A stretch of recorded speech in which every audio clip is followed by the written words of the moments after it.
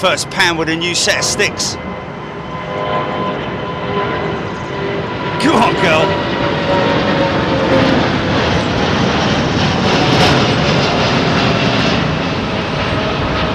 Yeah.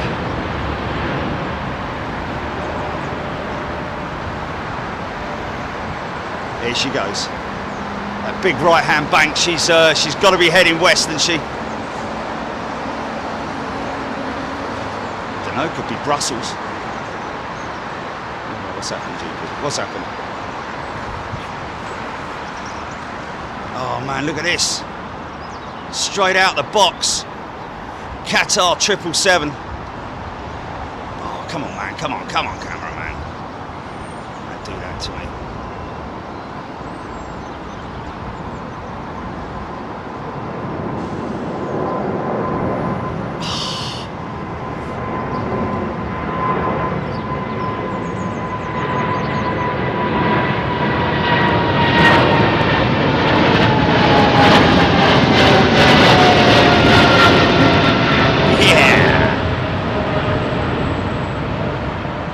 She'll straight line it. Oh, look at that.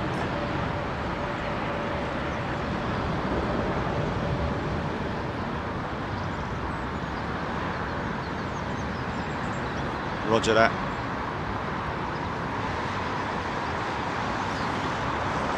Oh, say about that. Still getting used to the new sticks. Okay. Quick PTC. Okay, TC. Hey, folks. Sometimes you hear a rattle and all that, and you think it's a plane coming, but it's an Arctic truck with an empty body, so all the stuff's shaking around. Anyway, Flailing Arm Emporium. Hey, folks, how are we doing? Wow. Okay, we've got a Max coming out. And so here we are, folks. A very warm welcome to you. I know a lot of people are going to be saying, oh, what are you doing there at the Hilton when you should be at the Hyatt? Well, folks, we've got a very special request from a 777 British Airways pilot who has literally today is flying his first passenger service. He's come from the 747, and in speaking to him last night, both me and Jilly met up with him outside the Hyatt, because Jilly's staying at the Hyatt, and thank you, JMO, for looking after us. We really appreciate that. Jilly's got that room with a front view of the airfield, so that's great. Thank you, JMO, and of course we'll be back to the Hyatt quite soon to do a show out there.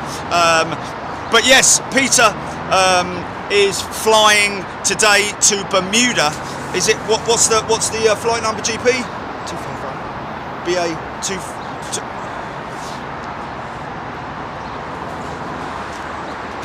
So yeah, it was BA 255. I remembered that.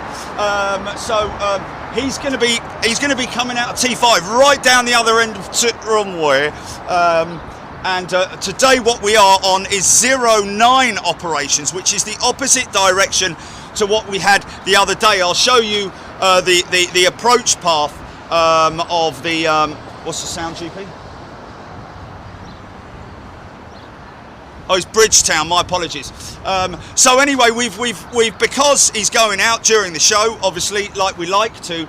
We will catch him, and we have great honour in catching him as well on his first flight. And I know his missus is watching as well. Is it Lisa or something, Jilly, or Amy? There we go. Completely wrong. Amy, hello to you watching. We've got this Dreamliner Gulf Air, I think. Let's just grab this. Okay. I'm still new on the sticks. So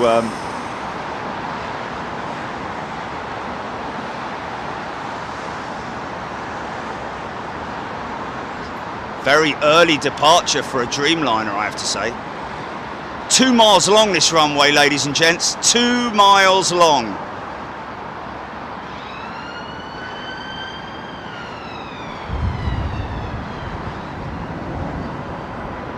Nice.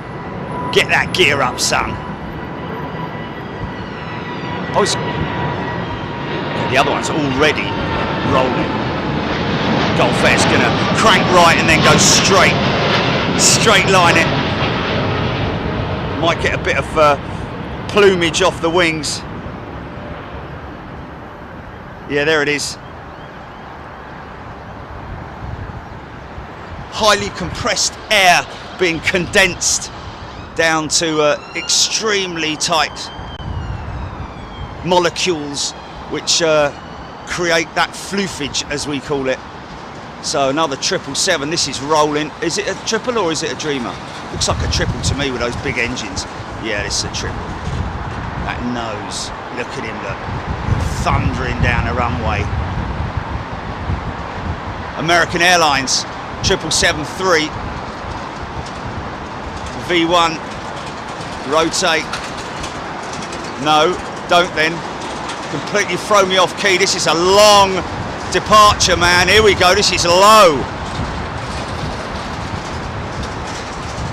He's going to make a big crank to the right. We've got enough time because there's nothing lining up on the runway.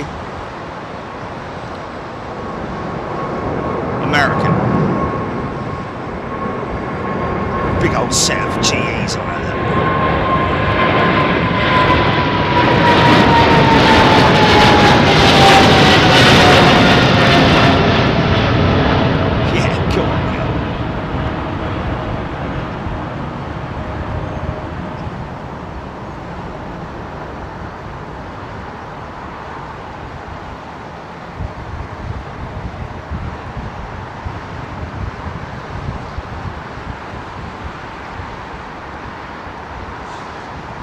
So this is the track that our BA pilot's going to take. Big old crank to the right.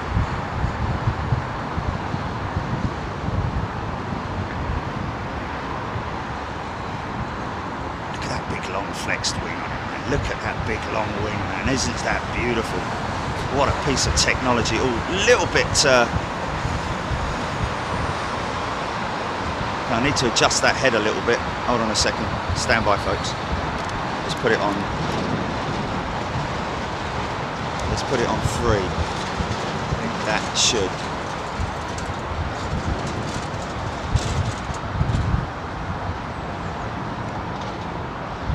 That's better. That's better. Wow, how smooth is that, man? I had it on 1.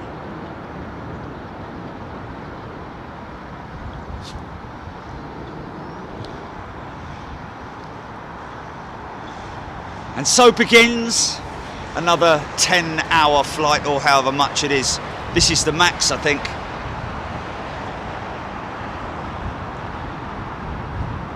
The big engines on a man.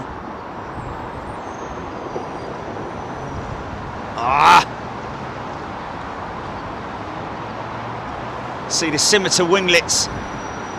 Split scimitar. Splitter! People's front of Judea. Judean people's front, innit? Right then, Reg. Or is it Stan? Stan.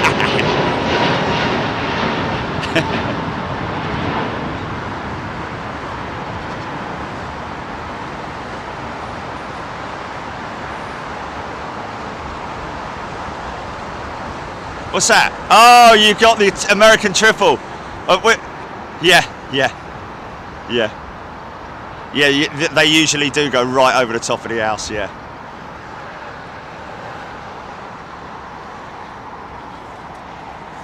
I mean, it's funny, isn't it? You would, yeah. Okay, folks, so here we are. Now, give you a little bit of a sort of like idea of where we are in terms of, there is the Renaissance in the opposite direction. The chaps from Plane Finder have just retweeted, I think. Thank you, guys. To be honest with you, folks, my app of choice, because of the fact that they are in the UK. Good bunch of lads, the ones at Plane Finder. And I guess they're... Do they code? Do they write code, Julie? Is that the sort of thing? No? Yeah. So there's the other side of the airfield, folks. That's at 09 left. And look at that. The Test Kit Express literally has rolled up with 2 carriages today. 2 A350s, one after the other for Air China. Wow, that's crazy, man. That'll be a belly load of test kits right there, folks. He's come off early. Other guys rolled out quite long.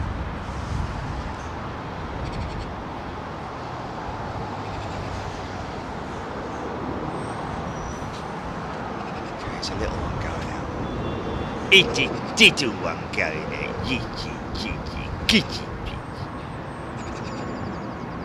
Still a Neo though, isn't it? Lufthansa. Oh, we missed a cruiser over the top, GP. Got a big one coming my way, man, from the west. Got a big one coming from the west. Stand by. Oh, sorry about that. There she is, there she is, there she is. Oh, it's got to be a jumbo, innit? With that hourglass type, whatever you call it, with that vapor trail. Cold vapor, that is ice particles, folks. It's not, you know, don't believe what the bloke down the pub says. Oh yeah, there's a load of chemicals coming out of it. Well, you know, it's no worse than the exhaust on your motor vehicle that you're driving to work every day, isn't it? Gets cold in the morning, in the winter, and that's why up there at minus 65 degrees, you're going to see that condensation, contrails as they are called, folks.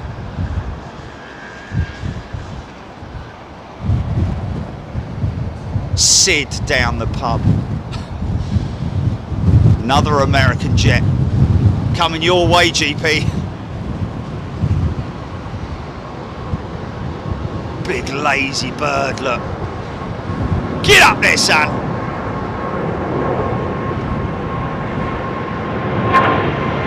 Nice. Oh, he's going left. He's going left. Missed out on that one, GP.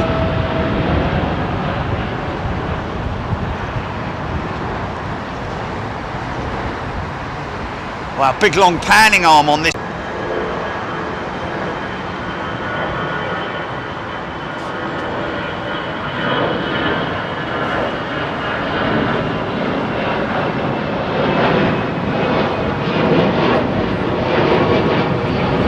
Nice shot, man.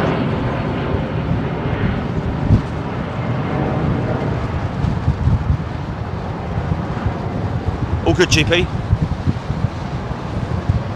Yeah, but you're all right. Okay, yeah, cool. Right then. Okay, let's have a little look and see what's going on. Okay, right. So down there, folks, to my right here is the British Airways. Well, they're the maintenance stands for aircraft that are either in for checks or maintenance, general checks, and so on and so forth. Right the way across here. Hold on a second.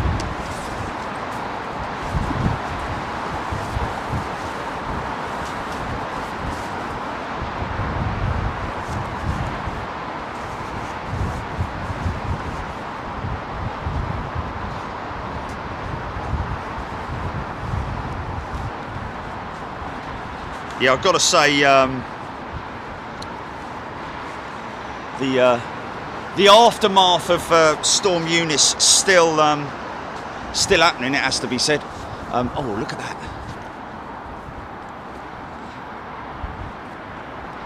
Interestingly enough, he's too far away, isn't he?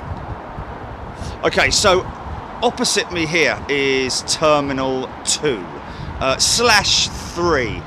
Right the way down there, further down there, is where the Virgin Terminal 3 is, that they share with Delta, amongst a couple of others, I think. But primarily, when you walk in there, when you get dropped off at the lower level of Terminal 3, the Virgin Atlantic Terminal, almost you could call it, is right there with their folks ready to meet you and greet you and get you all set up on your plane. I think I might have to actually put my flippy jacket on here. And of course, what we're waiting for, folks, as well, is the Singapore Slinger, which is just about. Can you see? Hold on a minute. I'm just trying to pinpoint it. There it is. There you can just about see her tail there. The A380. Okay, Saudi Arabian triple by the looks of it. Is that a Saudi triple coming out?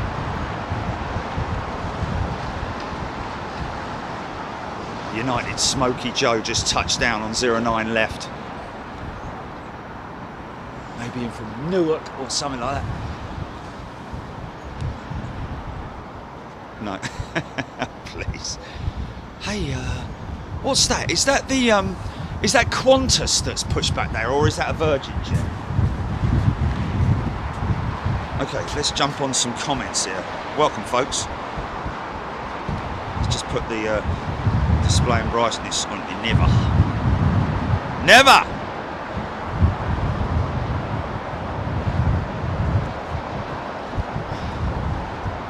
There she is. Looks like they're still working on that. Taxiway down there.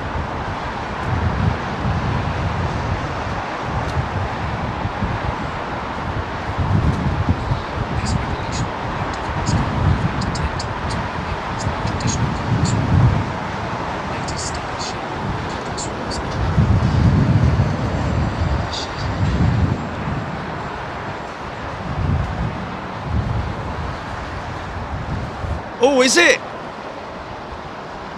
What time's that coming in? Oh.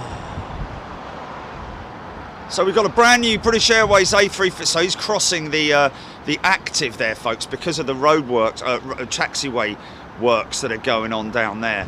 So he's got no access through that way. So he's got to cross the active runway and then taxi down Sierra, I think it is. That's the cargo hub down there, folks. A little bit embarrassing, really, when you look at other cargo hubs from around the world. There's absolutely nothing in there. Of course, a lot of belly freight does get offloaded at stand, which is what these folks with Air China are doing, because there's a stand around the corner there by T2. It's a remote stand that they offload their test kits, and of course, for all you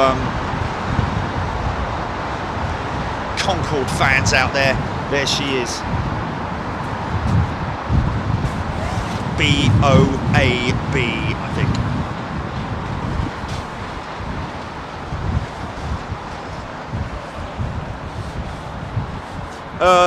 Sherry Oliver asking if we found out why the fire trucks were surrounding that. No, is the answer. Oh, nice, Smoky Joe coming out.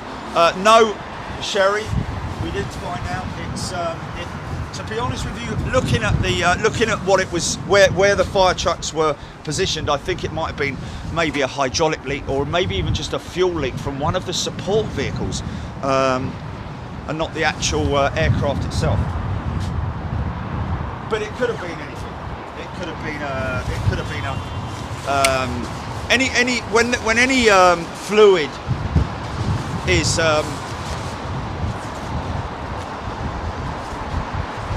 when any fluid is dropped on the apron,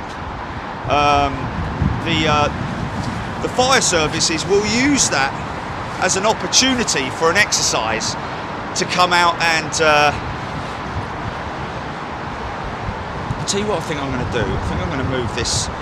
Stand by, folks. Might be a little bit of movement on the sticks. Just stand by.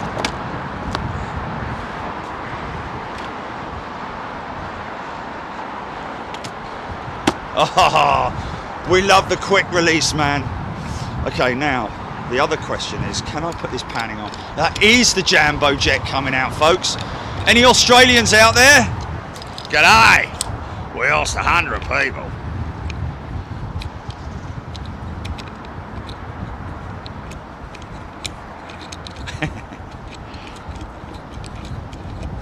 By the way, to all the many thousands of subscribers who've subscribed this week or since Storm Eunice, or from whencever you did, please make sure that you turn on your notifications, ladies and gentlemen. We do not want you missing out on it. Oh, I've missed a big one over the top, mate.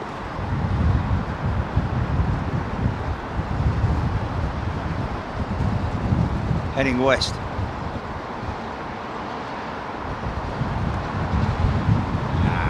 he's out of shot.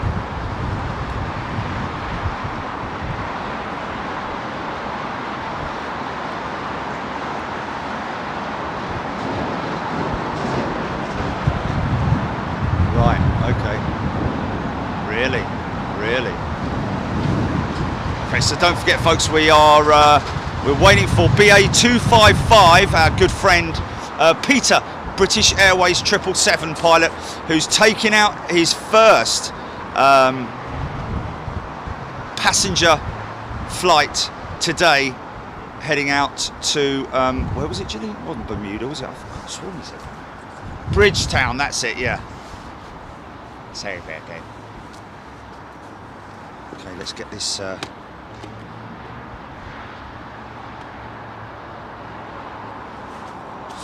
Yeah, folks, that is, you know, whether Heathrow actually call it their gate guardian or not, I don't know, but we will have a look at that Concorde in a little bit more detail in a bit. What I would like to do is offer to film that aircraft being washed by the volunteers who do it at least once a year. I don't know when she was last cleaned, but she looks pretty grubby. She's weeping from the windows. Weepy windows. My night on the street. Weepy windows. So this is a 767. Must be. Oh, here we go. It's a 300, I think, with the winglets. Those big tall winglets. She's quite low, actually. Could be quite loud, this, folks.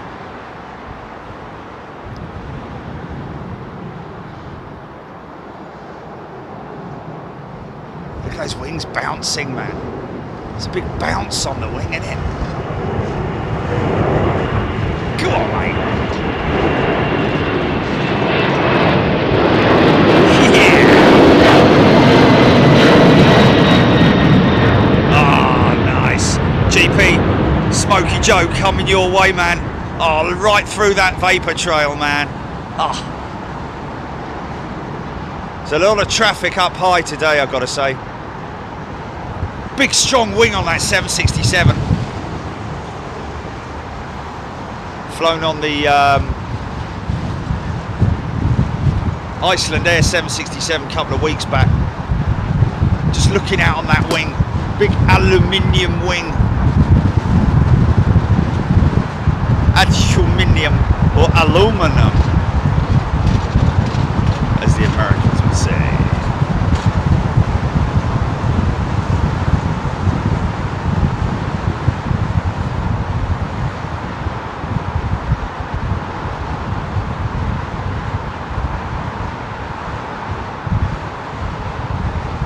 That's the bit you've got to love when you start hitting the clouds. What a great feeling, man. Get it up in the air. Okay, so I think this is BOA B Bravo, I think it is, isn't it? Seen it enough times, yeah. Alpha Bravo, one of many Concords that were retired off and handed over to many museums, and we saw one in Boeing Field the other day, beautifully preserved inside. You can go inside and everything. Of course, there's the wonderful one up at the Runway Visitors Park at Manchester, which actually was the one that was used for the Queen's flight. You can actually sit in the seat that Her Majesty the Queen of England sat in. Number 1, I think it's 1B or something like that, or 1A or something like that.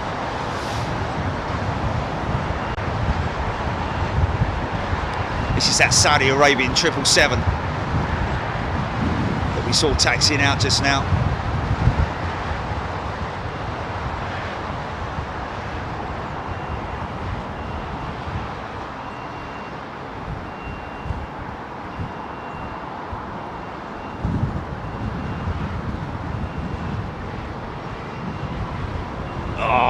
Get it up. Wow.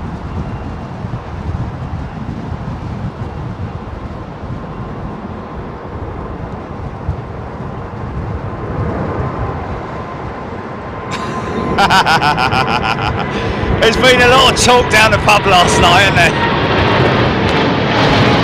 Yeah.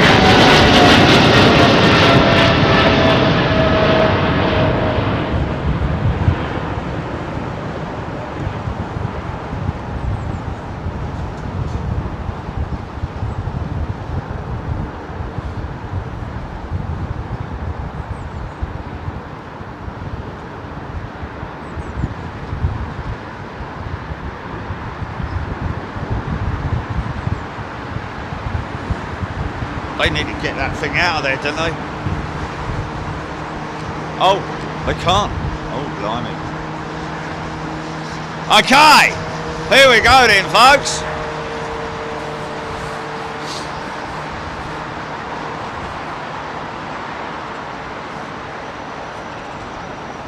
Yeah, of course, you know, we as a family don't want to see the AN225 going anywhere, but also what's more important, to be perfectly honest with you, is the good folks that work for Antonov Airlines, and some of whom I've met, I've had the pleasure of meeting, and we wish them all well, of course. Well, I don't really want to go into the whole war thing, mate, to be honest with you. I think it's bleeding diabolical what's going on in the modern day, 2022, and we've got a country being invaded. It's just outrageous. And I'll be honest with you, I used to like Putin, but this is my own view, but I think he's lost his marbles. I think it's as simple as that. You only got to look at him when he's talking. He looks very, very angry. Mr. Angry, Steve Wright. He does look very, very angry. Something's going wrong, because he's getting more and more sort of like, you know, a lot of people just telling him that you've turned into a bit of a lunatic, mate, you know.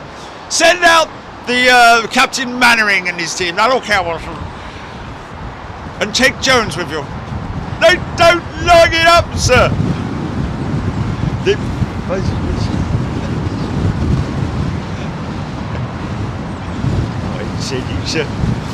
I should show you how it's done, sir. Right, you are, sir? Yes, sir.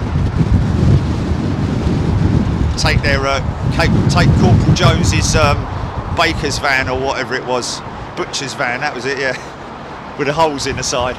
Up 2, 3, down 2, 3. Open 2, 3, out 2, 3. Oh, there's a cruiser overhead. Someone just saying. GP.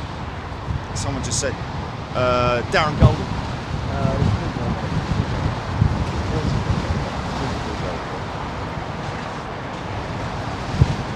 Okay. Of course, great to see the Australia back open again to the fully vaccinated. Hey, this isn't Peter coming out now, is it, GP? It's not 225 now, it's a 333. He's got a plaster on his engine. He'd been playing in the garden again. He's caught it on a thorn bush. Mummy's put a plaster on it. Might be him. That might be him. Oh, really? Oh, come on, come on, son. Okay, that wind can do with easing off a little bit.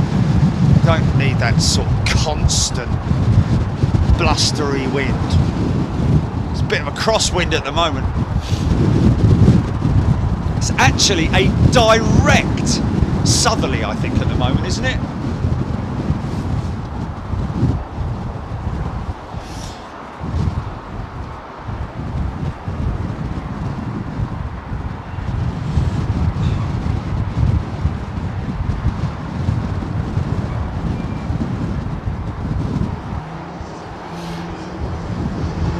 Somebody asking there, why do wingtips go upwards? Well, the winglet or the raked wingtip is just to be honest, the oh come on, the winglet. This aircraft that you see here has a blended wingtip, which is almost like it's upswept, blended wingtip / winglet with the Dreamliner. of course, it is an extension to the wing. And of course, the reason why the winglets are as they are, or why they were introduced, is because if you can imagine a flat tipped wing, which there are still aircraft that like 777-200, some of the 777-200s have no winglet on them and no raked tip or anything like that. But basically, the end of the wing is a very, very turbulent place for air to pull off of. So they want to, designers and aircraft designers, in order to maximise the efficiency of the aircraft flying through the air, doesn't want to have any drag which pulls it back with airflow. Here goes the Qantas now. Crikey! They want to clean up that airflow off the end of the wing, and there's a number of different designs and developments, but this is a very smart-looking wing lit on this raked tip, blended wing tip on this Dreamliner. Watch the wings flexing up. You can see the wings naturally flexing upwards there.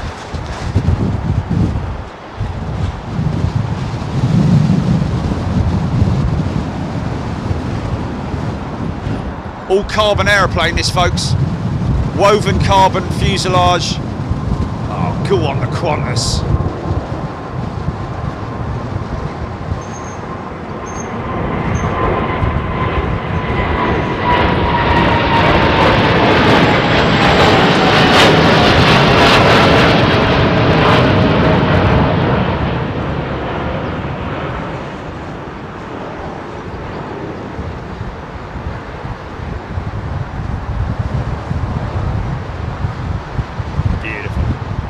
Beautiful, look at that wing, man.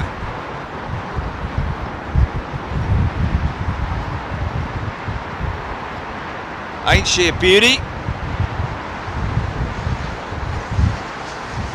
Looking forward to welcoming back the Qantas 380 here at London Heathrow. Hopefully, I think it was somebody saying it was April or something like that. Saying that then. Right, I need to tighten that up a little bit.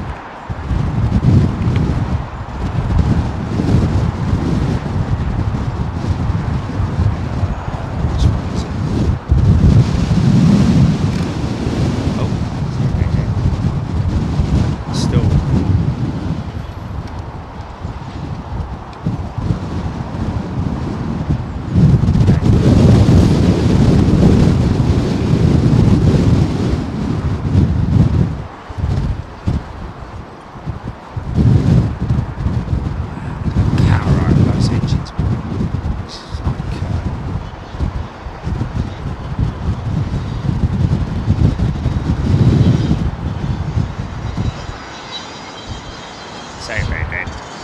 Trying to get the grips with these sticks, man.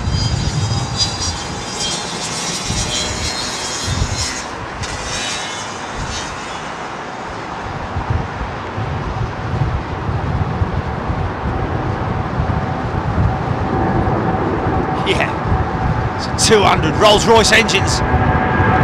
Arc at that.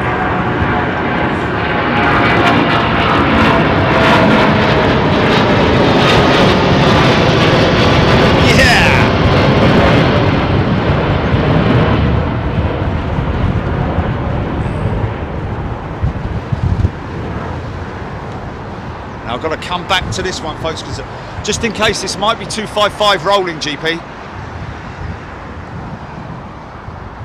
Okay, this is BA 75 to Lagos, folks. Okay, I gotcha.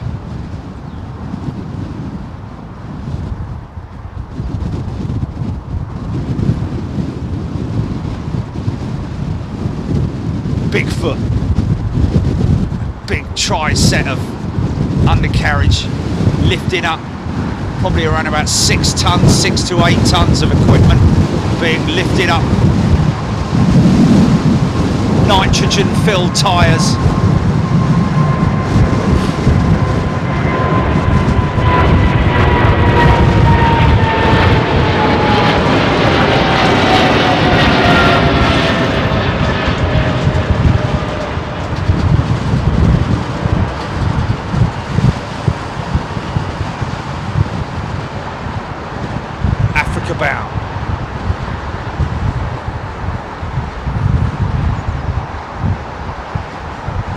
graceful, graceful.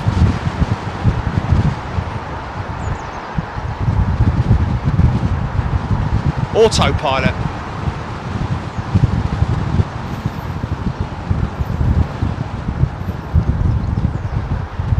Using that app in the air, GP, is it worth putting it in there? See what? Use app in the air and have a look and see what it's doing on that. Yeah.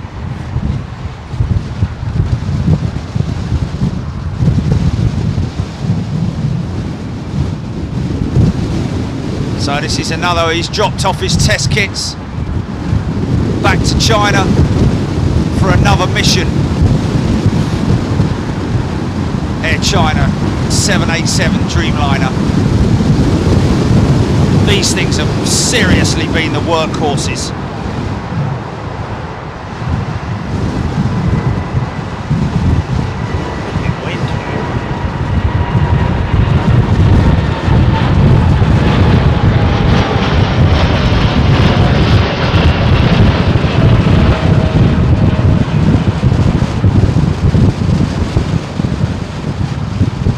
Up over the top of Northland.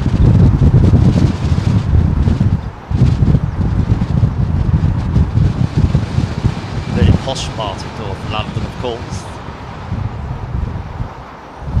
Who do you think you are kidding, Mr. Putin? If you think old NATO's on the run. We are the boys who will search your little game. Go on, hey.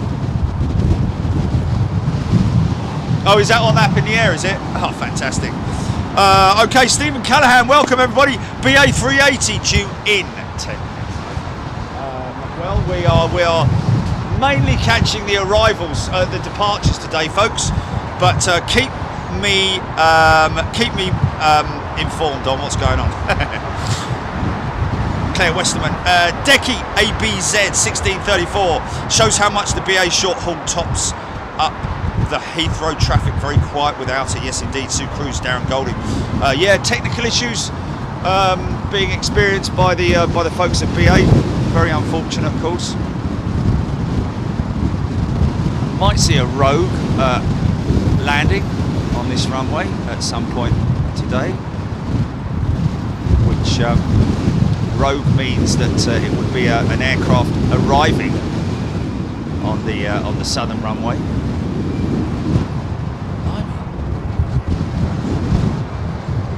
Just a little. Oh, it's ITA. Is it ITA? Is it? Who is it? It's ITA. Yeah. Hey! Oh! Hey! Oh! Bada bing, bada bong.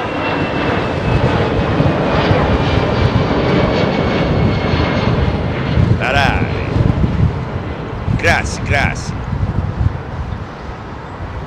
Ciao bella.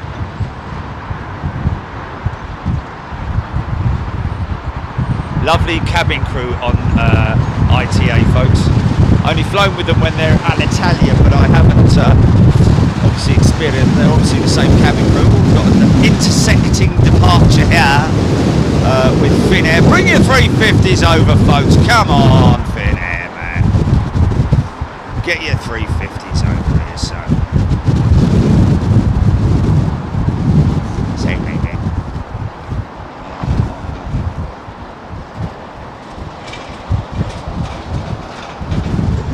Blimey!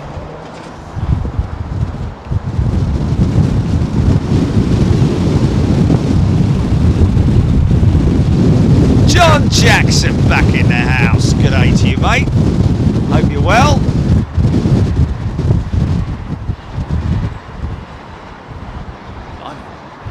He's weaving about a bit, isn't he?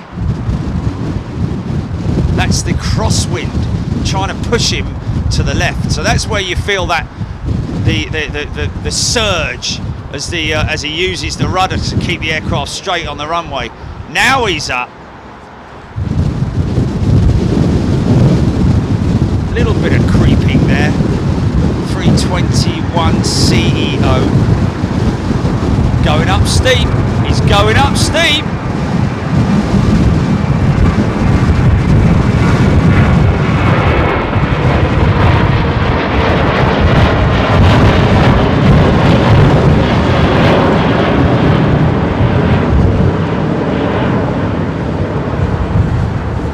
by the way, folks, little bit of an announcement. We have confirmed Anchorage. All first class and super class members going to be joining us in Anchorage in the middle of March. We'll give you full dates and instructions once we've got everything sorted out, but we have booked the flights and it is a long flight, ladies and gentlemen. 20 hours I'm going to be flying for. Oh, is this a Delta 767-400? Nice. Co-share probably with Virgin Atlantic. It's a lovely old aeroplane, this. Super stretch.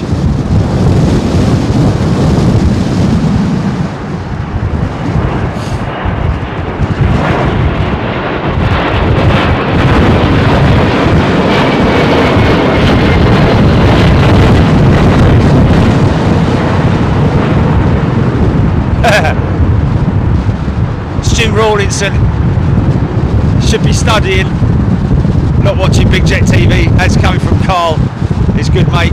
Of course, we covered Carl and Stuart on the 747 retirements with Virgin Atlantic. What a great time we had by them. And if you want to look back in our archive, folks, look at some of the wing waves that those boys put on for us up at Manchester. Absolutely awesome. Glad to say I will be flying with Virgin Atlantic as well. First stop is going to be New York, isn't it, Chile? Is it New York?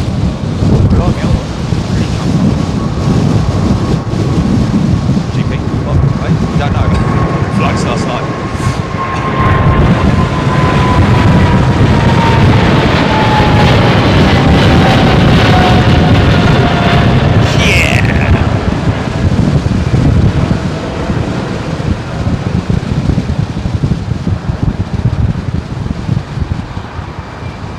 American woman. Wow. Wind's howling up here, man. Out on the wily, windy body. How could you leave me when I needed you?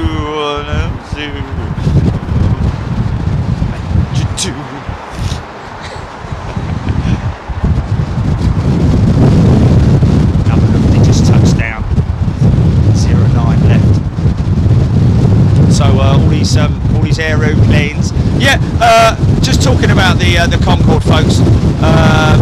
You know, you can see the grubbiness on her bodywork there. You can see it all along the.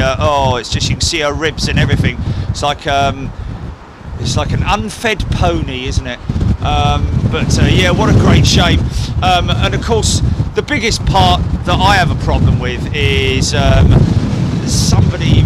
I mean, obviously they were given a point at which an area to position Concorde, but obviously, you know, all that big wide expanse of grassland over there, you would have thought that maybe somebody could use a little bit more imagination and put her somewhere where she's a bit more on display, you know, a bit like other places have done. I think in Paris they've that's the A380 touching down. There's quite a lot of runways used there. I just think they should you know, spend a little bit more money. Obviously not now, because they haven't got that money, and that's understandable, but in the good times I'm just surprised that they didn't sort of like build 3 solid concrete plinths. Very easy to do, not very difficult at all. Just shutter it and fill it full of concrete, you know, put your bars in there and all that kind of stuff. And then lift her up by crane. She's not very heavy. I think all the engines are out. She's got no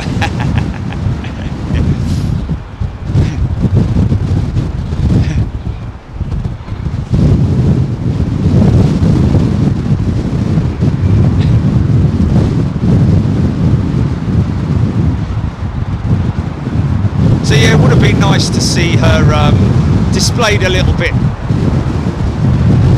more gracefully, should I say. At the moment, she's it's an interesting taxi for that 380.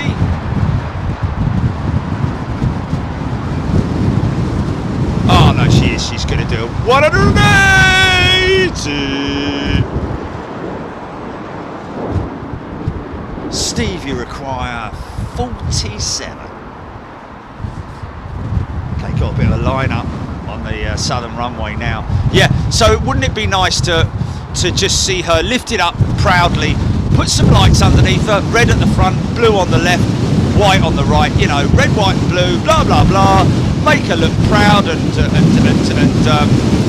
that we still care about her, rather than her being tucked amongst, you know, ancillary vehicles, steps and ladders and maintenance equipment and, you know, tugs and so on and so forth.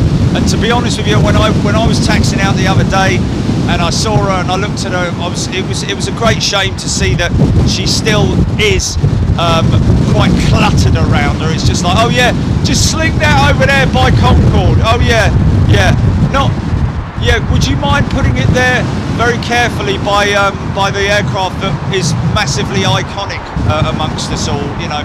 No, just sling it up there by the one with a big pointy nose on it. What is that one with a big pointy nose? Says the bloke who wasn't born when Concord was flying.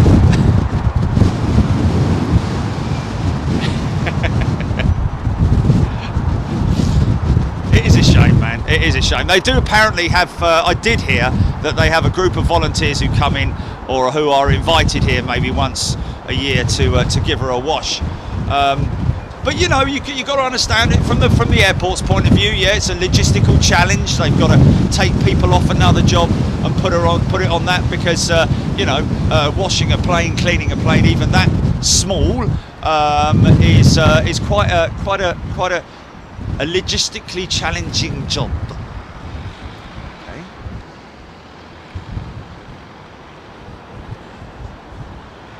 Okay, we have 255, BA 255 on radar, ladies and gentlemen.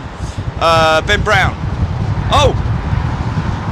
Finnair's 350 was here the other day, apparently. So great, we should catch that. We should catch that, hopefully, in an upcoming show. Don Michael. Melanie Lester, good morning to you. Isaiah Kennedy, good morning. Watching this morning's show, very good. Okay, Ben Whitaker, wasn't Concord parked over by the northern runway years ago? I seem to remember when I taxied past on my way out. On the northern runway, I don't think so. You might be right, Ben. I don't know. Yeah, maybe she was parked up there temporarily. Whilst they actually figured out where they were going to put her. Maybe that was the case. Sherry Hellier, Paul Grew. Yes, Paul, to be honest with you, I said right from the get-go, I think my first show that I did up here on the roof of the Hilton Garden Inn, I actually mentioned, I questioned why, when they developed T5, why did they not include her in the design? Because that would have been quite easy. There's a lot of space above at T5, you know, and to be honest with you, I think she would have been beautifully displayed if they had you know, chop the undercarriage out, make her ultra light, take the undercarriage out and remove all the gubbins and all that kind of stuff, just leave her as a shell, and then hang her up and display her beautifully inside Terminal 5's. I mean, it's just a bit of a shame. Just a bit of a shame that maybe the budget wasn't there, who knows. Keith and Sonia explore, Helen Clapp, Leslie White, good morning to you. Charmaine Sangster is a new member, welcome Charmaine. Krugash LFC, good morning to you. Okay, this is Malaysian Airlines with their beautiful aero livery on their 350. Now look at this for a blended wingtip, folks. All carbon wing, assembled here in the UK. We call them British wings. This is also a carbon composite fuselage as well. British engines, Rolls-Royce XWBs.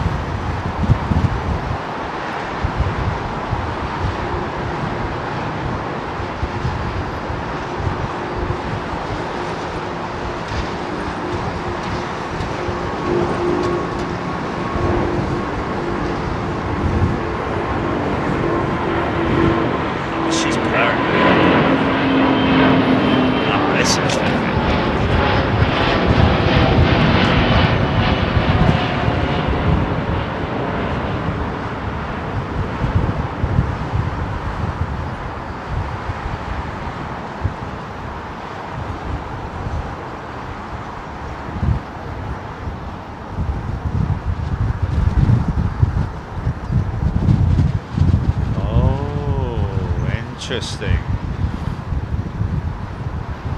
Passenger traffic, yeah.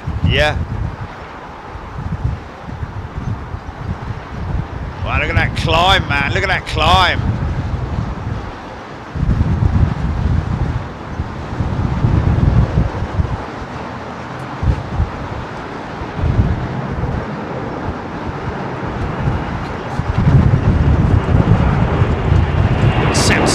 Smokey Joe!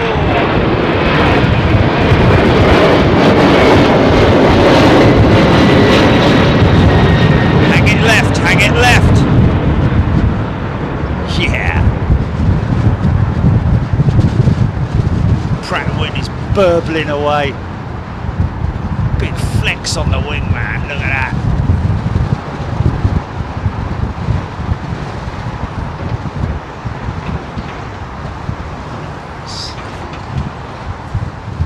Next to roll.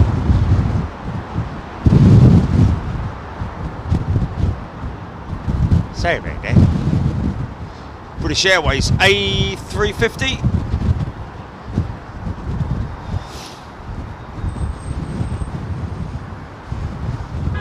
Captain Dave's ship, this one. And his ship of choice when he was given the choice of flying the oh, little bit of a crab on there, man. Straight into a southerly.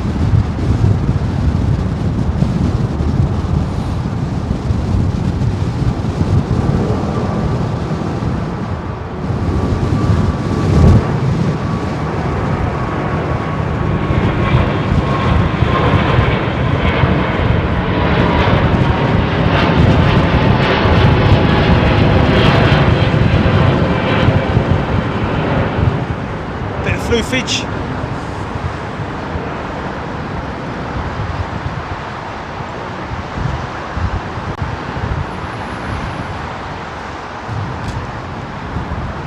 Chucking them out.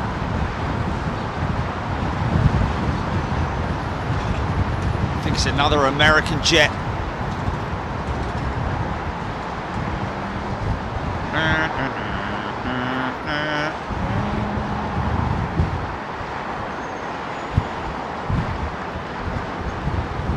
City lights.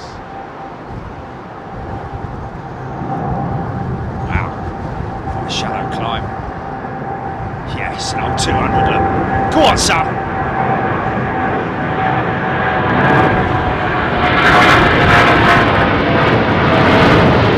Oh mate, I've got across to that's him out.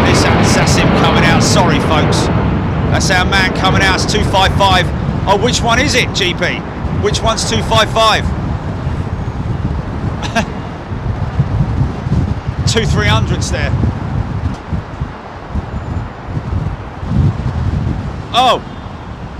Oh, okay, so there's 2 3. Oh, I could have got that. Cruiser over the top and all, man. Is he? Oh, that's brilliant.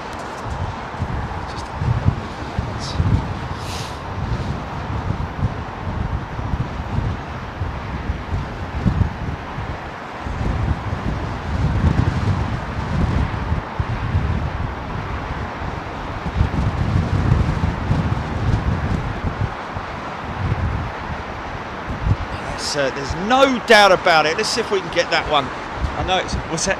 Is it in? Oh, nice. Nice. Can I get that? Can I get that? Can I get that? He's right over the top and he's literally fighting. Maiden, I'm telling you, it's maiden.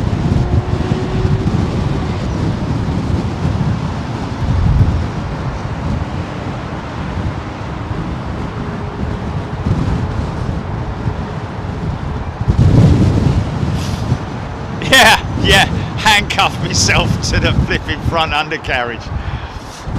Yeah. They just come and spray me with a load of flipping de-icing fluid, wouldn't they? Get out of it! Go on, sling her up!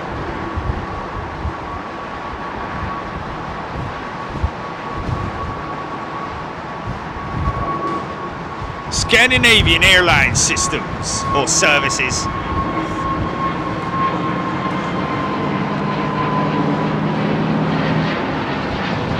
Okay, big American 777-300 coming out right now. This is not 255, folks. Oh, he's got to be looking forward to this, hasn't he? I hope he tells the. I wonder if he's on the comms as well. He's taking it out. He's definitely taking it out. He's a Boeing man through and through. X747 with British Airways. Absolutely gutted he was when they retired them. Absolutely. We caught him. Told us last night that we caught him. What was it, January 2020 or something?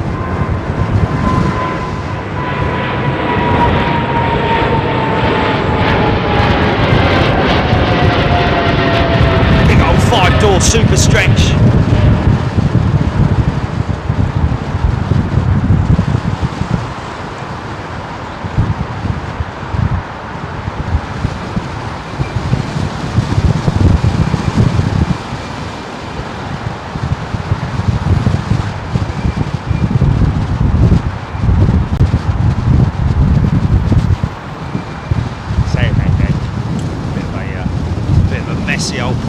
Sorry. You dirty old man. Head on!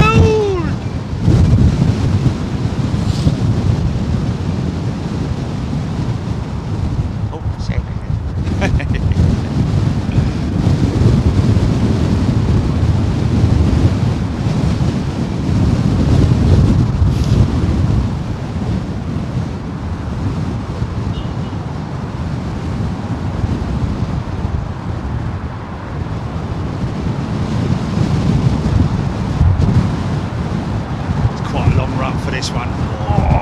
Easy there, son. God, blimey, it's like an old man getting. Well, a bit like me, picking me golf ball up off the green.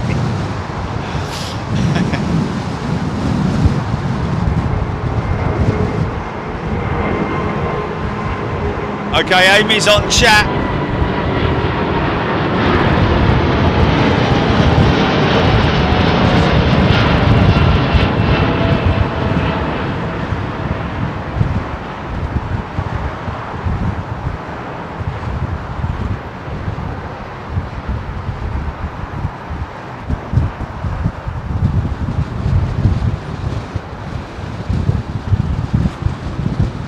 What? Oh, Iberia 330, nice.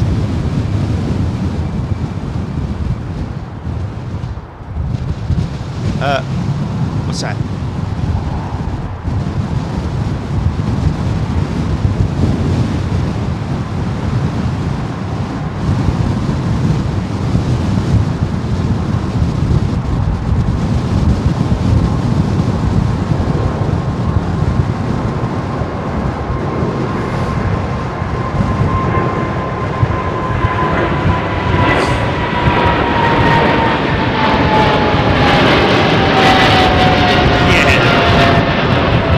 Whether Peter's going to go left or right. I think he's more more likely to go right, isn't he, if he's going down that neck of the woods.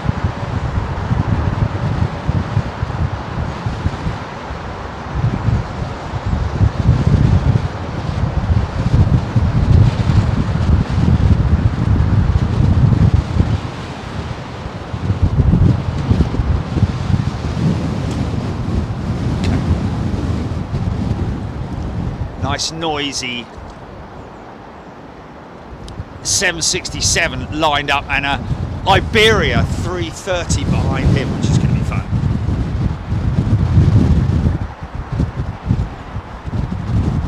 Yeah, I think even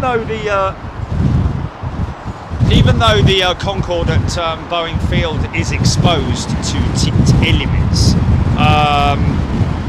she's still very well looked after, very shiny and clean, and you know, got air conditioning units going up into her to keep the interior nice and dry, because these things can rot very quickly from condensation inside the cabin. It rots the carpets and all the fabrics, and before you know it, it's a bleeding nightmare. It's an outrage! What I say. Another 767-400 with Delta. Come on, girl. Come on, girl. Here we go. Here we go. Big rate wingtip on it. Get that Iberia 330.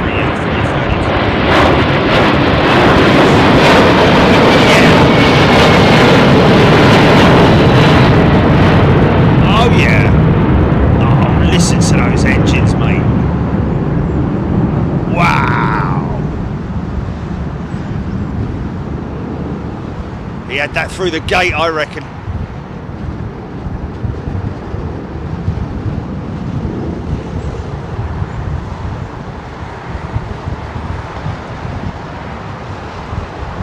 Okay, next up, Iberia A330. Now watch the big droopy undercarriage on this thing, man. Oh, is that him there? Is that him? Have I missed him? No, okay, that's definitely not him down there, no. As in, when I say missed him pulling out of gate, because he's only at T5, so he's gonna go. Okay. Yeah, I think that's him there, mate. I think that's him there at the end of the runway. Okay, watch this thing launch into the air. Airbus A330. This is the CEO variant, the current engine option.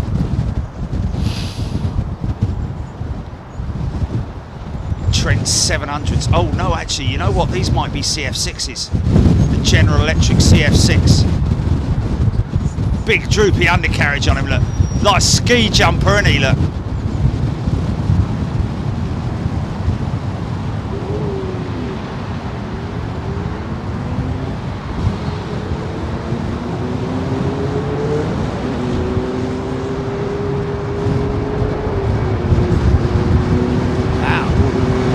D-rated, man. Seriously D-rated.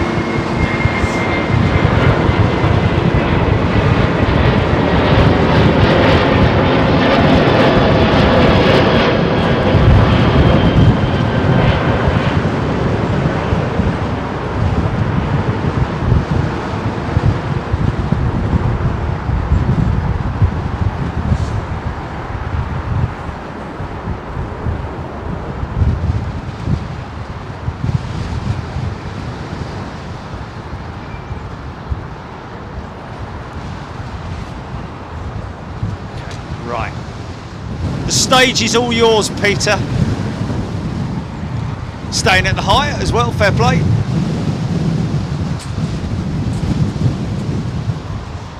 Oh, say it again. Yes. Let's see what that fella said. Okay, Kerno Dreamer, thank you. Margaret Dawson, Molly E, Stevie Luskin, Beat Riser. Captain Dave from Twitter, yes indeed, when I mentioned Captain Dave from Twitter, it might not be him. He normally tweets when he's heading somewhere, so it probably wasn't. Helen Clapp, Stevie Luscombe, Trone Hentier, Keith Cornell, Rwanda 330, 9 XR WP inbound over Lamble. Sherry Hellier, Paul Smith, Kisa and the Moo-Moos, BCal Pam, A350 BA, best looking aircraft in their fleet, she says. Darren Golding, thank you Darren. Christine Jones, Paul Woolley, what's happened LHR, BA cancelled all, yeah, technical issue with their systems at BA. It happens from time to time. It's just so happens at British Airways this time. I'm sure they're fixing it right now. Beat Riser, good morning to you. Clive Clark, Charmaine, Sangster, smooth takeoff indeed. Yeah, when you've got these conditions, it can be a little bit. You've got a bit of a crosswind. As soon as the aircraft leaves the ground, it's going to want to lurch.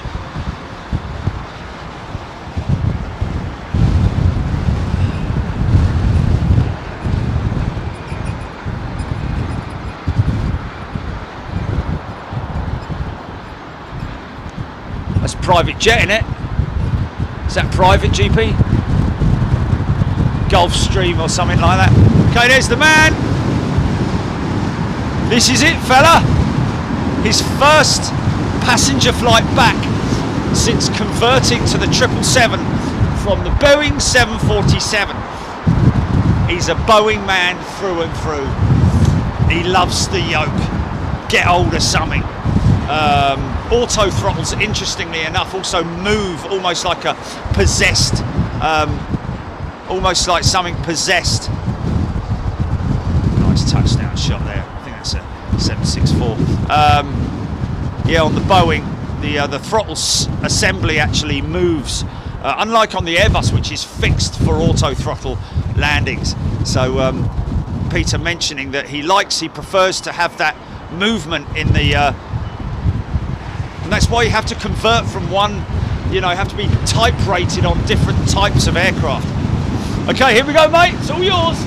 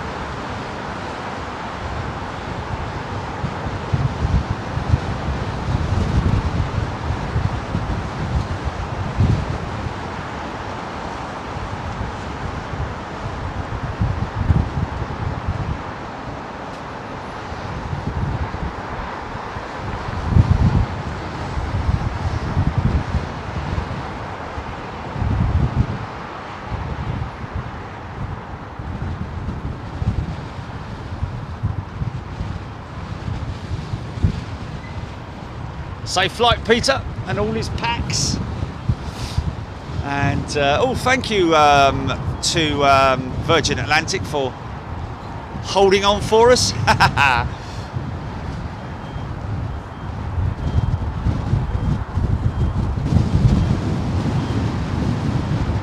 No, she hasn't gone out yet. No, she's pushing back now. She's pushing back now. Yeah, by the looks of it, she's pushing back now. There we go, Gary Sibthorpe, Singapore A380 on radar. Thank you, Amy Cross. Awesome. Safe trip. There we go. I think that's his girlfriend there, John Tasker. Good day to you, Thekla. Thekla saying, so elegant, isn't it just? An elegant sight. What an awesome video capture for the pilot and his family, Darren Emerton, Sarah Deal, Moira Roma.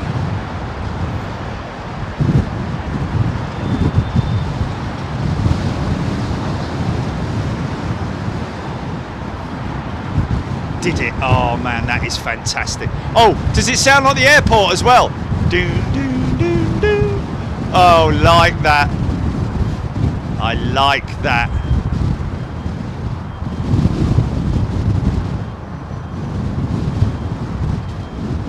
Could be getting Carl before long. Before we know it, he's going to be flying one of these birds out. Or the 330, whichever. To Airbus then. I guess it's already tight on Airbus. Very D-rated. Could be Zane.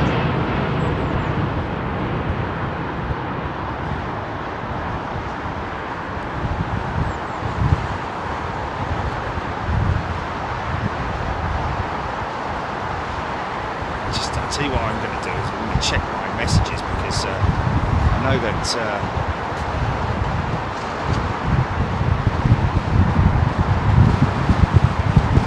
look at that wing, man. Look at that.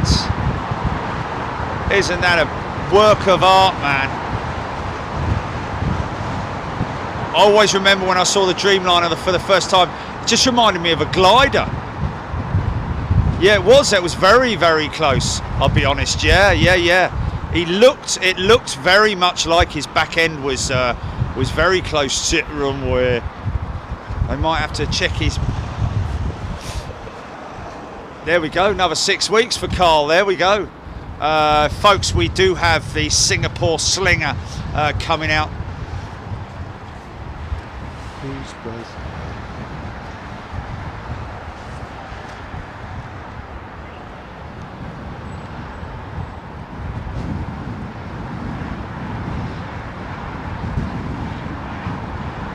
Wow.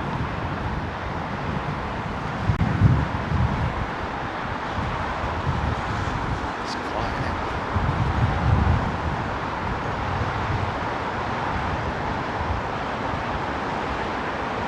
It's crabbing. There's a whole lot of crabbing going on.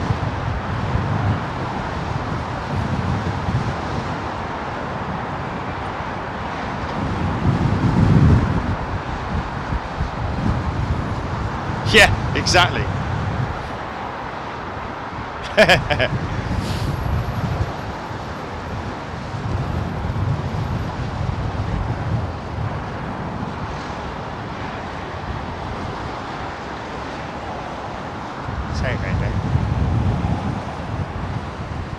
Literally pointing straight at us. That's why we're getting that interference with the lights.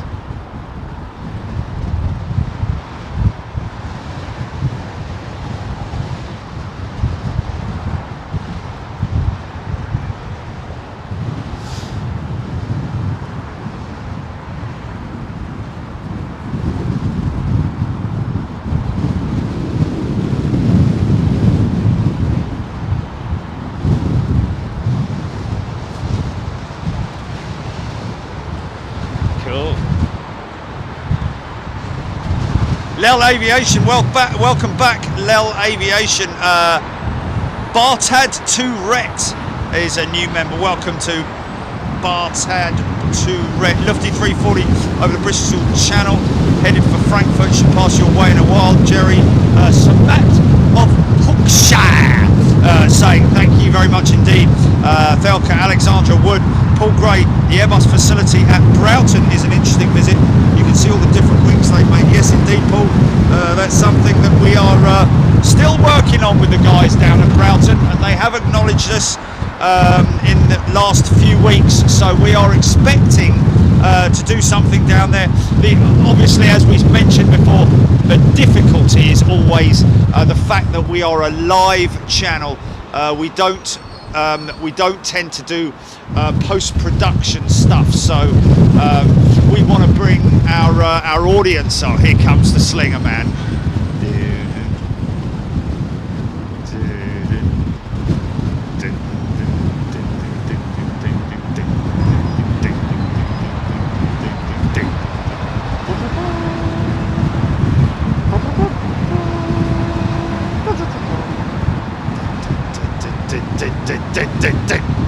Such an iconic livery.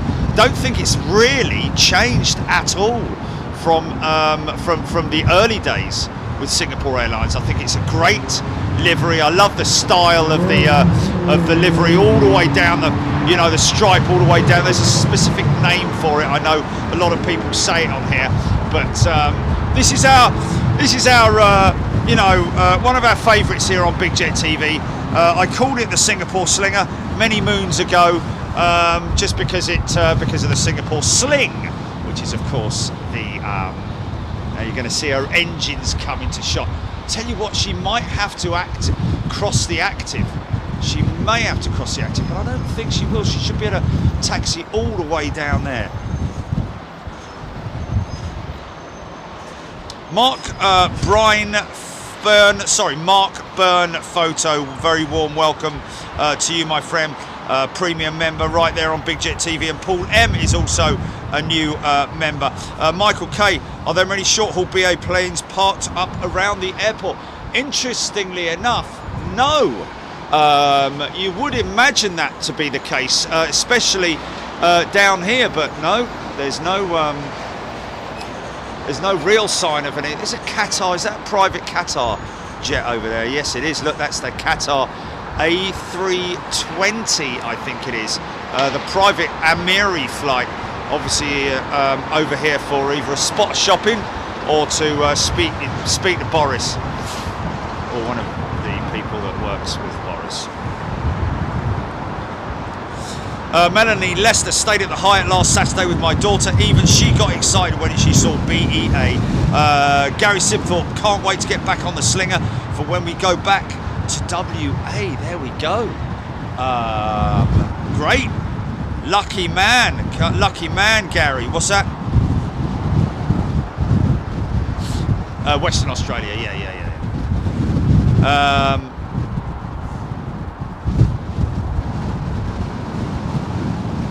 Pam.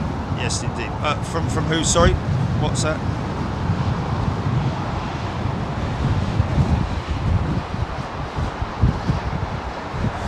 Oh, okay. Ben Brown, very interesting piece of information. She's just been de-mothballed, this aircraft. This particular aircraft that we're looking at here is on its first visit to London Heathrow in over 2 years, re-entering service just over a week ago. So they would have had to have spent quite a lot of time taking her out of mothballs and getting her ready back for flying again.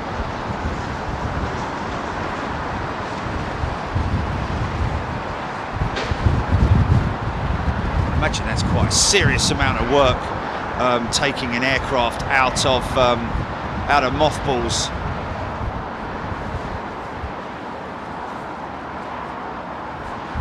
QR3 Qatar 380 approaching Clacton, about 24 minutes. Yeah, Keith, thank you. Peter Room, good day to you. I'm going to buy a Slinger model so you can see it. No, you're okay, Peter. I don't need you to buy me a Slinger model. Thank you very much indeed, but that's very kind of you. Chili E, good day to you. Sherry Hellier, there is an old Cindy doll on my Facebook marketplace recently. But just in a BA outfit for £60 knits. Oh, it's a 319, that private jet by the sounds of it. Thank you, Ben. Rab H we will miss Aeroflot. Of course we will, and hopefully when old Vlad's been to see his shrink, maybe we can get things back to normal again. Alison Baker, yes, you missed the 777, I'm afraid. Heather Henderson, good day to you. Hammy Hink, thank you very much, Hammy. Yeah, folks, if you want to hit the like button, then you're more than welcome. We really appreciate any likes that you guys want to hit. If you like this, if you like it, then just hit it. It's a bit like those, you know, those little boards that you have outside the, you know, the wherever it might be, with a little green button that you can wallop. So lift that right index finger or your left index finger and do the okey cokey and all that stuff. Good day to you folks. I hope you're well. I hope you're having a great weekend. Paul M, we're just giving you a shout out. Emma Lawson is a returning member on Big Jet TV as a first class member. Good day to you. Right, let's just have a look here. I've got David and Lorraine Wilmot on my shout outs here. Thank you, David and Lorraine. Oh, okay, there we go. Oh, okay, that was David Wilmot, who he's a retired airline captain who, during my career, he flew DC-6s and Britannias with British Eagle, and also DC-8s with IAS Cargo Airlines. You know, see where I'm going with this one. If I'm right in thinking that your father was Robin Dyer, then I flew with him quite frequently during the 60s and 70s. Wow. Thank you very much indeed, David. More great stuff coming in from this one from Stuart P, a retired lecturer and lifelong aviation nut. First travelled in the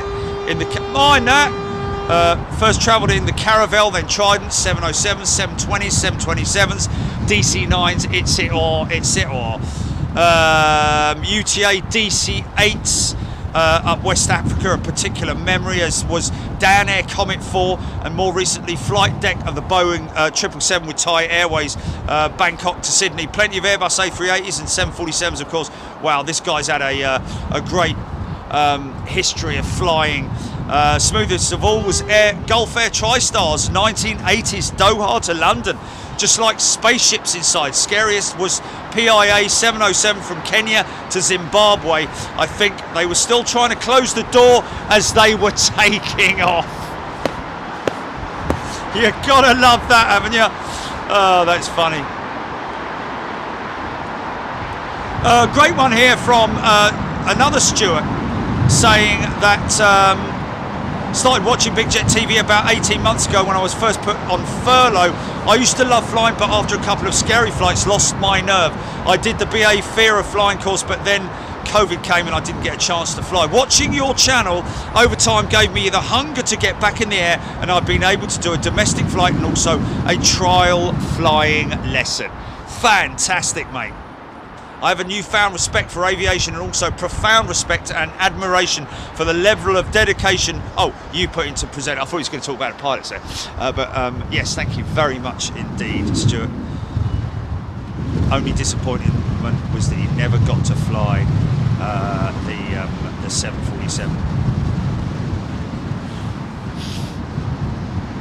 Just a quick shout out, and I don't know whether she'll be watching or not, but Caitlin Moran, I do apologise for not knowing who you are, and I know that you obviously have written some amazing novels in your time.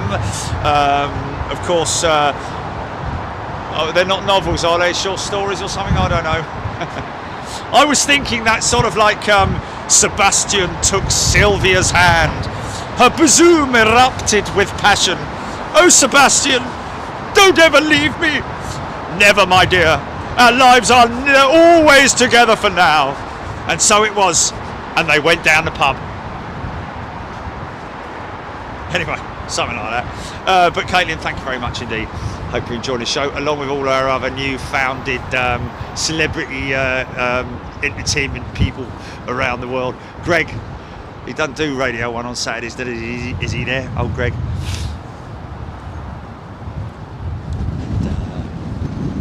rest of you. But the most important people are, of course, don't ever leave me.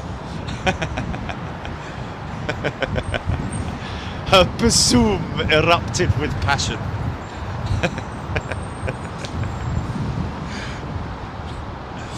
Tony Noble, sorry. Tony Noble, a very warm welcome to you.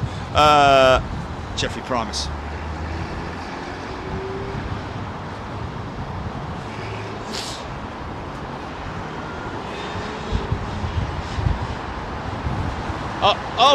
Okay, I got him. This'll work out perfect. Okay, Singapore Slinger, folks. Here we go.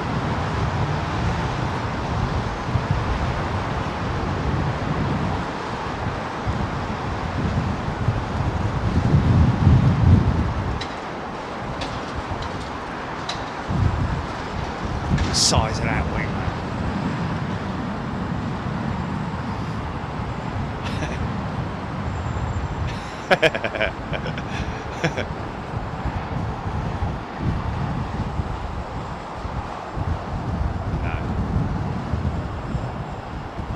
Get all that weight up there, mate. Look at that.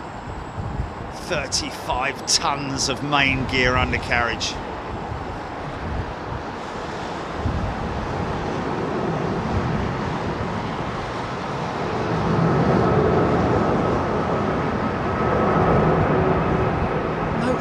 Tails, Chili. No Emirates tails.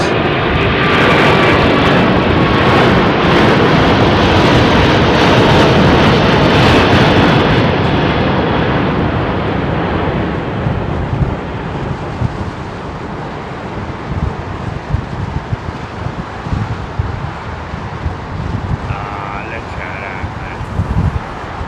Another little 10 degrees to the right, mate. Oh, we'll just look straight down your fuselage then.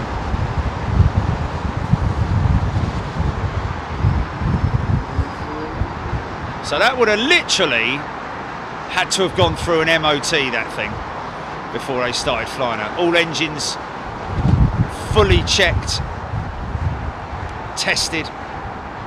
Of course, the cabin would have been, you know, the engines and all the everything would have been very, very well covered over during her time on the ground. Front and rear parts of the engines, exposed parts of the engines being covered over to stop insects and birds nesting in there, etc, etc. The APU, of course, any protruding orifices. You know, the undercarriage will have had to have been completely stripped down and checked as well. They would have had to have done a swing check on the undercarriage, because obviously, you know, with her sitting on the ground for so long, you know, oh blimey, she's gone quick. Say about that. Wow, she's gone quick, man.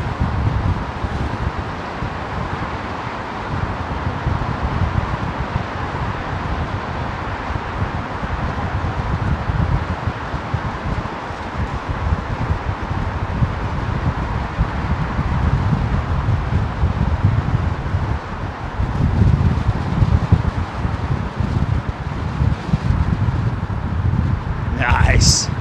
Just crossing him there as well, look.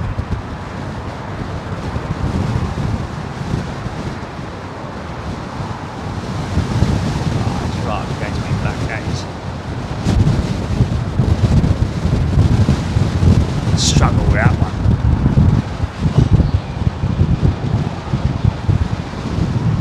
Back to the action. Is that another Test Kit Express just touched down? No, that's Air China coming out, I think. One of the Dreamliners. Well, must be busy over there. Another Kevlar plane coming out. Look at the little one. Look.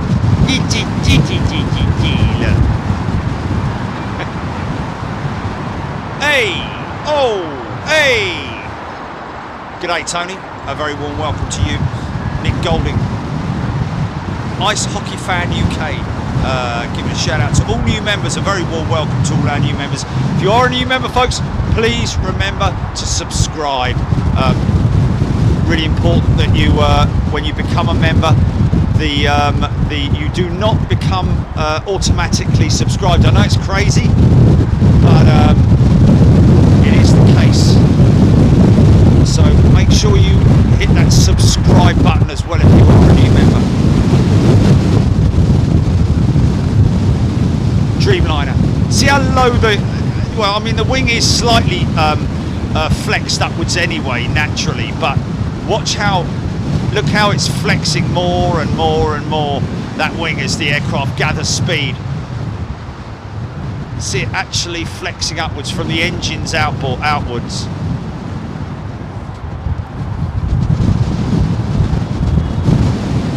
Masterful piece of engineering.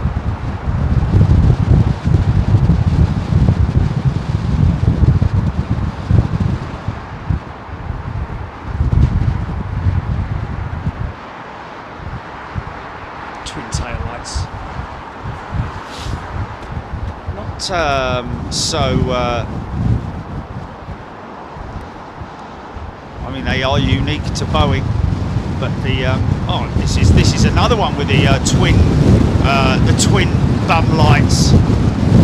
It's the 737 MAX. That was BA295. Thank you, Lucky Star. Trish Peters, Edward James, Richard White, Valerie Dickens, Ewan Weech. We're going to go to Fairford. Yes, Ewan. We've got to get down there and see the B-52s. Rock Lobster.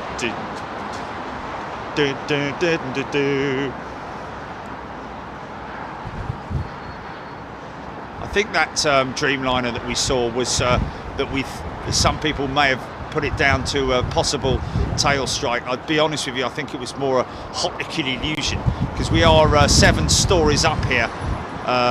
In fact, I'm 8 stories up on the top of the roof here at the Hilton, so you're looking down on the aircraft. There's all reason why you might think it's a tail strike. Yeah, this is the special one, isn't it? Independence.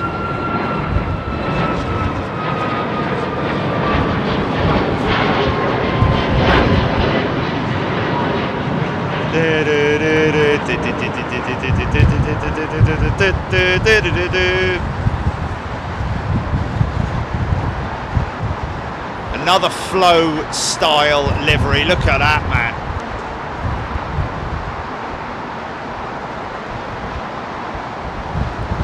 Nothing like a bit of imagination, is it, when it comes to painting an aeroplane? Kind of like the profile of that 737 MAX.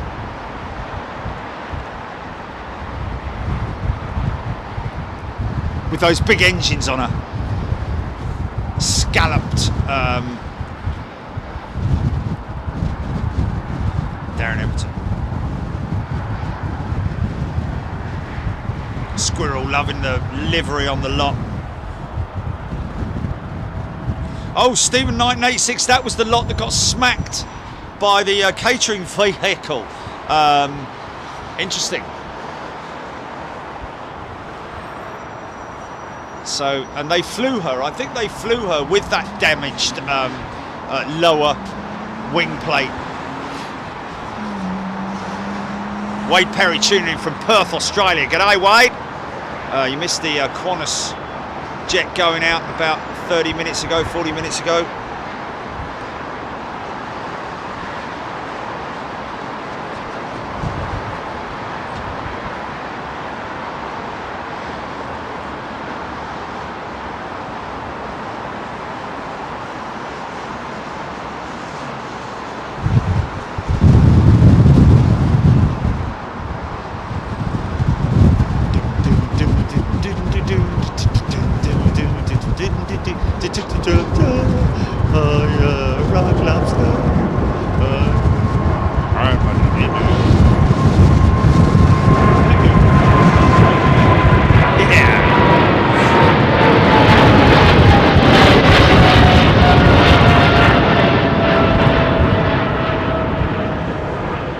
Anchorage, folks. All you first class and super class members, Anchorage is the big one next month. Middle of the month, we're going to be going out there. We'll also be doing a Euro show for our premium members as well. Don't you worry about that.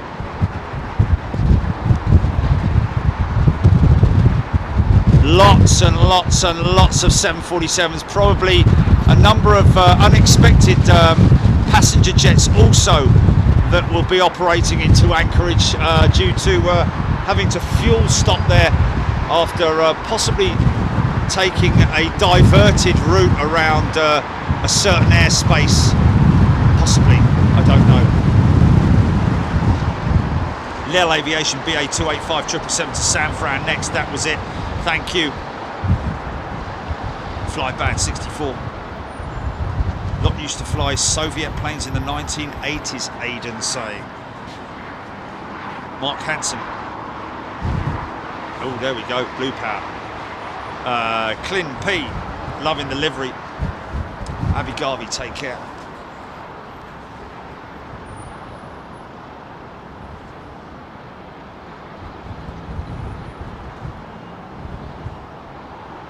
Ooh.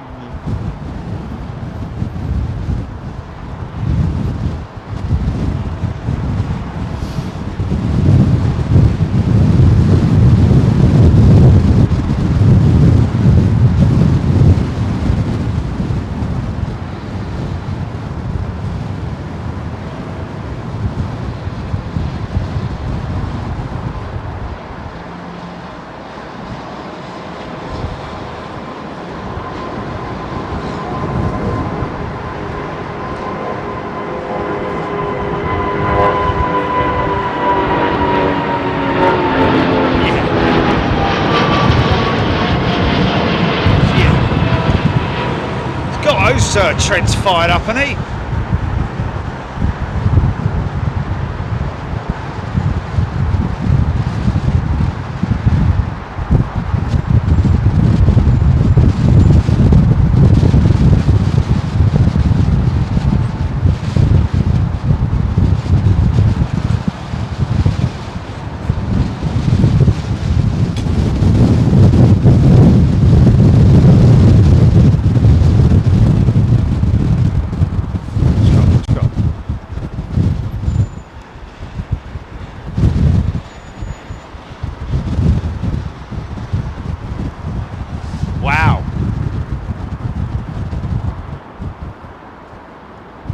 What on YouTube?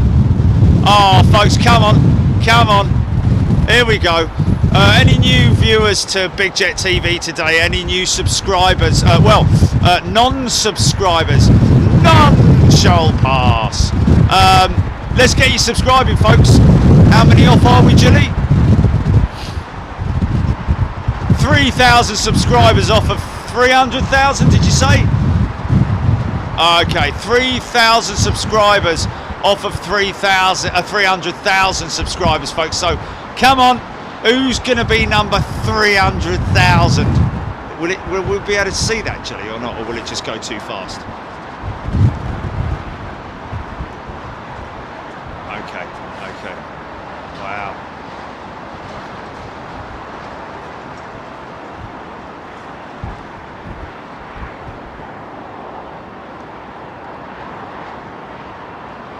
Oh, that's great, man. Yeah.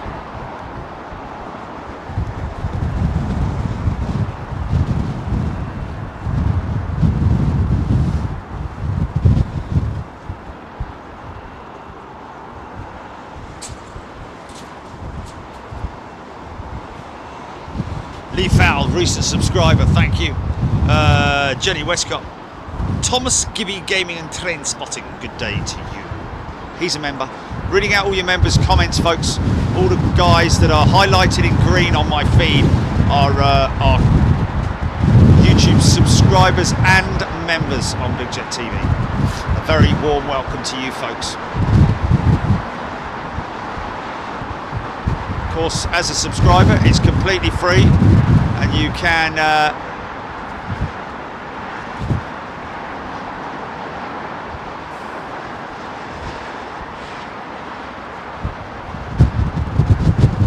nearly there. We're nearly there.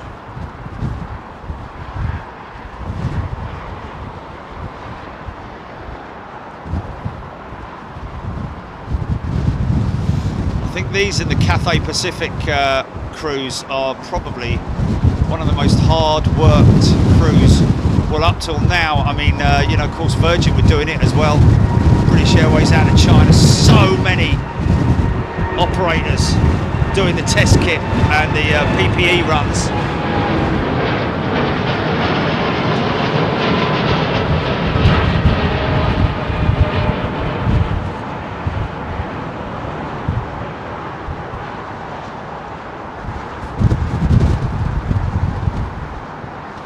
We'll get there, mate. We'll get there. 300,000, flipping heck. And it seems like the other day that we did 100,000, wasn't it? It's crazy, man. Crazy. A350. I think this is a Virgin ship.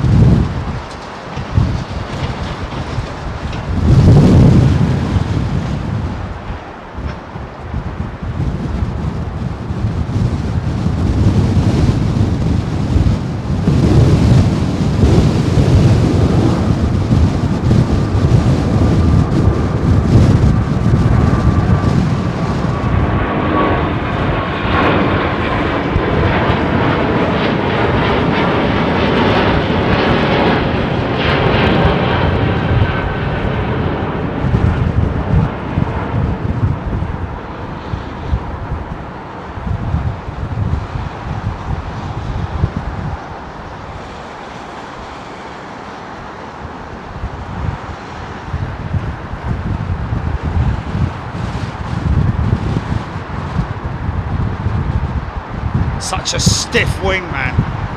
Such a stiff wing on that 350. Oh, okay. I'll catch him. I'll catch him.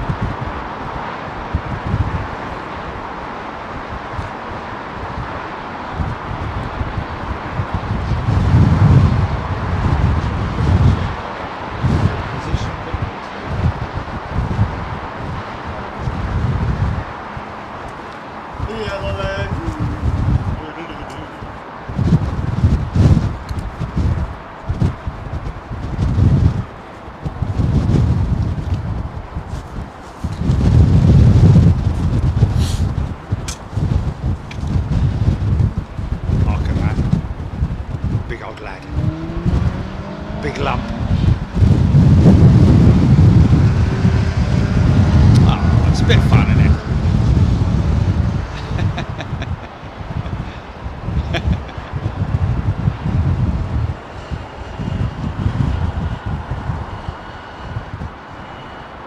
Storm useless.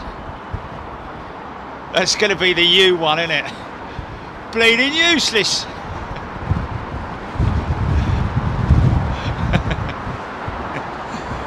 Dave Goff's a returning member. Welcome back, Dave. Going to be joining us in Anchorage next month. Kaz, good day to you.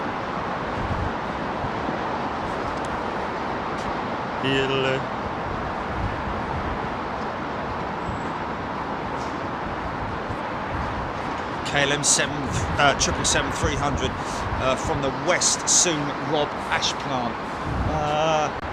Where's he at then? Okay, there he is. I've clocked him. Yeah, he's dead west as well. Patricia Huggins. What a lovely name. Patricia Huggins. Aidan Campbell, good day to you. British Midland DC9. Great shot. Qatar 380, yeah.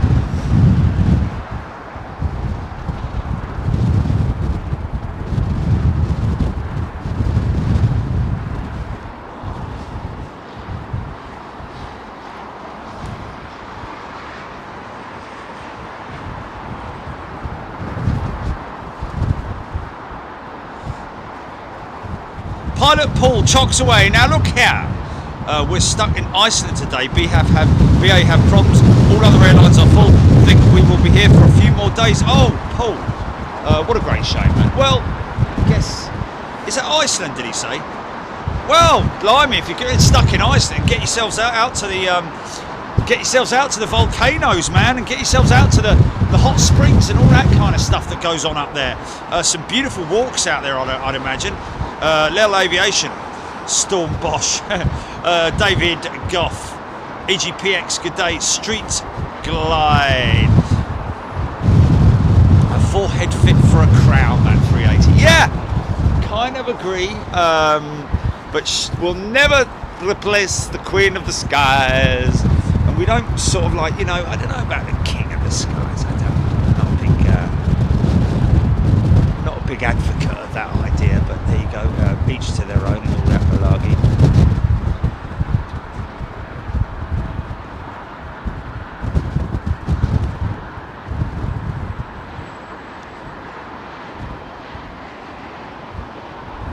Who's that? Looks like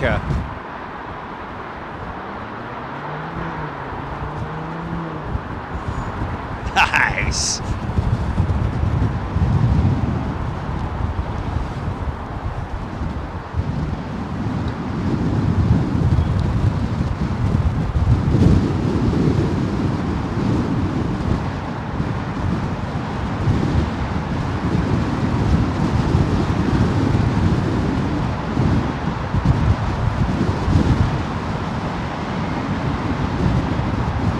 Wow, they turned that round quick.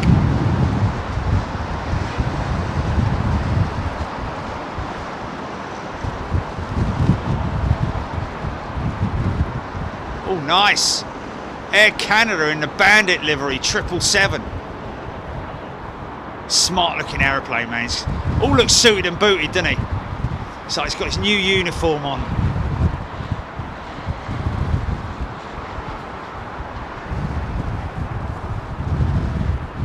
Ground floor utilities, gents, mini raid suits. Do do do do dee dee dee dee do, going up. Do do do do do do do do.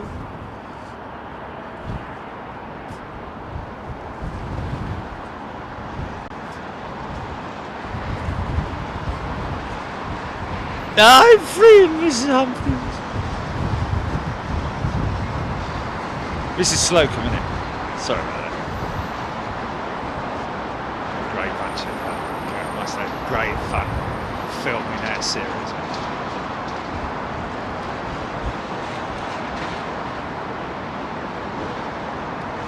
Grubby aeroplane. Look at the state of that, man. Poor old thing.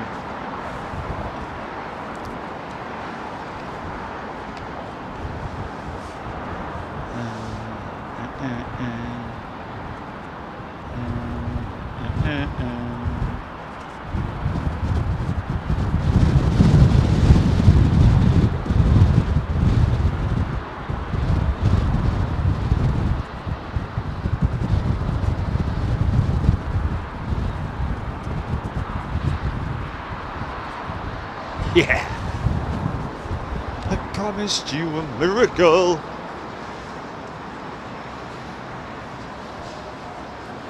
So they will be going through. Yeah, I'm guessing that there are possibly aircraft that are positioned also overseas that that can't move due to this technical problem, whatever it might be. I think it's an IT issue more than anything else, which would probably be down to sort of like, you know, it could be baggage, it could be, well, who knows what the, you know, because obviously IT covers all different aspects of your flight.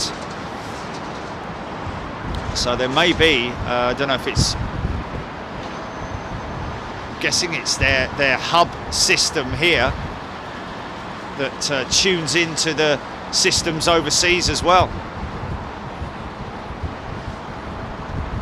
Not sure exactly what the issue. I love that 777, man. I love that 777 in the old Bandit style livery.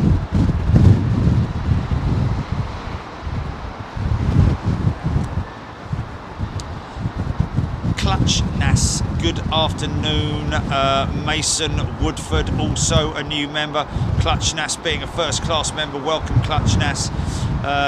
Knocklong 55. Knocklong Jilly 55. XWB Juliet. Update, delivery is cancelled for that 350, where we were expecting to see the delivery of British Airways A350. Oh, that's interesting. That is quite interesting, that is. I wonder if she's going to go out next, if she's going out next Wednesday, for example. We can nip down to Toulouse and catch that, can't we? Yeah, that might be a good one. We'll have to check that out.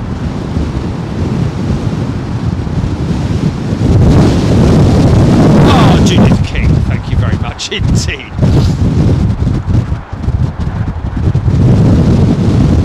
So yes, Knocklong, thank you very much indeed for the update. Tony Mendes, hey, oh, good day to you, Tony.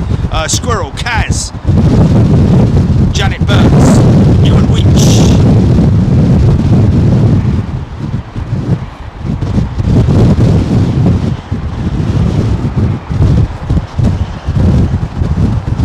Oh, Texas Taco, love that Air Canada livery. Gregory Black. Perry 1965 is a new member. Kathy Whirling is a new member as well. Kathy, welcome everybody. So make sure you hit that subscribe button as well. Really important that you do, so that we can get you chatting on here as well.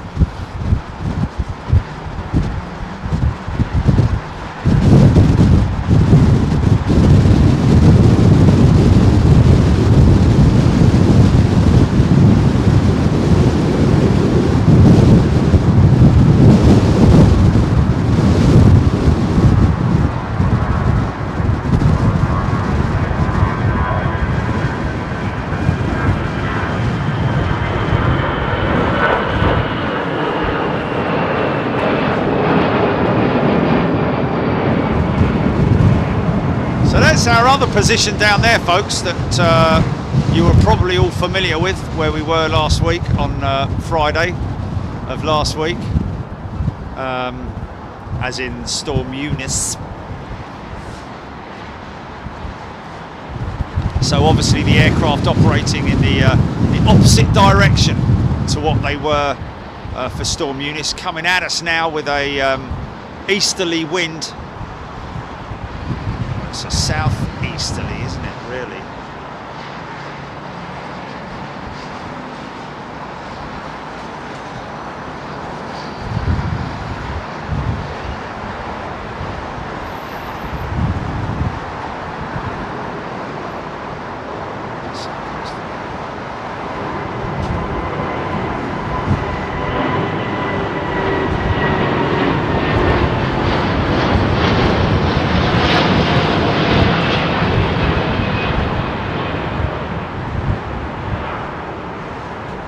What's that?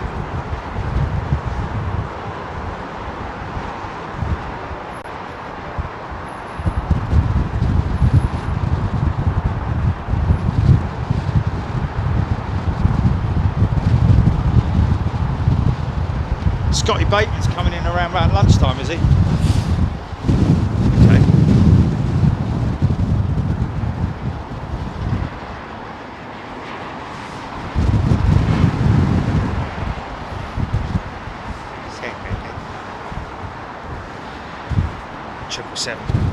This is a 200 variant, the shorter variant of the 777. The older, now quite an old ship. Well, I don't know, actually, it might be a 300, might be a 5-door. Now I'm looking at it.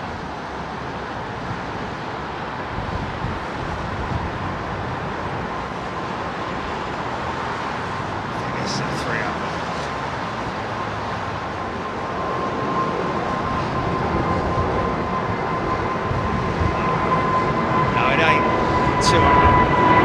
Go on, son. Yeah.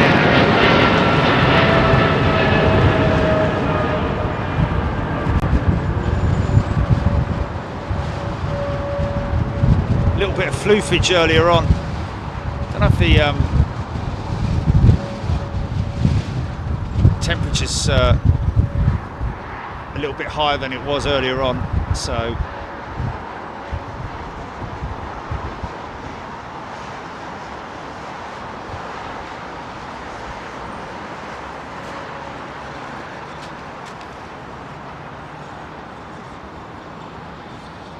just to give you an idea of geographically where we are, you're looking down towards the west there, folks, which is down towards Terminal 5. This is the southern runway, 2 runways here at London Heathrow. This is the southern runway. We are on 09 operations.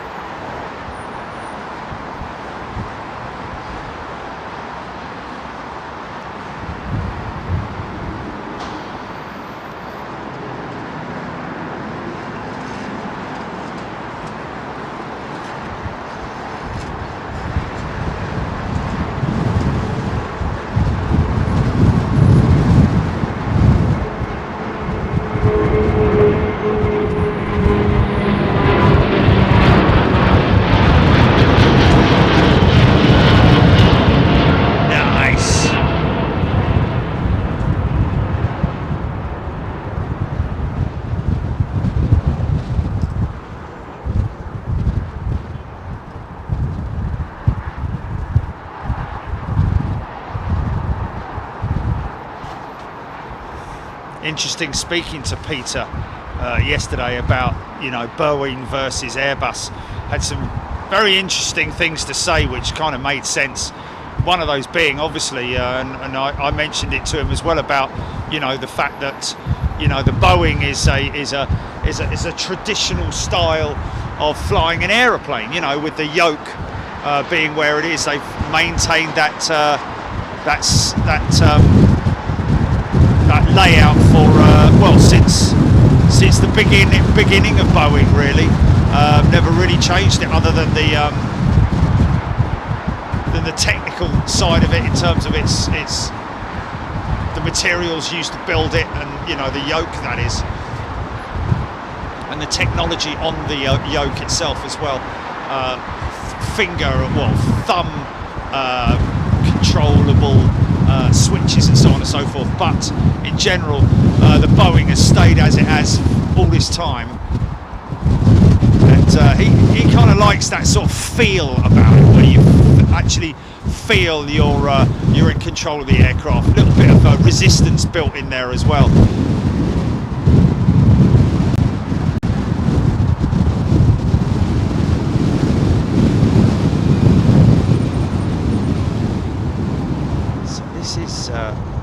A330. Is this Turkish A330 with the Trent 700 engines on it?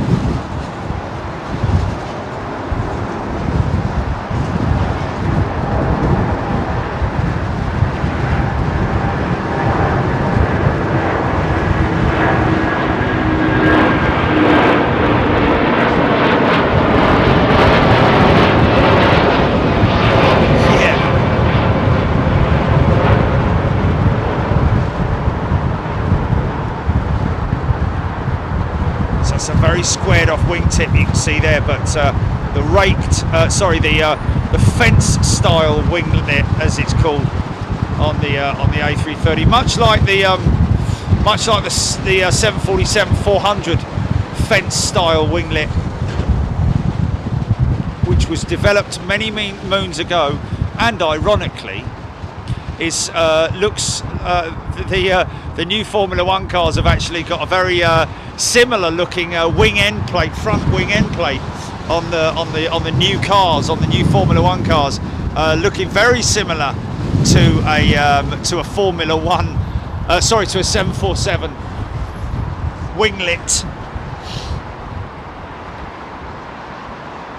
Blimey, James Parkhouse is returning member. Welcome back, James. Craig Sells, welcome to First Class, Craig. Streamworks, also welcome to First Class. And Cassandra Lopez, another First Class member, going to be joining us live in Anchorage.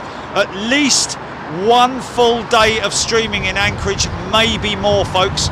We're doing some stuff out there with the Smithsonian channel, so they're going to be filming me sort of fly on the wall, a bit like what they did with Britain's busiest airport. So we're going to be doing some stuff with them. But one thing that I have indicated is that you guys come first, is the bottom line. So we've got to do as we always do, and they want us there for a couple of extra days to do some filming. And of course they are going to be filming me filming this with you, so you are going to hear your names being called out. Not all of you, of course, but the interaction that I have with you guys is going to be clearly outlined on the Smithsonian channel. You know, there's a storyline to it. Always has to be a storyline to these things, and the storyline is that I'm travelling all the way to Anchorage to catch the big heavies, which we've missed so much.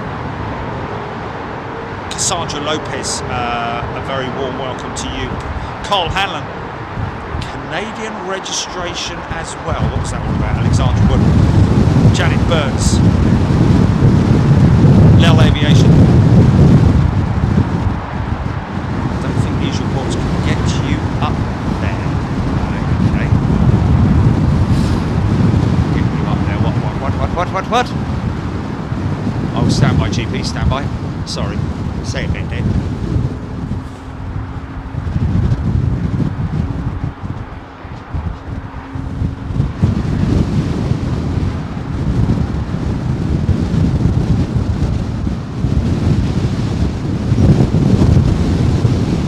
Easter is next week, Paul Skilling saying. Okay, so there's that. We saw that, if you remember, we saw that Air China 350 arriving on the northern runway probably less than an hour ago. See how quickly they can unload. They're so adept at it now. They get those things. It's only belly freight as well. It's not the cabin. Use of the cabin like it was way back in the day when the whole crisis.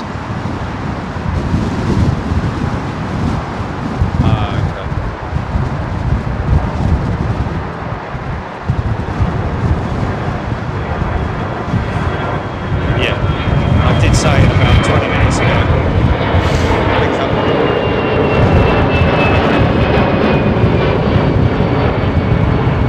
So we're having a couple of people email us saying that they can't chat even though they've joined as a new member. Folks, if you are a new member, make sure that you subscribe to the channel. Really important that you do that because then you can chat. It's not our rules, it's just something that that YouTube, it's just part of their procedure.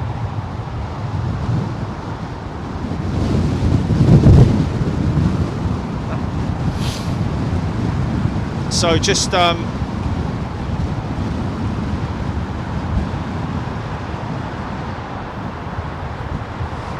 make sure you hit that subscribe button, and while you're at it, folks, lift your other finger up and hit that like button if you want to, that is. We really appreciate all your likes. Simon Richardson, good day to you. He's a new member. I've got a multitask with you in Big Jet TV, so apologies for no type.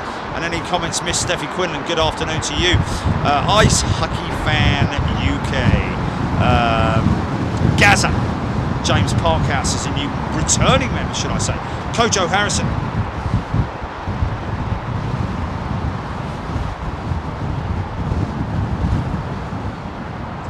Shark.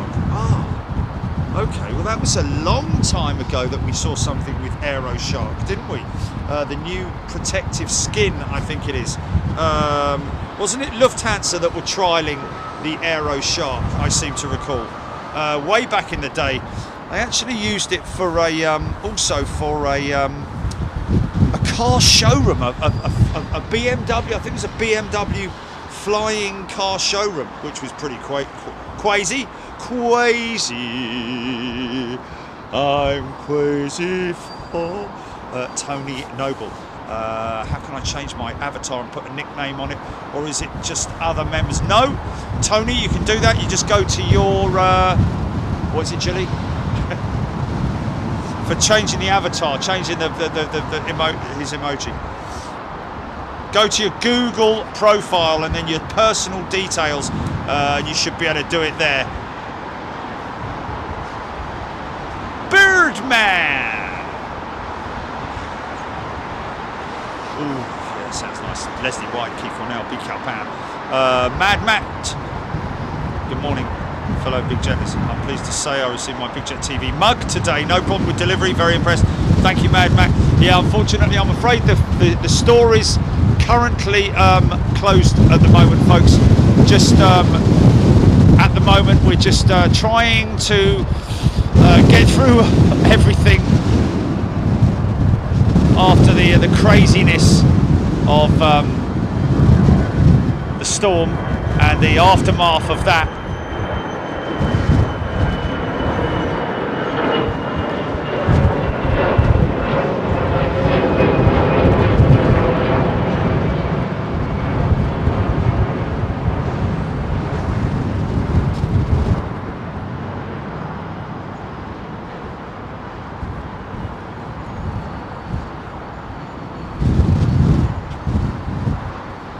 Craig. Steve George, upgrading membership to first class. Thank you, Steve. Haywood Steve, welcome back. Haywood Steve, Haywood Steve. This is Haywood Steve. Train at platform 4 is for Withersfield, Burgess Hill, Essex, Preston Park, and Brighton. It's Haywood Steve, isn't it? I lived near Haywood Heath. But anyway, whatever, you had to be there. Steamworks, Streamworks is a new member. Welcome, Streamworks. Darren Emerton, Heather Henderson.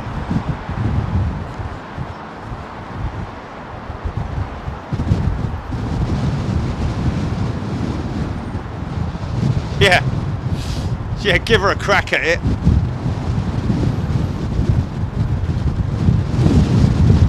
Julie, I was just thinking of, I don't know if you heard that, but apparently it's because of the flipping heck, man. All right, hold on. It's just the headsets.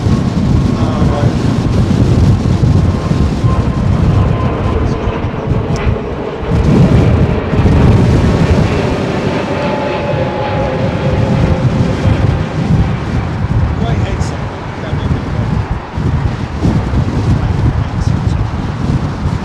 No, just saying it. Sorry, folks, sorry.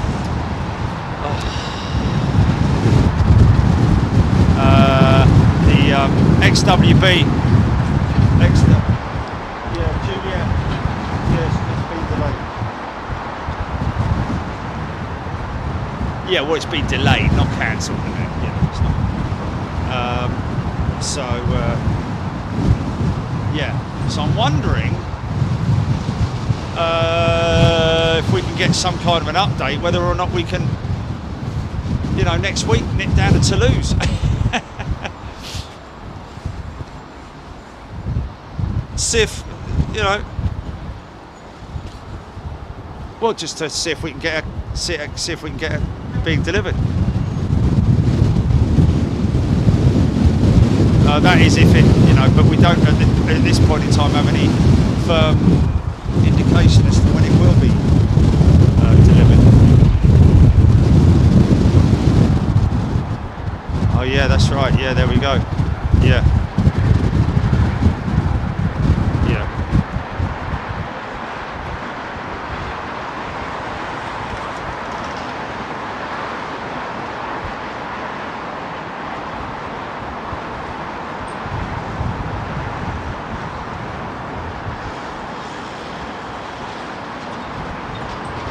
He's still got his gold badge on there, old Peter Room, isn't he?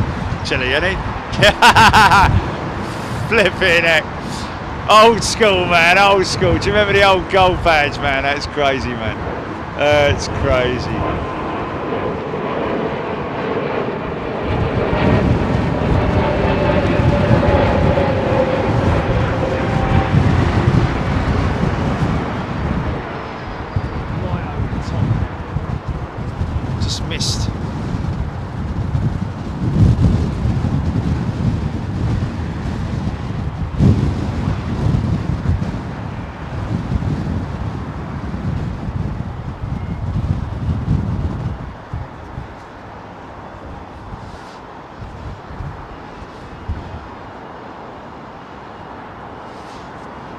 You try. So this is as light as a feather, this aeroplane, folks. It's got no weight on it. That goes to show how much, you know, they can afford to run this aircraft completely empty back to China. It's just incredible to think the cost of these test kits, man.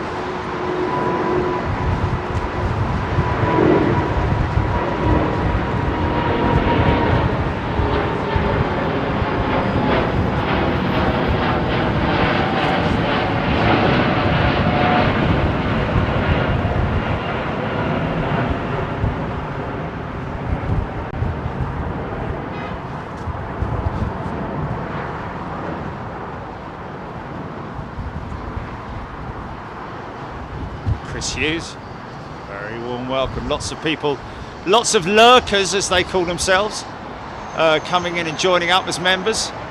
Great to see you here. Great to see you here, man. Yeah? Yeah?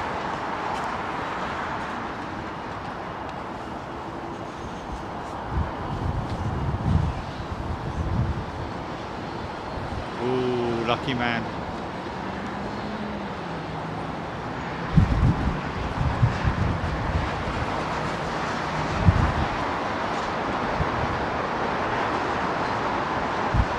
Paul Heath, what app do you use to see aircraft movement? Well, Paul, there are a lot of options, but I personally use Plane Finder. Depends on where you are in the world, but they're all much of a muchness, it has to be said. But I personally use Plane Finder because the folks are based here in the UK. Chris Hughes, again, a very warm welcome to you. Margie Ann. One of the planes that Flybe had, the Q400, which is the Dash 8, beautiful airplane, and something that we are hoping to see during the summer months when Flybe are back in operation again. Whence and where from, we don't know just yet. BJC, it's the stoppage of BA short haul due to baggage glitch this morning, BJC. That's what I'm thinking it might be. I think it might be a you know, a central system failure, that's for sure. Whether it's on their booking systems, whether it's their check-in systems, who knows? There's so many ways that it can go wrong, but as it's with short haul and not long haul, I would say it's something to do with ticketing, wouldn't that be, rather than baggage, because otherwise the long haul stuff would also be massively affected. I take it the long haul inbounds are still coming in, but then again, yeah, he's delayed, isn't he? Old Scotty Bateman, he's delayed, isn't he?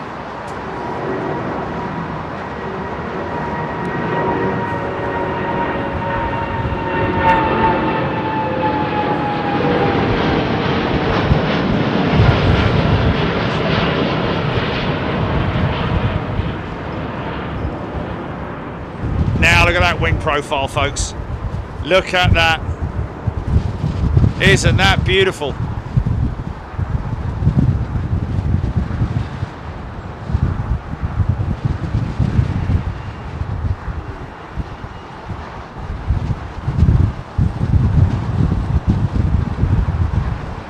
Literally flexing its muscles, man.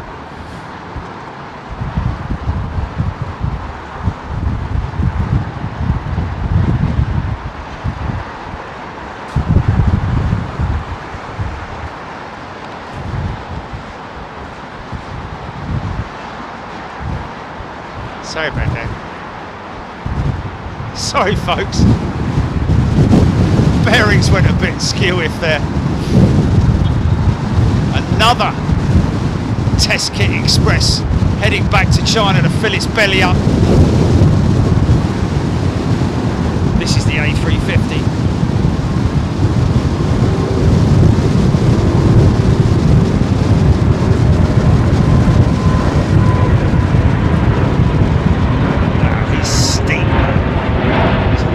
Right up there.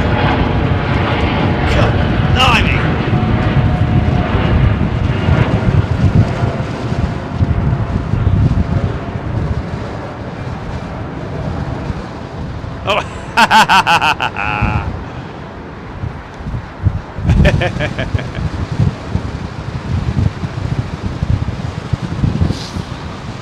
Yes, you should. Okay, 777-200. I think this is a possibly one without the wingtips on her. I think it's a 200, is it? Big old girl, look.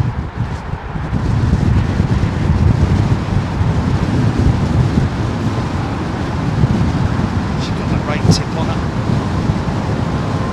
Oh, she's screaming away, man.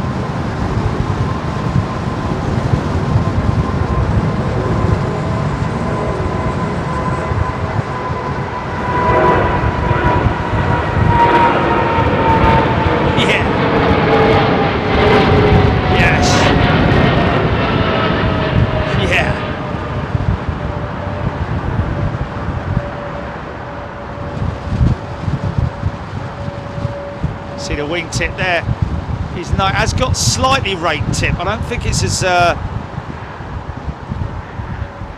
accentuated or whatever the word is as the 777-300 and the 200 freighter as well.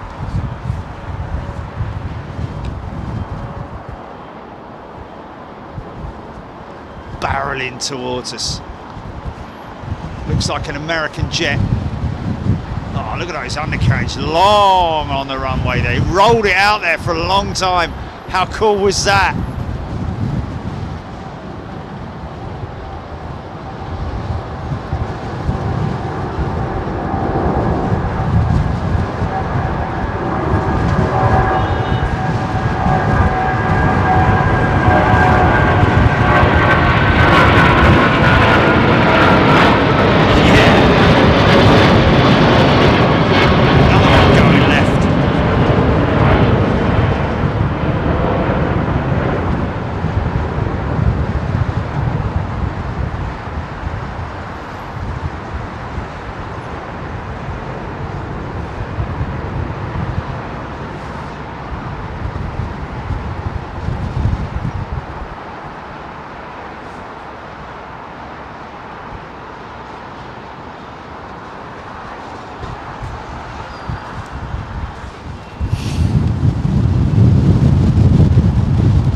United hardware coming in. Oh, actually no, he'll be going out, I think, because normally they're at that far end of those gates there with United. Oh no, hold on a minute, there's another one there, so the other gates, the other side might be a little bit full up at the moment. Nice. Air Canada, there's that bandit livery, folks. Can't really see, just about see the cockpit there. That flick, almost like an Amy Winehouse style eye makeup. Mind that.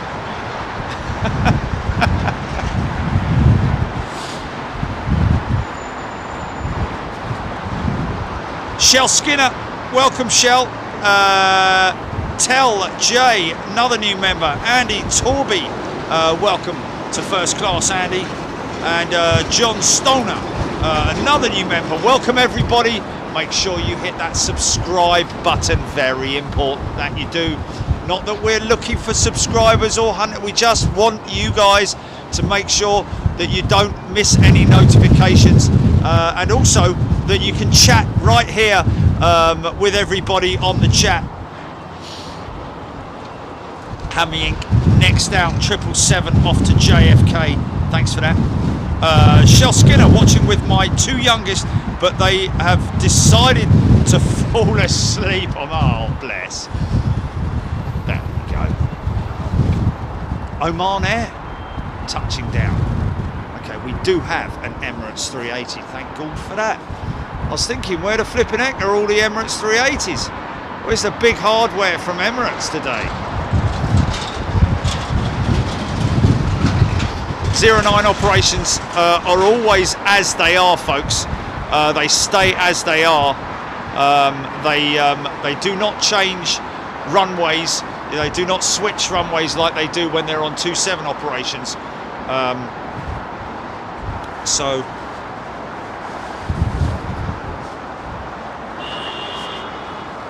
On that.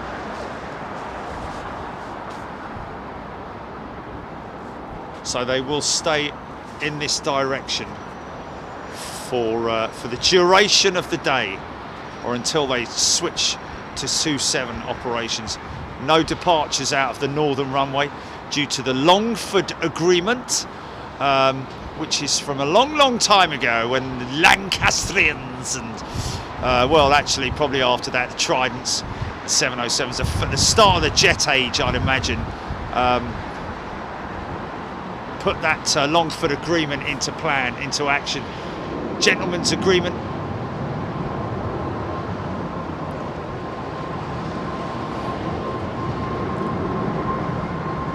This one off to JFK, folks.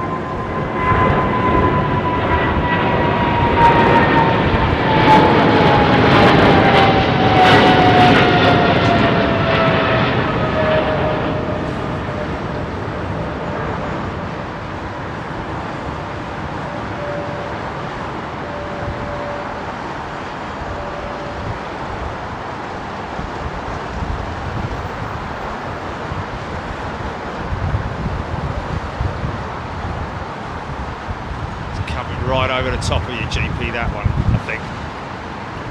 He's off to JFK, isn't he? So,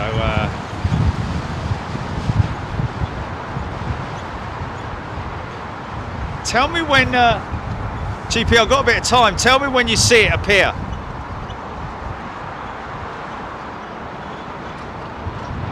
Still on the turn, straightening up now.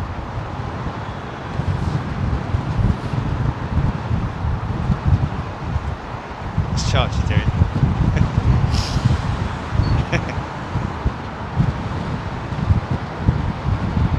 Okay, should be coming, should be right over the top of you any moment now, man. Or actually, he might have gone long.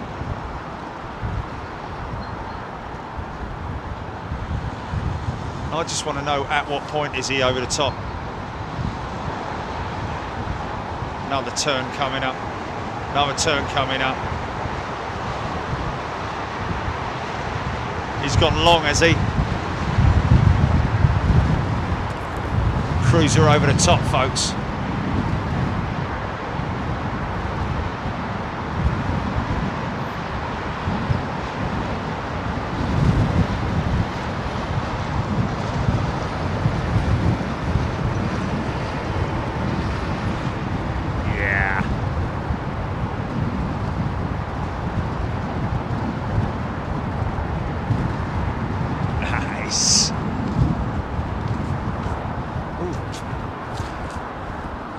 Kind of KLM-ish, that does.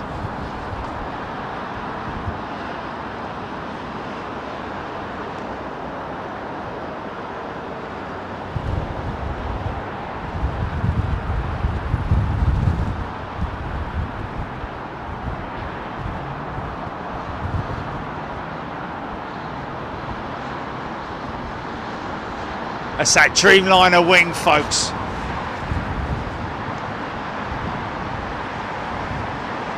Face off. Dun dun dun dun dun dun dun dun dun.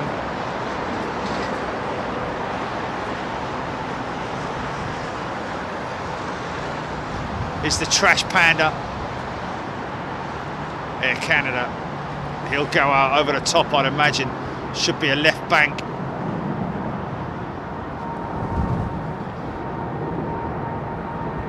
Just that little flick over the cockpit canopy. He's making a right turn, Clyde, I think. Go on, son, make your mind up. Going right, he's going right.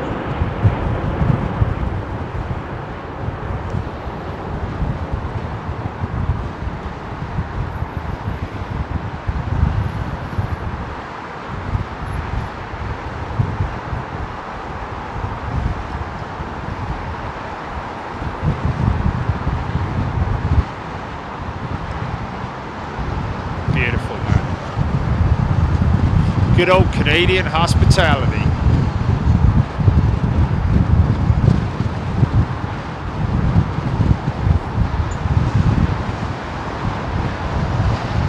And it is good old Canadian hospitality. Experienced that myself. Okay, Emirates is parked. Disembark. Oh, look! Videro. The Profit Hunter. E2 E-Jet. Oh, he's already had a little ding on his engine cowl. This is reverse door as well, I think.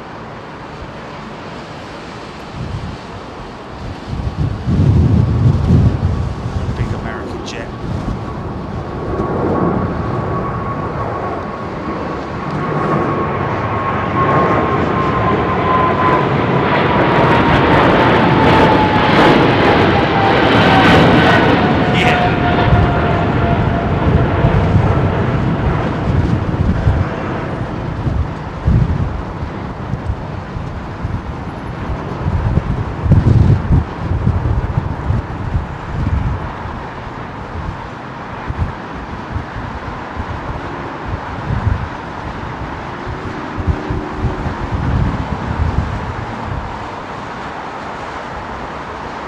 He's gone very long. He's going very, very long.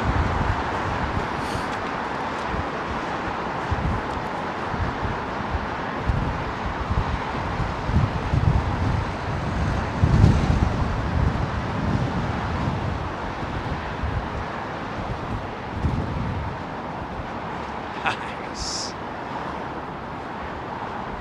Lots of American traffic today. Smokey Joe, this one will come your way, GP, I'd imagine.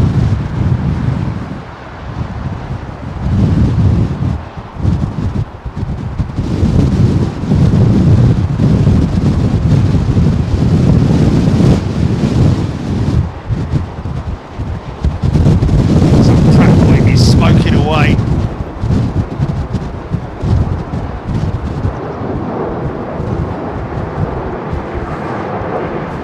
Don't respond to someone like that, man.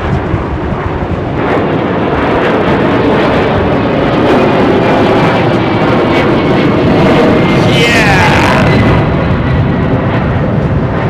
Wow, now he's going left.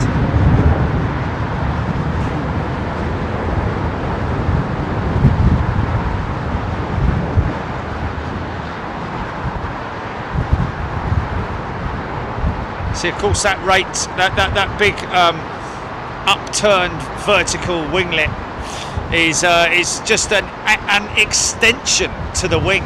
If you rolled that flat, that would be around about, I think it's about 8 feet or 9 feet, something like that. And then, of course, you know, it's just the reason why they can't have it. Well, it's just down to the design of the aircraft, really, more than anything else. They could have it flat if they wanted to, but that's just the design. Oh, look at that. Nice, 757.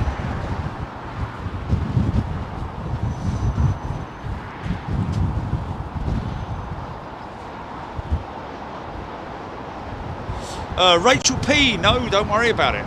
Some of them turn left, some of them turn right, depending on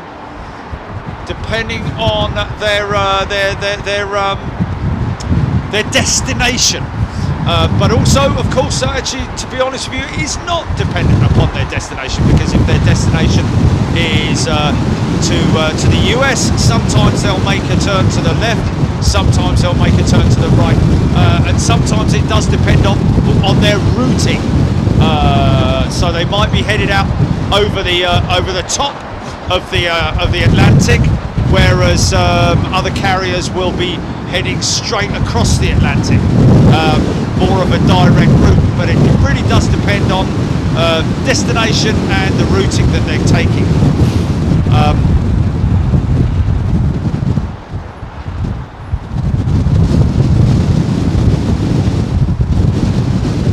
EGPX, Clive Clark, Stevie Luscombe, Alan Robbins, Jody Bruce, Captain Bob.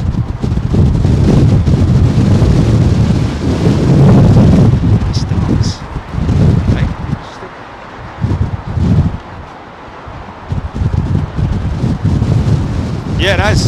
Is it hard down there? Yeah, right. Yeah. No, it's a very stiff breeze. I've got to say, man. That sock is.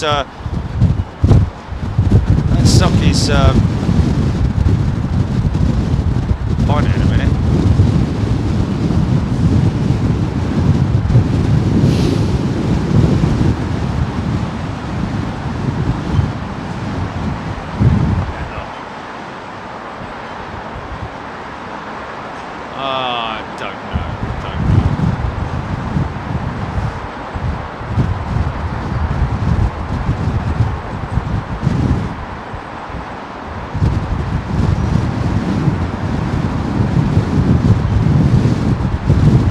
Middle East Airlines A321 Neo.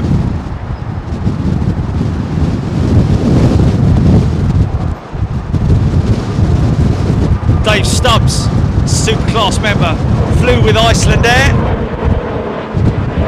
Welcome to you, Dave. Thank you very much indeed. Thank you to everybody for your support. We really appreciate it.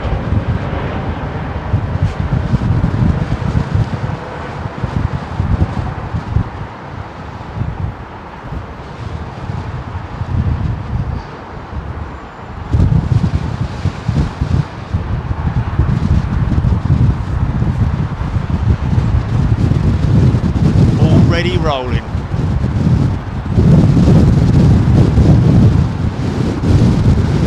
Nice. A330 Virgin Atlantic. Who knows where this one's going to? Could be a freight run down to Brussels. Good to hear Captain Chris with Virgin Atlantic. He's back training again, folks, on the 350.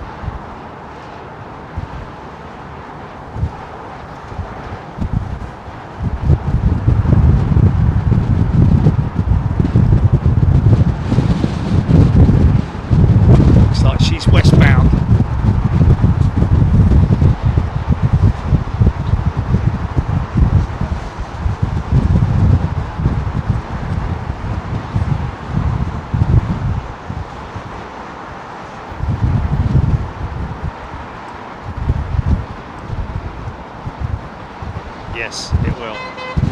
Should do.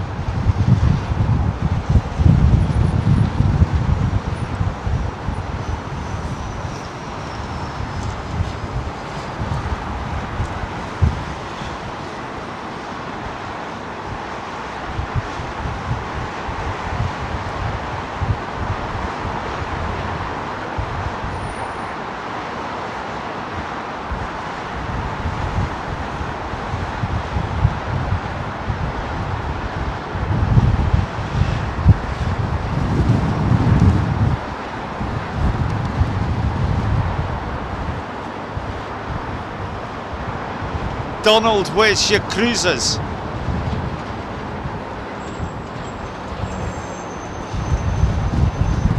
BGPX, RAV-H, Alan Robbins. Possible overflies, Jet 2737-8. US Air Force C-40C, east, west, maybe 3 or 4 minutes. Oh, is that beautiful 757, man? Sorry, folks.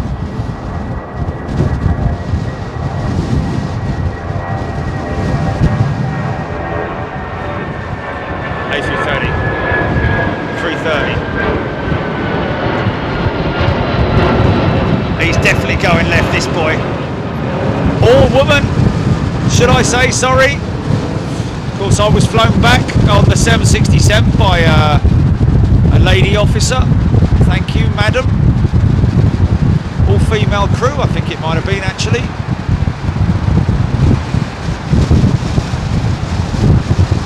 Certainly seemed familiar. She looked familiar when I saw her.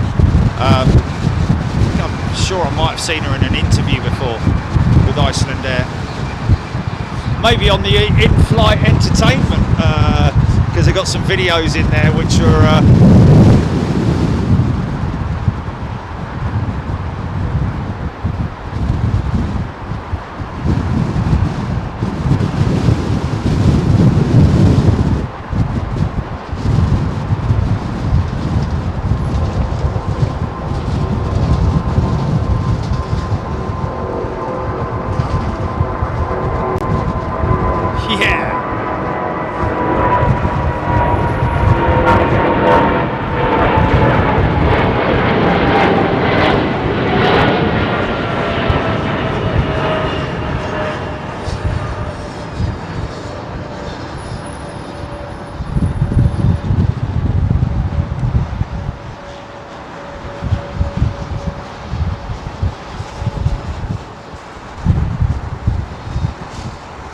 oh really? Oh wow.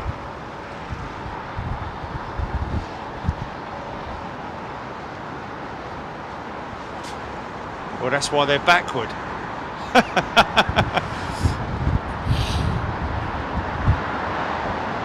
Living in the Stone Age, son.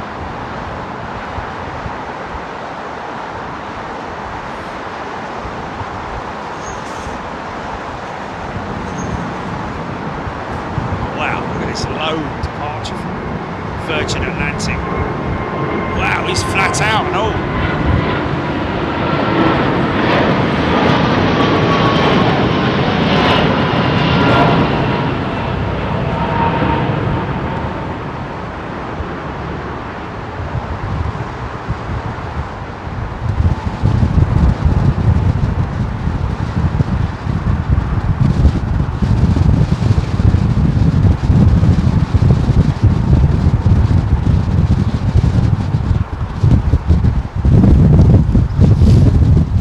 Always nice to fly with the folks at Virgin, I've got to say. Just get on very well with them, to be honest with you. Always lovely to fly with British Airways as well, don't get me wrong. Always a great experience. I don't know, feeling like a little bit more at home when I fly with Virgin Atlantic. I mean, I don't know. It's kind of I think it's all something to do with when you sort of like when you initially arrive, your initial experience. But British Airways do a fantastic job as well. Flown with them probably more times than I have with Virgin Atlantic, of course, because of the domestic stuff. Oh, wow. Hey, this isn't Rwanda Air, is it? No. Is it? Oh, I'm going to squeeze. Oh, excuse me. Wait a minute. No, this is Delta. Sorry about that, folks.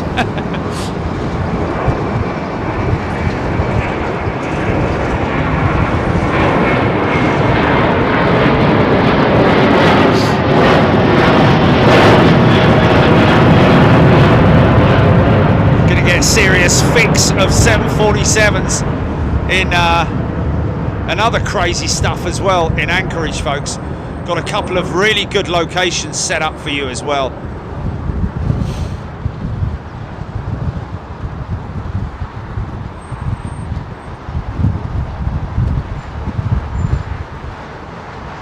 And it's what?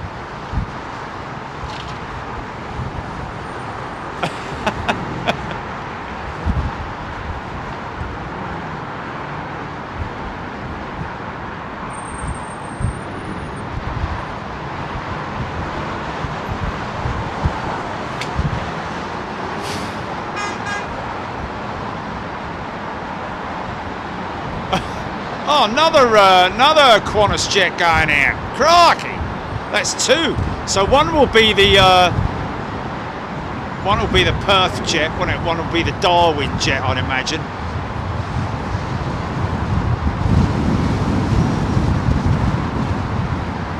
Thank you, Claire. Nathan pulling. No, it's a bit high. I think it's a bit high. Wow, look at that. Look at that shot there.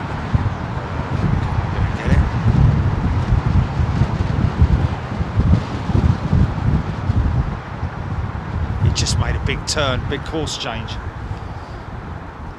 and I missed it. I missed it all by.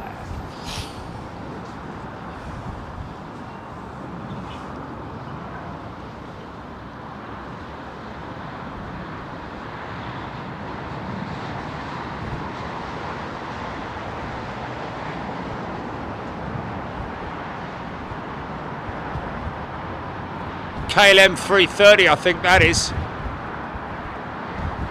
No mistake in that.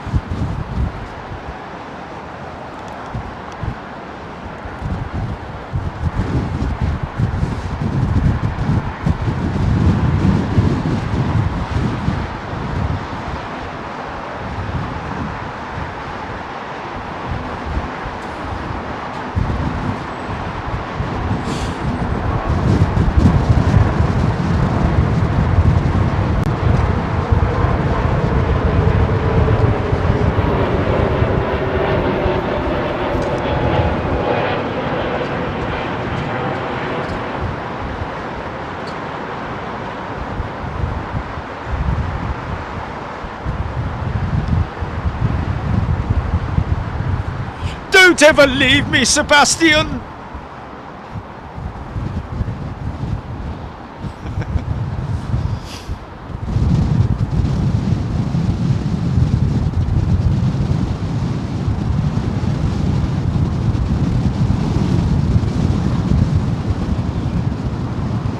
Qantas jet.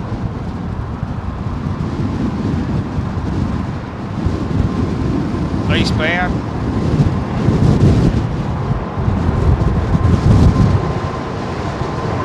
Go on, the Aussies!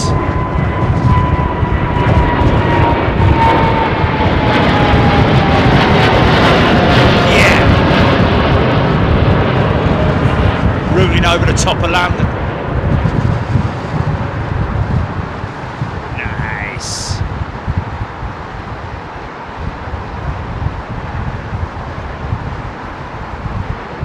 What's that?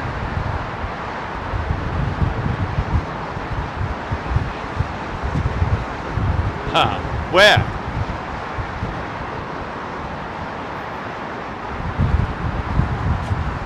Yeah. Yeah, that's his sunbathing spot.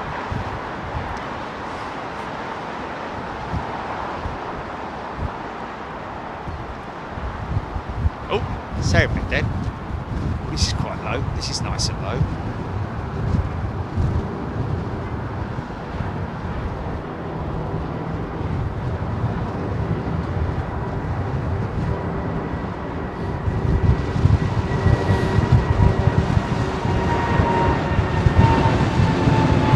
Shush your belly, son.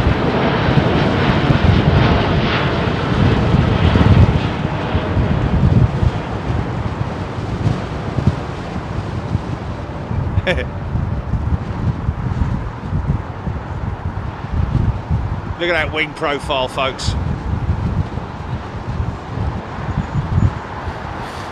Almost flat. And she's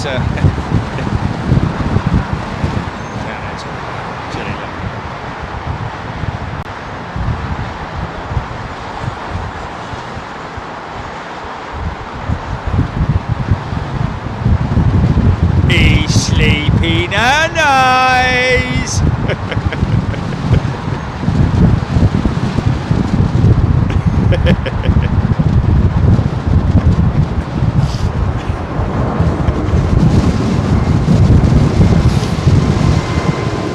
Had a few to drink last night by the looks of his belly. Totally not at all. Got off by a plane.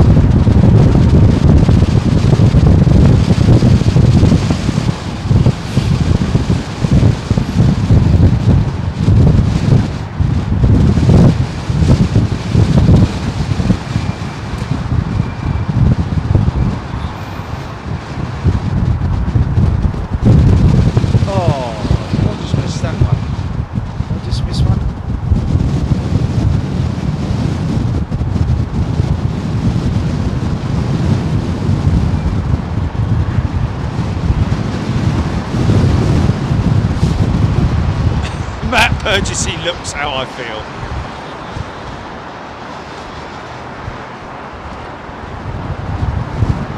Chat getting up to warp speed 8.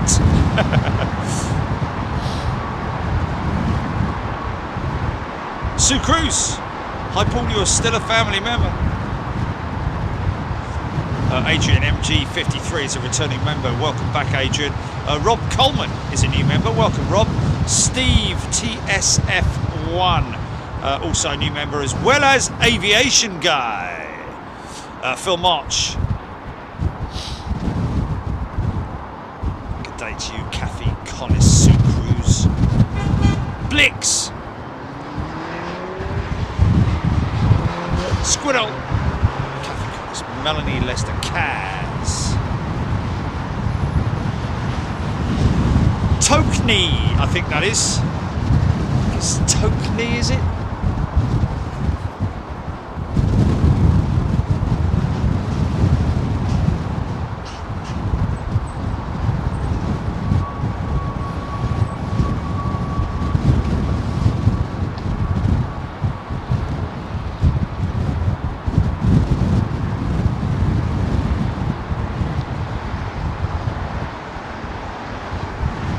Get chatting, folks. If you want to get chatting, if you're a new member, obviously make sure you subscribe to the channel, and it'd be great to see you in here just to say hello.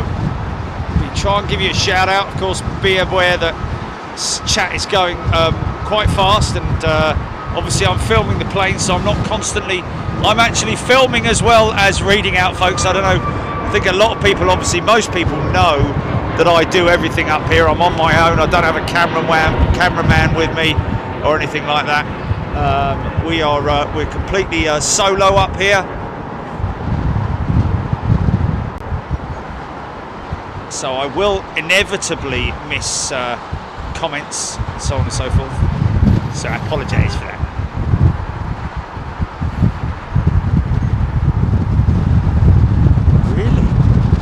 Really now? Well, let's keep an eye out for that. That sounds in about 5 minutes, you say.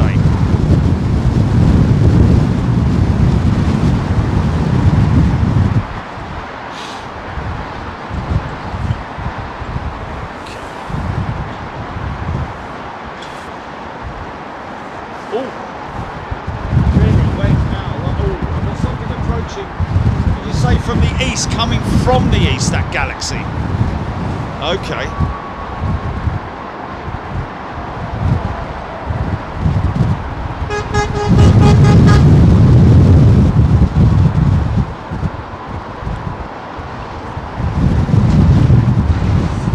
Cruise Drew is a new member. Running Ward. Let's just see if we've got any. Great, it's here from Captain Chris as well today, by the way, folks. He's back. Okay, let's just have a look. Paul Selling saying that Callum is on 340-300 to New York. Oh, it was yesterday.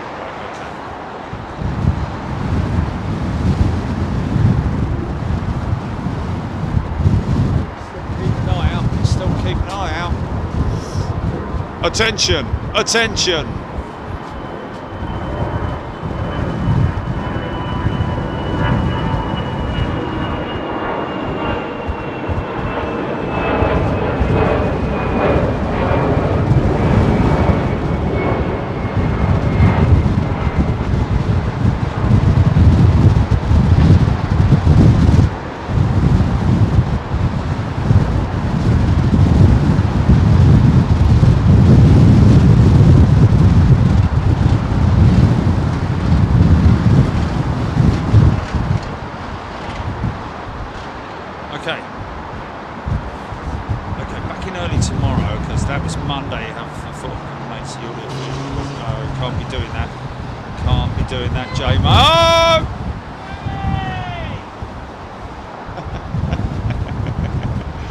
I can't get anywhere.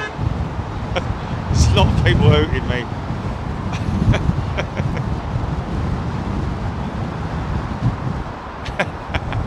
Even the builders across the road this morning. Oi, oi, Savaloy! I've got two over the top of me at the moment, literally about to cross paths, but this is definitely, I think, Chile, 747. Is this the Lufty 747 hat from the east? Sorry, from the west. Yeah.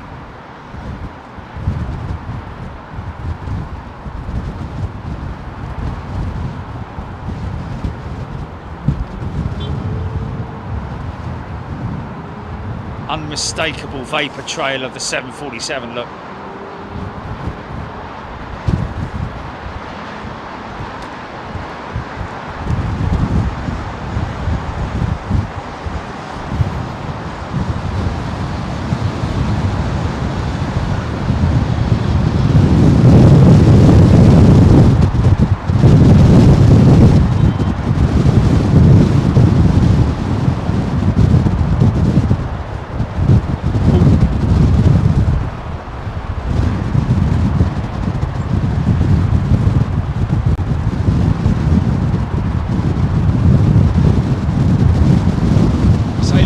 For the 330 than the 777.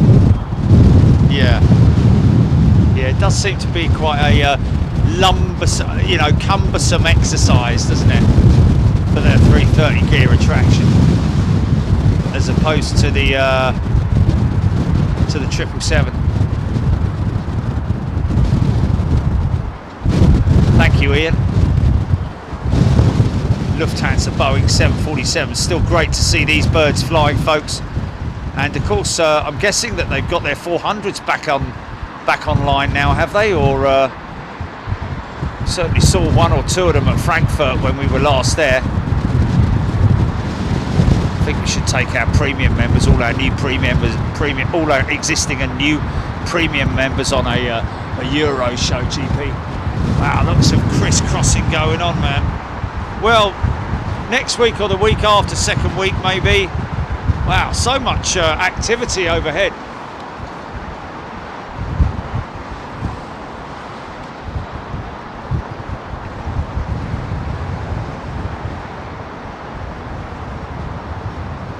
Impossible to track all of that lot. Wow, currently over the top of me, that is busy, man. I'm looking at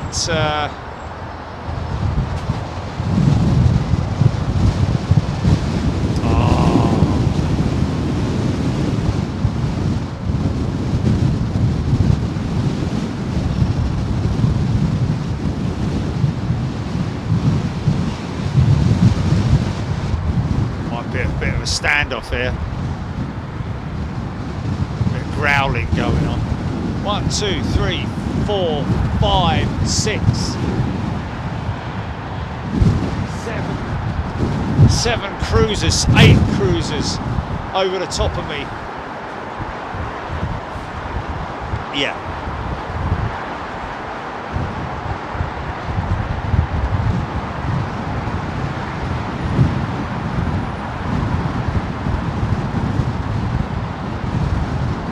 Andrew Todd, thanking us for the show from Coningsby. Thank you, Andrew. Yeah, that was a great show. Got some, got a couple of vertical climb outs. Although some individuals saying, "Oh, it's clickbait. It's not a vertical." It's like, all right, man, flipping it. We're not getting a theodolite out, are we? For crying out loud, he's not. You know, pilot's not taking the plumb line up with him and slung out the back of the plane. Oh, I don't know about that. It's about 3 degrees off, son. Hey, just chill out, mate. Whatever a theodolite does. Someone's going to tell me now, aren't they? Yeah, you're stupid, boy. It's not.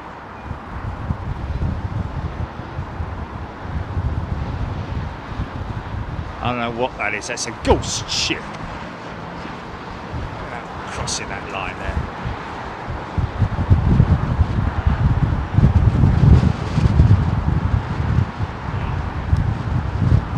Yeah!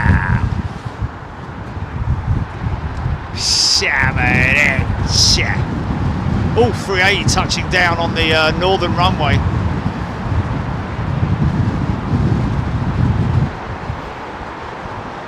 I was thinking Toulouse, Chile, if the weather's decent, we can get down and see the. I was just thinking about seeing the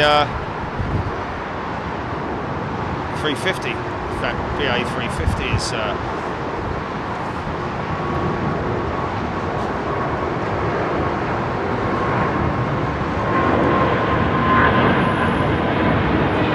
For the what?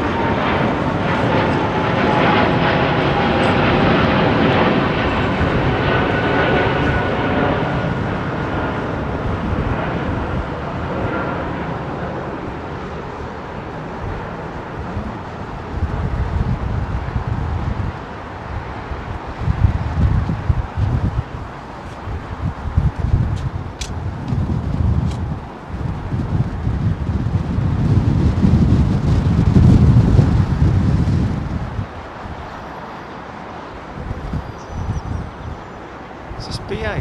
This is BA, isn't it? Touching down.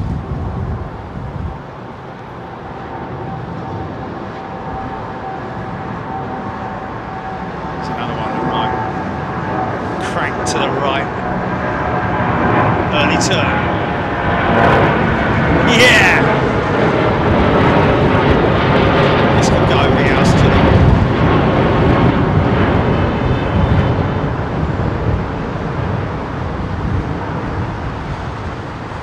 Depends on how deep is your turn? Is your turn? How deep is your turn? Tell me I need.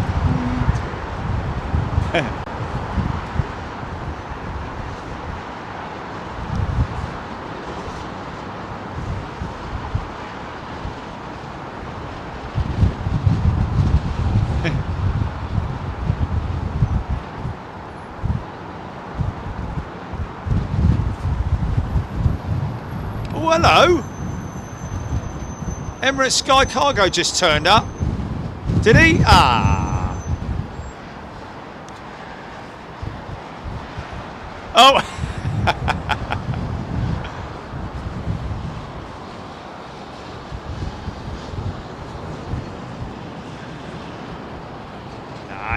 Nice Emirates 777-200. First one for the cargo hub, folks, today. So she will make her way over to the cargo hub. Obviously just landed. Read all about it.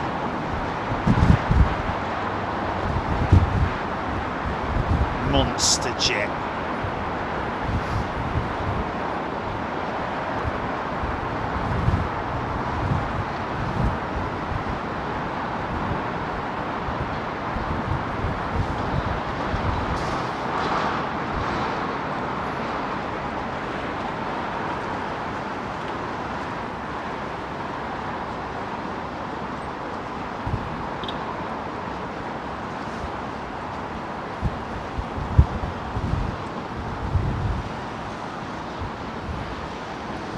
Looks quite heavy, doesn't he?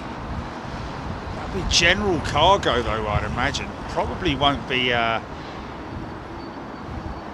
COVID related stuff, I wouldn't have thought.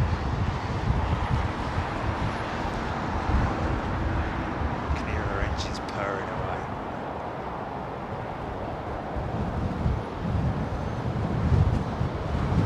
Oh, a couple of cats have had a fight. That the sky's just turned off.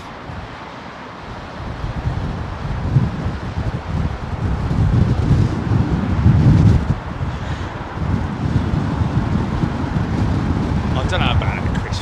Worldwide celebrity. A lot of places in the world and a lot of thousands and millions and billions and trillions of people who haven't heard. Who the hell's this bloke then? DC-3 Dakota flying around the southwest. Yeah, you know what? That was interesting. I remember last time we were talking about a DC-3 flying around that area. There was one that had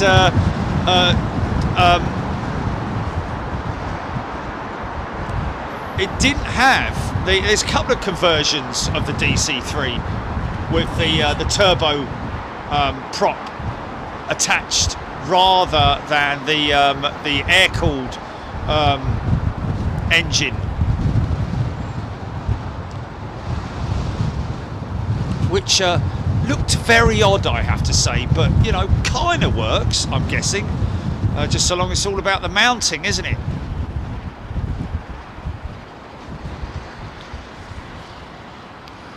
Of course they would. How would that work then? Because do they have to have an APU for that? I don't think they do. I think one of the engines is actually, it just actually acts in place of the APU. So, you know, you don't want a bleeding great big APU stuffed in the back of the aircraft or anywhere in that aircraft, really, especially with, you know, an aircraft like a DC-3 adapt. You know, weights and balances.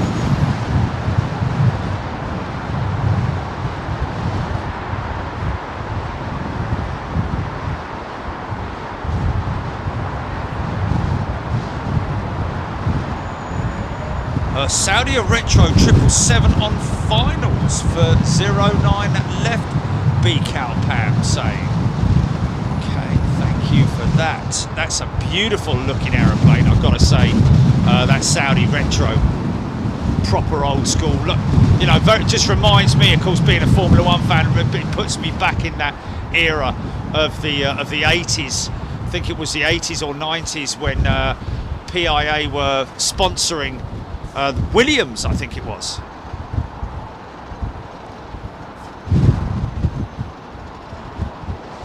It might have even been pre-Mansell era.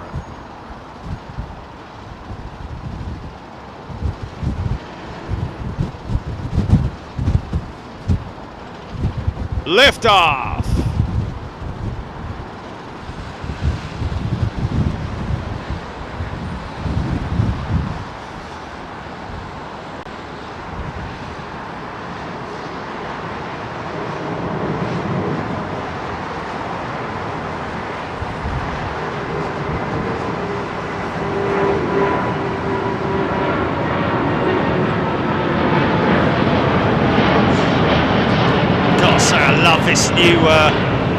This new tripod setup, I've got to say, really happy with it. Uber lightweight carbon legs, collapses down to nothing literally, which is just amazing. Quick release head unit as well, none of that screwing the head on. So for somebody like us who's very mobile, it's absolutely perfect. This one might go over the top of your Jilly.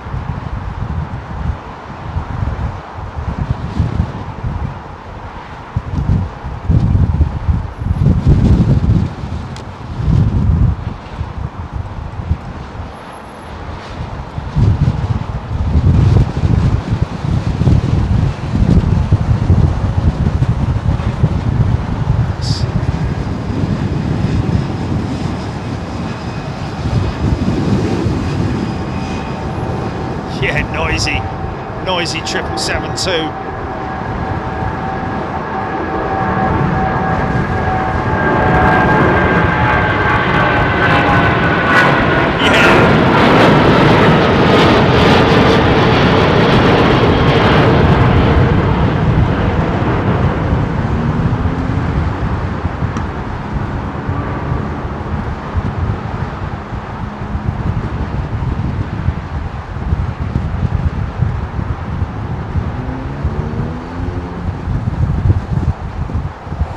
Don't forget, folks, a little bit of housework. Where we are right now, we're standing on top of the Hilton Garden Inn, right next to Hatton Cross. Great place to come and visit if you want. We do have an agreement with the Hilton Garden Inn for our Big Jet TV members here, and there is, I think it's a 30% discount from current room rates if you want to come and stay here. And of course, they whether it was meant to be or not, I don't know. It is the 7th floor, but if you're on this forward facing the westward facing part of the hotel, grab yourself a room at number 747, folks, on the 7th floor if you can book it. There are other rooms all the way along this front edge as well, so it's a great place to visit.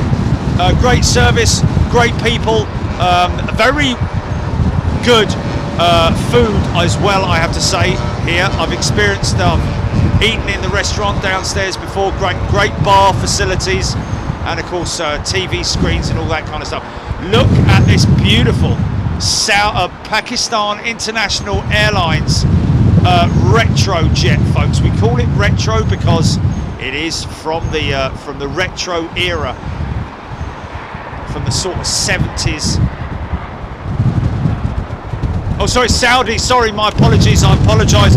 Saudi Arabian Airlines. Saudia. Yeah, why did I say PIA? Did someone say PIA? No. It might be. Sorry, folks. I've been saying that all along, saying it was PIA, it's not, it's Saudi Arabian Airlines, and of course they were the ones that sponsored Williams as well, so I got that completely wrong. Stupid by Saudi Arabian Airlines, of course. My apologies to Saudi. I don't think PIA are even flying in here at the moment, are they? They're still banned from UK airspace, I believe, because of the pilot debacle.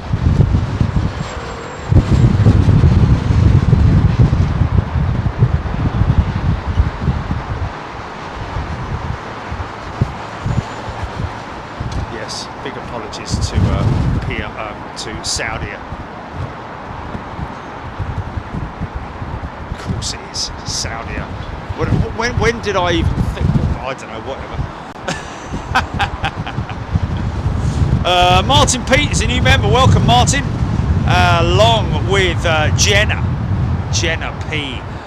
Very warm welcome to everybody who's just joined today as a new member. Of course, premium members, we're trying to literally, whilst I'm talking to Gillian, we've said this so many times before, and we don't book a show during a show. But it's worth looking at, isn't it? Possibly doing a show next week for you folks. Yeah. Well, I think next week, because then we've got a week before Anchorage, haven't we? Yeah.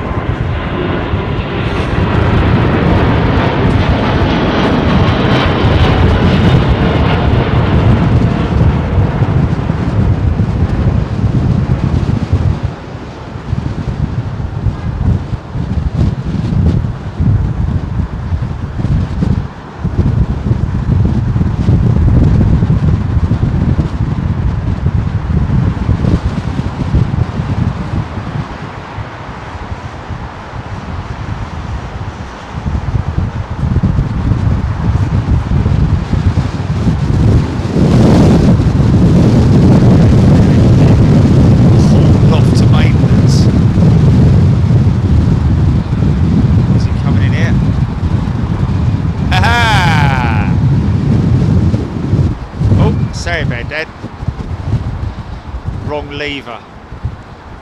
New sticks, wrong lever.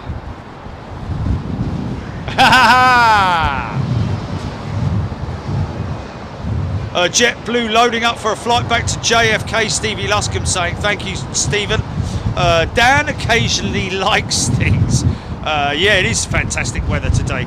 Breezy, 7 stories up here on the top, but we're all good. Oh, that's great. That Saudi jet is actually coming this way, which is great.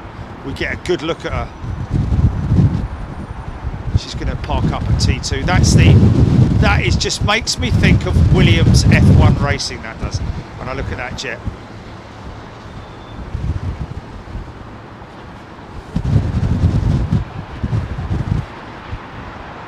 The Murray Walker days.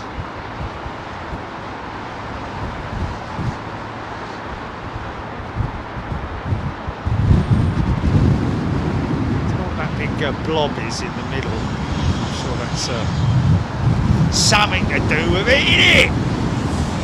Daniel's Life, welcome back, Daniel's Life, super class, straight in there. Thank you so much, Daniel's Life.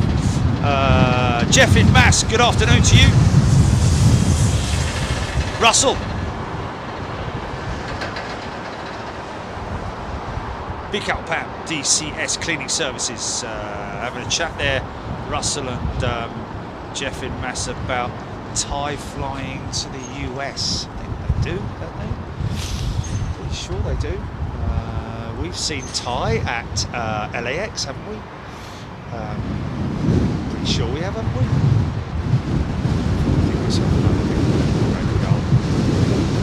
I think we Thai Airways at LAX. Wow, Aidan Campbell, that Saudi triple is only 6 years old, did he say? Or yes, Alan Jones. That would have been the era, the Alan Jones era. Oh, what a great looking aeroplane! What a great looking aeroplane!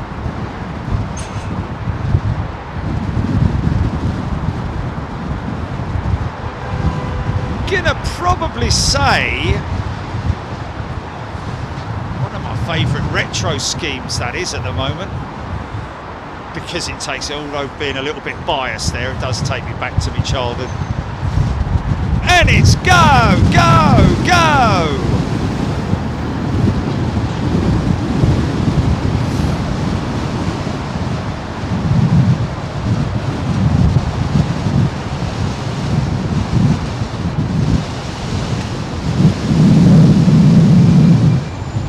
This is Etihad, folks. Etihad Dreamliner. I don't know if it's a 10 or a 9. It's quite sleek and long.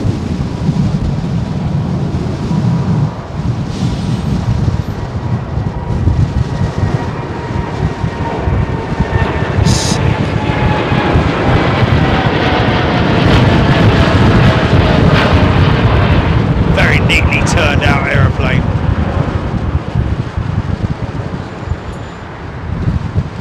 See that flapper on making little. Darn it.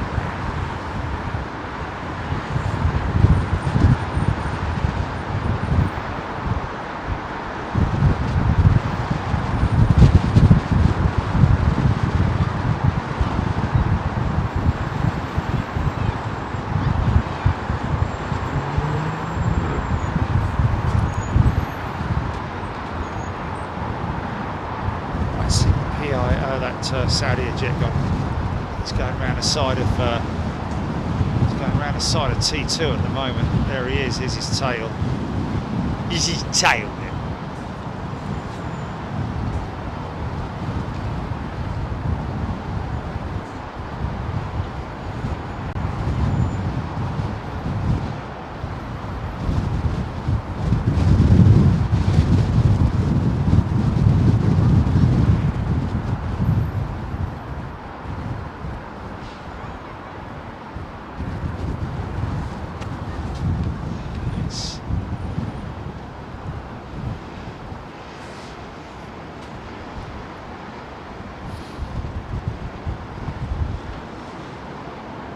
Keep us posted on the chat, folks, if you know where the aircraft are going.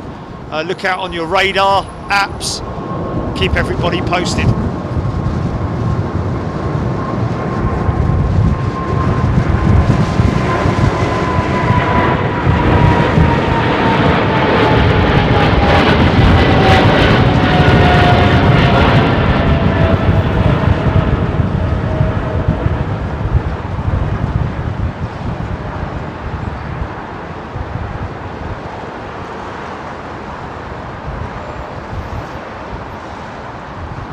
It's only 8 years old, or 6 years old, or something like that. Crazy. Crazy. Okay, so now you can see clearly the cargo hub in use there. That's a cargo plane right there, folks. Very popular cargo aircraft is the Boeing 777. That's a 200 variant, main deck cargo door, and that would have been built as a cargo aeroplane and not a conversion. Chris McPhail, big foot. Colin McCann, that Etihad Dreamliner looked so bird-like with its wing-shaped flex, yes.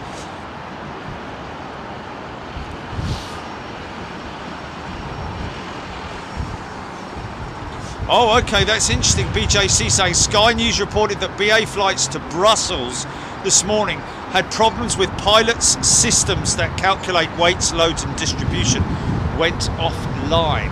Interesting. So that would be part and parcel of their technical difficulties that they're experiencing with British Airways. It's going to happen to anyone, isn't it, at the end of the day, folks? I emailed yourselves about the location of that TWA constellation that's near Swindon, Dan, saying. Yeah, I seem to recall reading that. We're just trying to get round to everything, Dan. Of course, appreciate that. Martin, Pete, when are you up in East Midlands next? Well, Martin, good question. We've been speaking to the folks up there. Johan Reed Aspley. at East Midlands, and most definitely they want to do some stuff airside. Desperate to get up there and do some stuff. Thing is that, to be honest with you, I'd rather kind of leave it until the nights are getting longer, because things really start to pick up there at East Midlands around about 6 o'clock in the evening. Of course, at this time of year, it's pitch bleeding dark. Well, not quite, but we're getting there, where the days are stringing out now. So as soon as the clocks go forward, isn't it? Clocks will go forward, then we march forward, leap back, no, fall back, do something, fall over.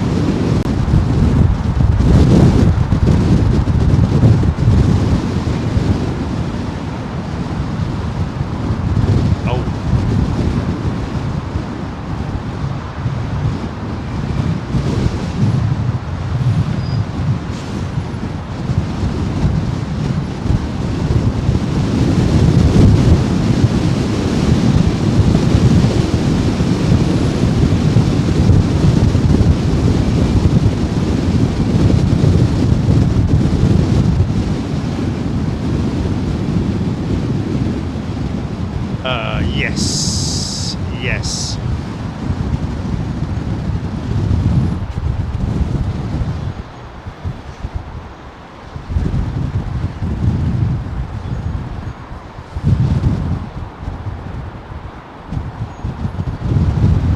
Yeah, who fancies a trip out to Toulouse next week, folks?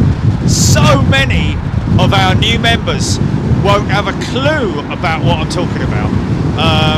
Toulouse in southern France is the main finish and assembly line for the Airbus fleet. A330, A350, A320, and Hamburg, I think, is the 321. There are other facilities, but the main finish line and assembly lines at Toulouse are you get to see all of these new aircraft before they've been painted, and see them flight testing, doing ground tests. We see the Beluga, which is an amazement in itself that you want to have a look at. If you've got the chance at the moment, then go online and search Beluga, B-E-L-U-G-A. It's an incredible aircraft which is used by Airbus to transport their the parts of aeroplanes, literally the segments of aeroplanes, whether it's the wings from Wales here in the UK, or whether it's the front end from Spain, or the midsection from Germany, and so on and so forth. So these aircraft are used extensively to transport, and they've now introduced the Beluga XL, which is the massive variant of the old Beluga, able to now carry 2 sets of wings for the A350 as opposed to a single set for the old Beluga, and those Belugas are going to be put into use as freighter aircraft as well.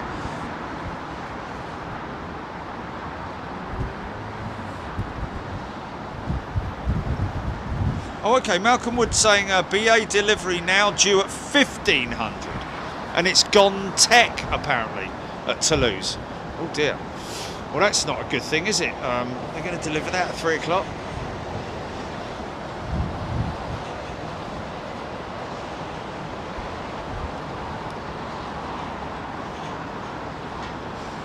Virgin 330.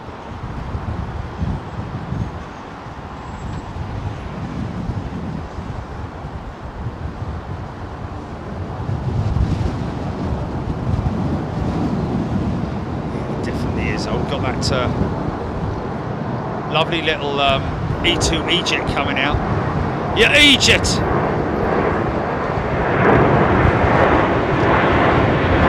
No, not yet, GP, not yet.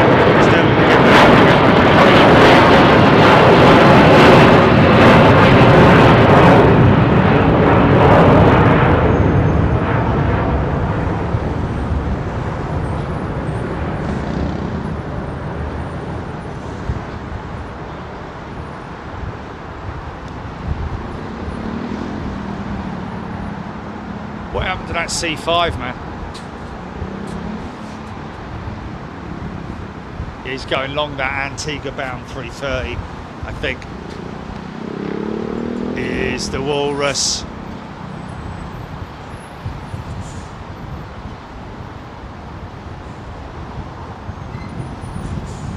Very laid back. Yeah.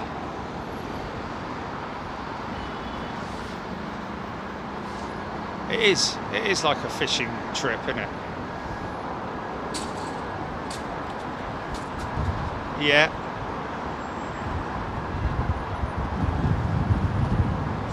More like dangling me worm, but you know, I guess there are fish that might like a bit of carrot, but you know. 798 feet difference, Ravage saying. Nice crowding today, very well behaved. Darren Golding, Jeff Anderson. Malcolm Wood, PA delivery now due at 1500. Okay, thank you, Malcolm. Ian Barnes, Jerry, I'm sure Saudi Williams was powered by Porsche. Ooh. Was it now? I thought it was a Honda engine. Might be completely wrong there, actually, but no. It wasn't a Porsche. No, the Saudi Williams was back in the era when they were all powered by the Ford Cosworth engine, wasn't it?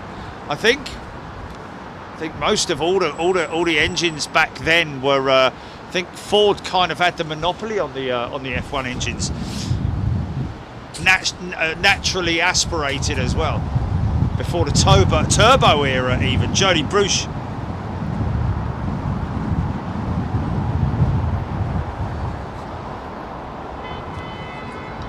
Mine that. There's a lot of traffic down there. It's a nasty bit of traffic. Okay, I'm going to get this little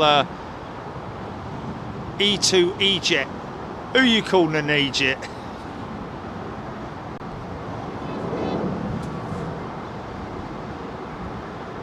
So this is the upgraded, the latest variant the Embraer. Got a raked wingtip on it, big engines. I think she's powered by the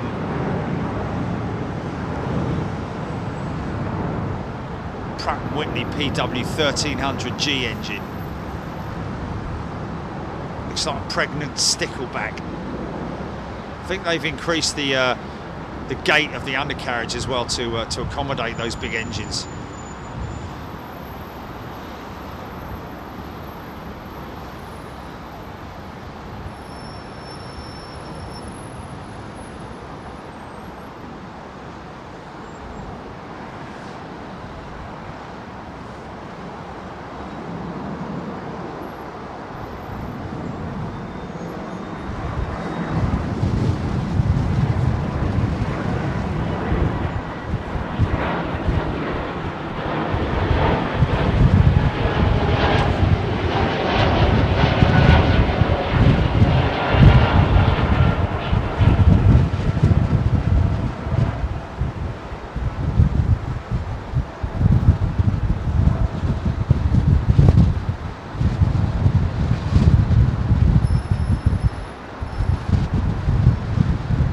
How quiet is that, man? That is a crazy quiet aeroplane.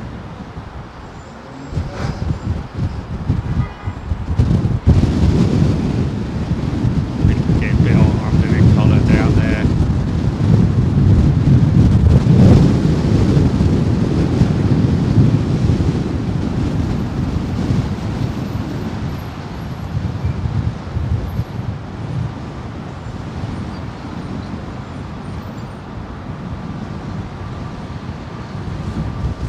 I've got a little black book with me poems in! Swiss 321.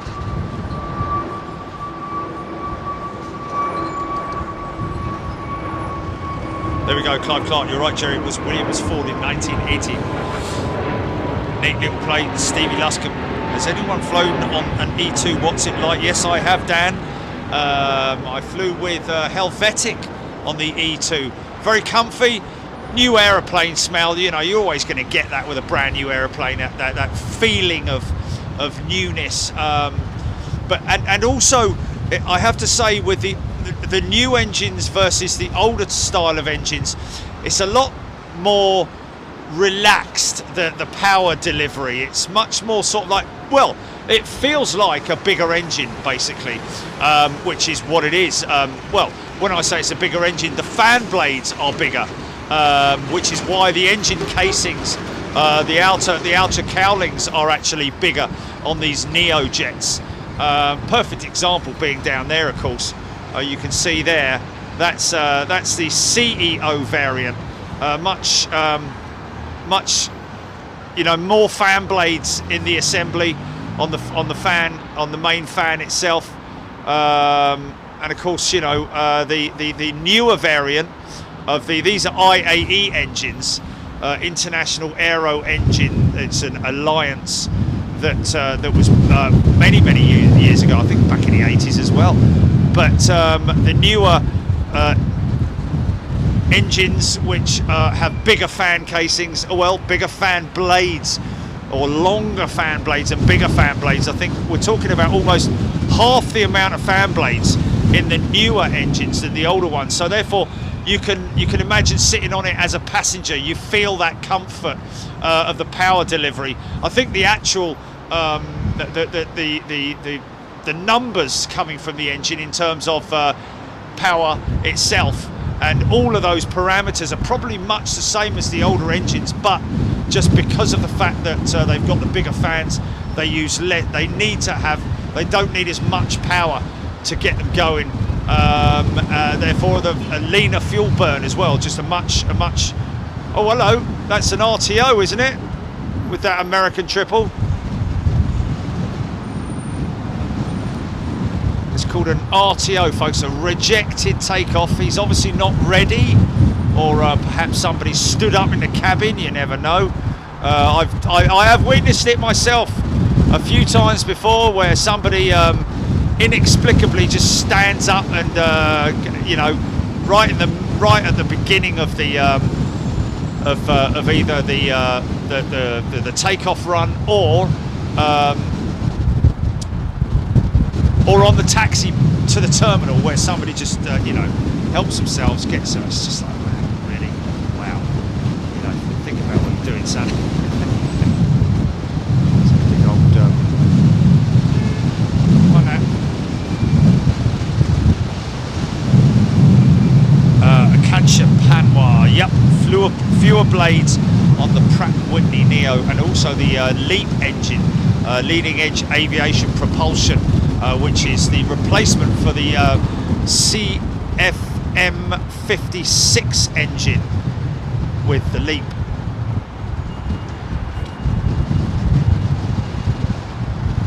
Yeah, he's turned around and he's going back again.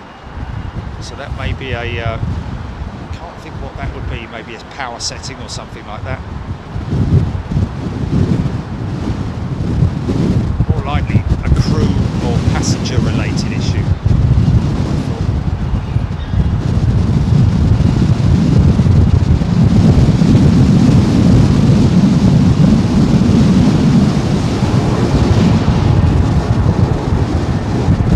Nice climb out from this Delta 330.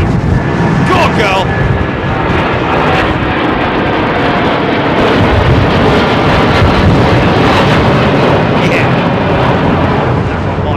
That one might come over the top, GP.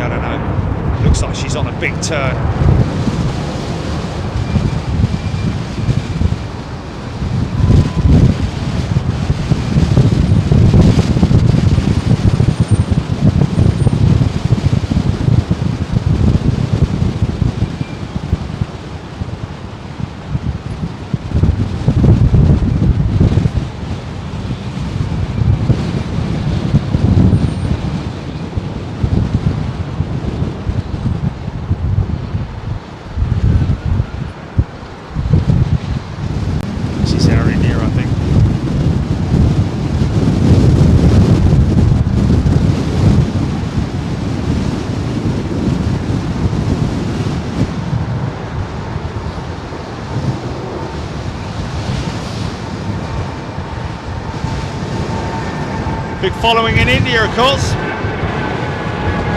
Yeah, she's high though, Jenny. That's high, that's it.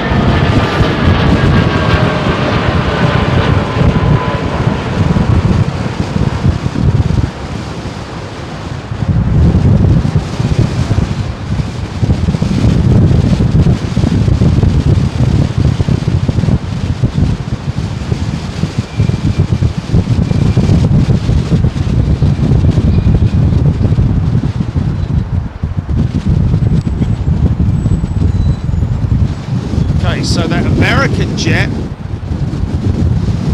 what's he doing? Oh, he's turning on now. Here we go. He's coming back for a sec. He's doing a Carly Simon. Baby sneezes.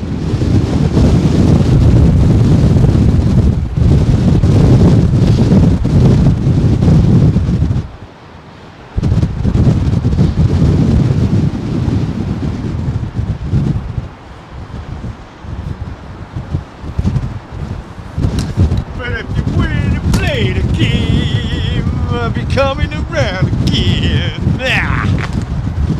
Okay, what have we got for lunch?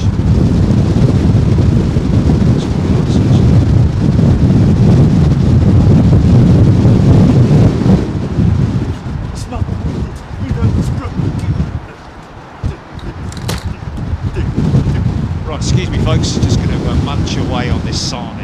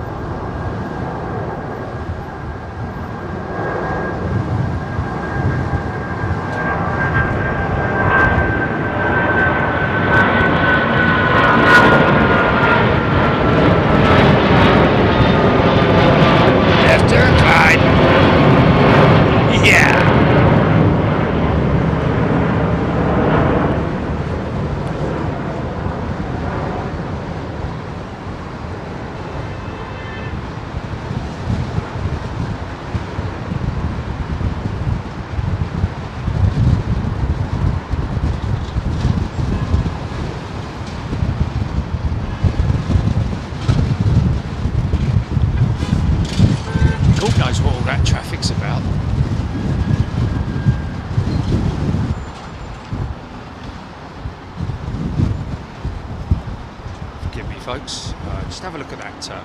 Have a look at that Emirates.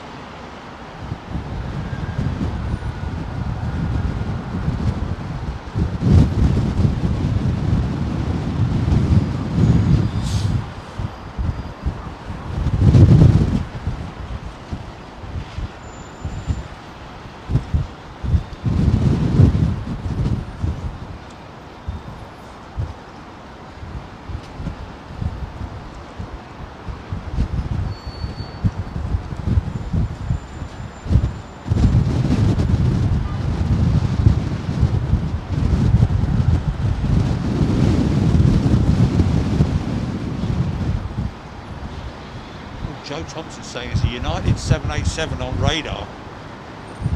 Only 1 year old, still in nappies. And that'll be it there.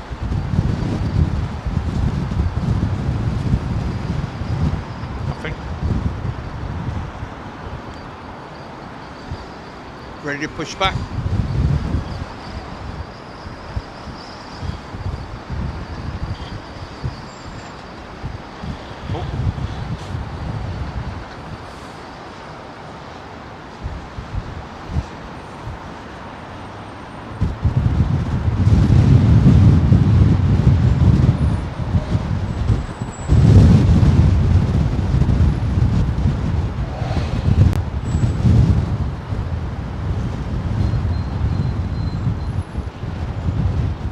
Aidan Campbell, Chris McPhail.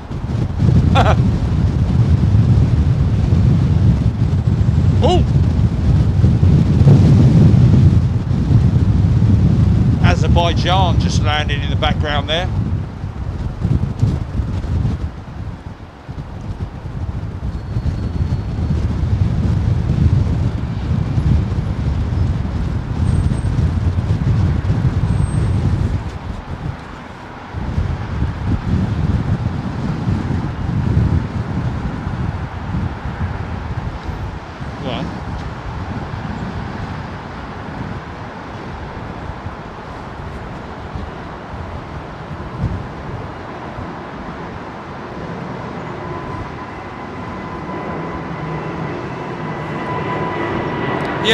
Yeah, and perhaps even go and cover it,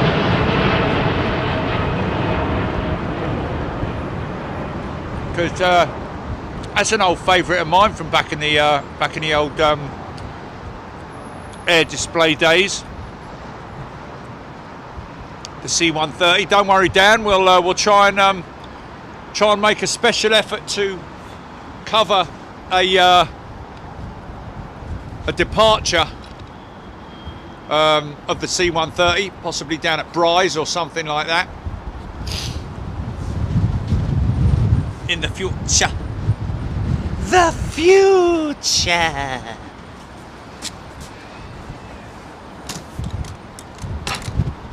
Right, you horrible lot. This is a Jamie Oliver sandwich. That's why it's so nice.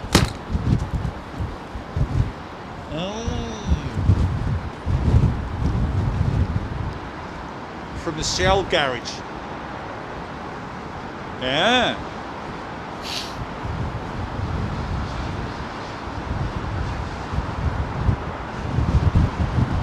Gino. Yeah.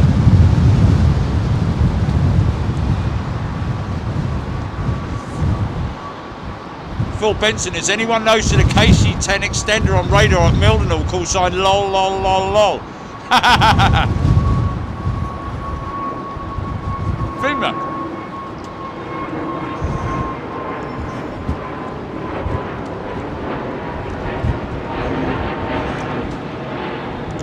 Greggy Matt regarding Toulouse. No, we do rent a car, even though I only go about 6 miles in it. But yes, it's definitely worth it because you can drive up. There's a side road that goes up to the top of the mound, so you can walk. Because otherwise you have to walk from the bottom parking lot, and it's a very steep bank that you have to walk up, and it's not reachable from the terminal on foot. Well, actually, I tell a lie. You know, if you didn't have all the equipment that I've got, and you only had a camera and a backpack, yes, it is definitely walkable. I wouldn't recommend it because it's quite a busy road. That road that leads up to it, but you know.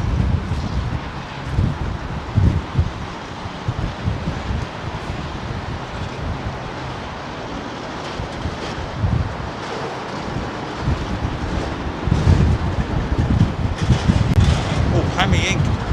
Singapore 747 due in at 320.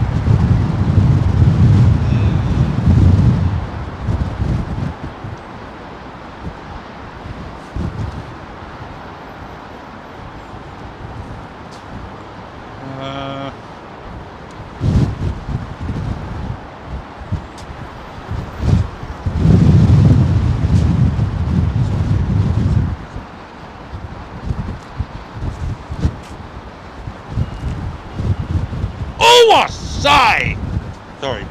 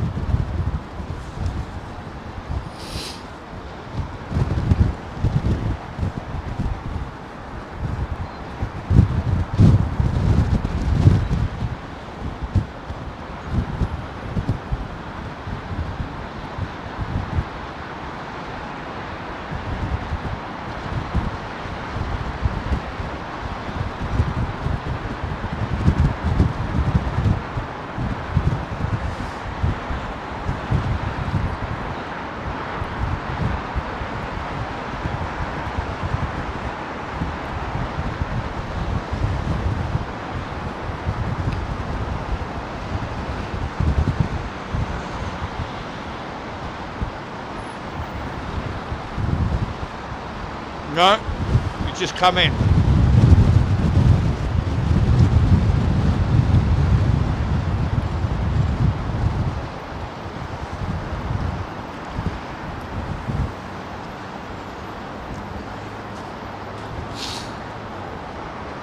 Jenna P. What was that? Very cool. Yeah, it was an amazing trip. Probably one of my favourite aviation experiences.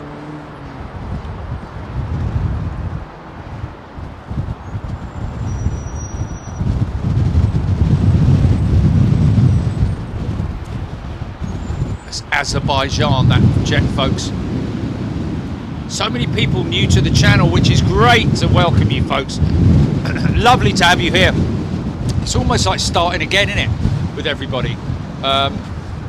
So many people not knowing what jets are, what type of jets, what airlines they are, and so on and so forth. Fortunately, these days, most of the airlines are have it emblazoned quite big on the side of their fuselage.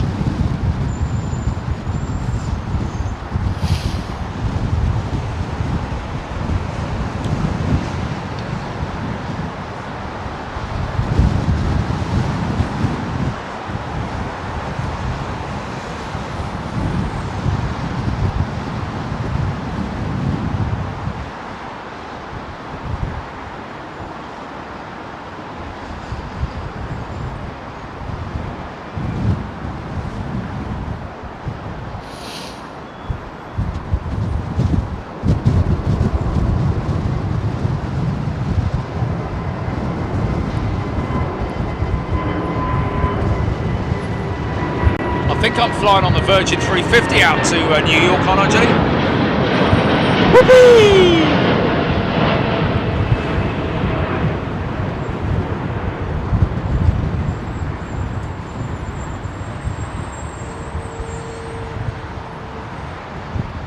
Mind you, 20 hours I will that it'll take me to get to Anchorage. 20 hours, folks. And then we've got a day of recce, which is to set up exactly where I'm going to be filming with you guys, and then a day of filming with the Smithsonian Institute, and that will be wow, look at that climb rate. Sorry, the Smithsonian Channel is going to be going out on. I don't think they'd have me, would they? Yeah, sorry. Smithsonian Channel. I do apologise. And that will be a feature on the Ice Airport, Alaska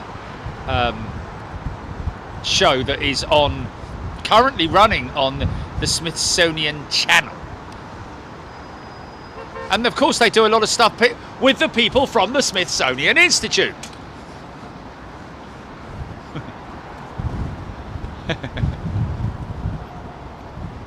Doink. Ice Airport, Alaska. That's what it is. Sorry about that. Sorry, Christian, if you're watching, shout it down the phone at me. Oh, what a great show, man. Just stuffed over there in the corner of the field.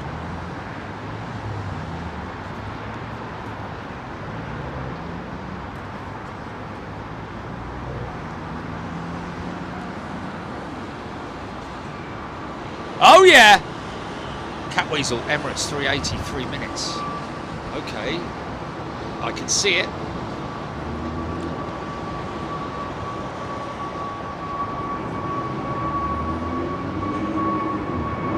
Alan Robbins, thank you.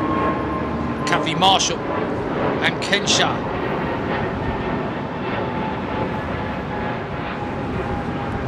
Yes, of course, that's always the hardest thing to do, and it's getting into the time zones of where you're going to be. But hey, you know, we do it, we get it done. The biggest, I think the most stressful part for me is actually when I get there is, first of all, connectivity. That's the biggest stress, because you can fly somewhere and there's no connectivity, and that's it, you're stuffed. And we luckily we have 2 options out there in Anchorage, or potentially, but also it's getting out to the locations as well. Always very helpful, as always happens on the show, is there's normally somebody out there to meet up with me and show me these great locations, and we've had that literally, I think, in every place we've been to. Somebody either meeting up with us or giving us great information.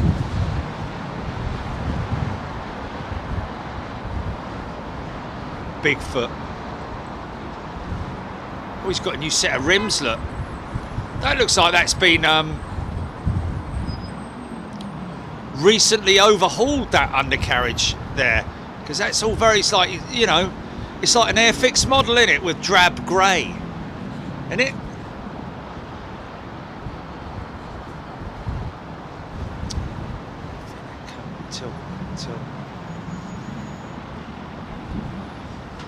Tell you what I could do is actually I could slide this a little bit further forward, couldn't I? Hold on.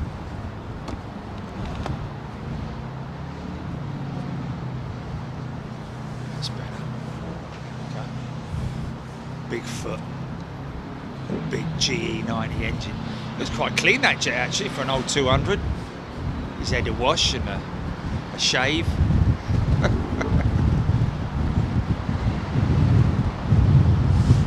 Did you clean behind your ears?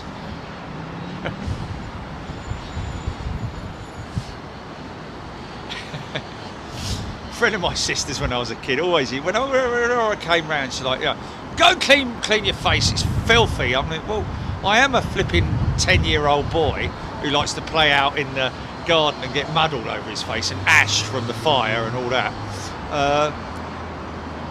But she was always inspecting my ears. Anyway, that's another story. God bless her. Dear Paula.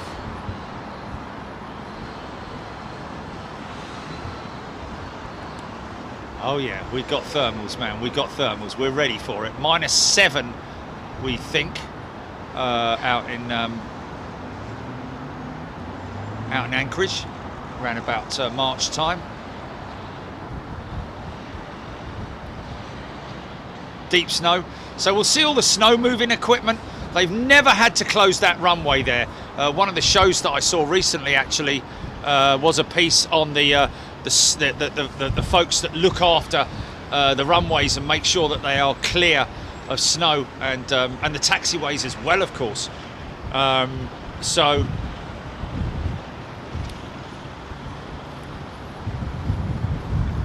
I think they have never had to shut any runways down.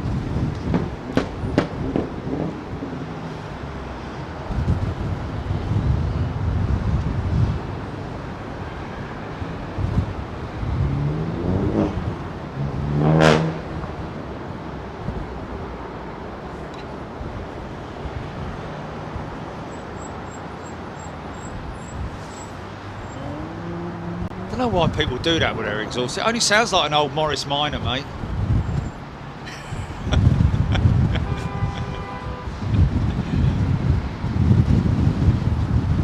Oh, great. Oh, blimey.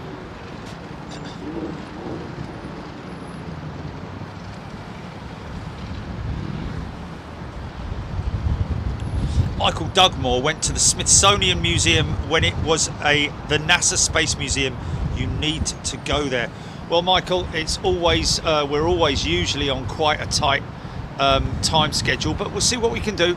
Obviously, be great to do it. Phil March, good question. Who makes the decision on what engines go on which aeroplane? Well, the operators really. Are given there's normally, so sometimes there's a couple of options, like on the Dreamliner, for example, the operator has the option of the General Electric GE NX or the Trent 1000 engine, the Rolls-Royce power plant.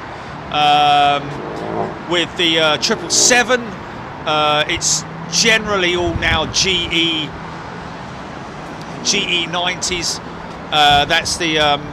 That's the sort of like standard. Read all about it. Engine option on the 777-200 freighter, for example, uses the GE90-115B. The A350 is just one engine option, a single engine option, which is the XWB engine. The A380 has a couple of options: the Rolls-Royce power plant or the General Electric Alliance, the GE Alliance package, which is the 7200, I think. General Electric, GPW, General Electric and Pratt & Whitney, which is what you're seeing here possibly on this Emirates 380, because Emirates have fitted their A380 fleet with a mix of both Rolls-Royce and GPW engines.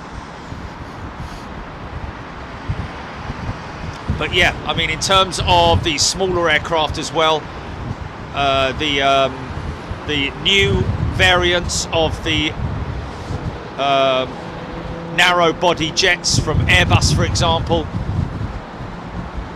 have got options for the LEAP engine or the Pratt & Whitney engine.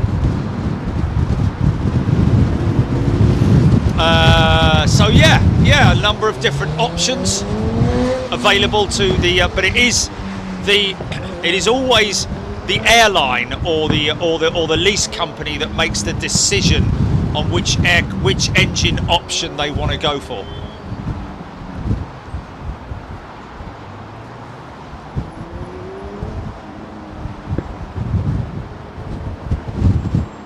Joe Thompson, looking forward to my concert under her wings there at the Tour March and April.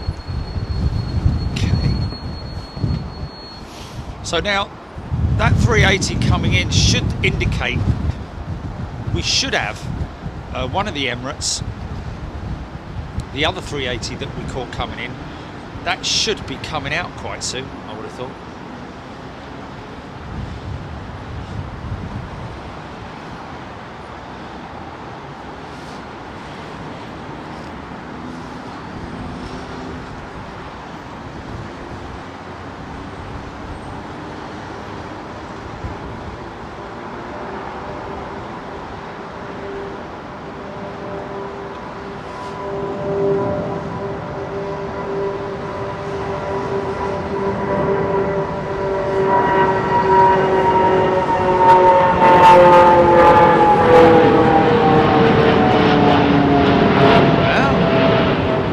Quite an angry engine there.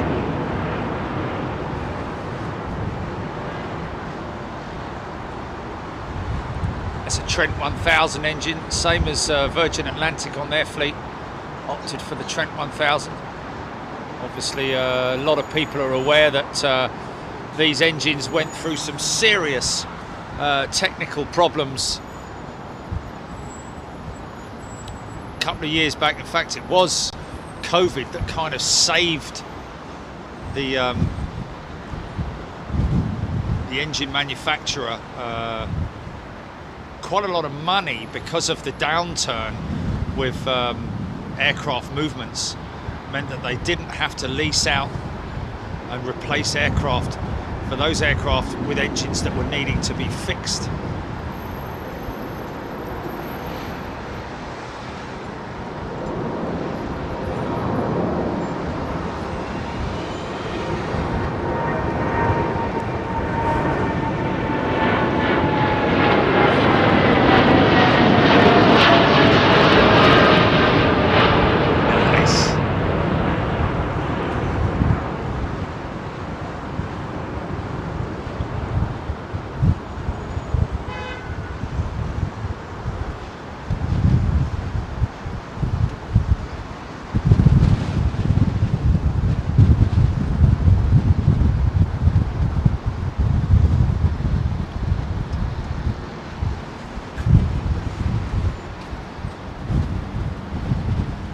Big old lump turning in, look.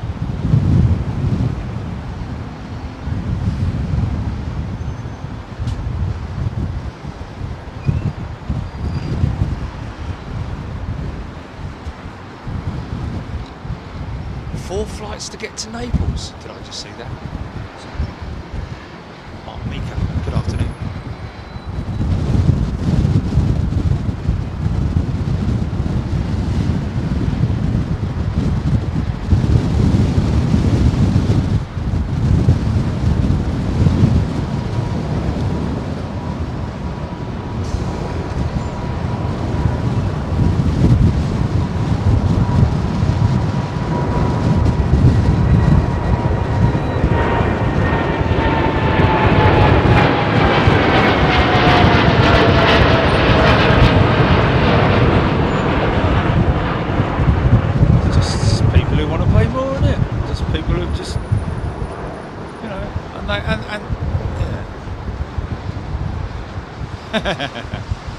Is that Victor Meldrew coming on again? I don't believe it! Margaret! Margaret!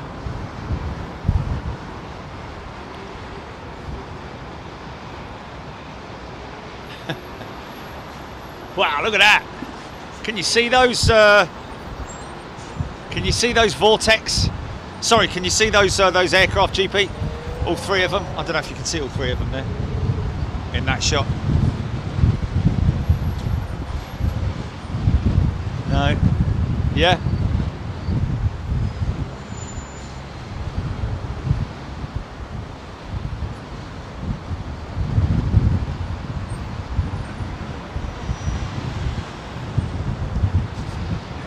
United States of America. Well, we could do is we could. Do you have an Emirates 380 departure imminent anytime soon? Claire Westerman used to help out on the coal lorry.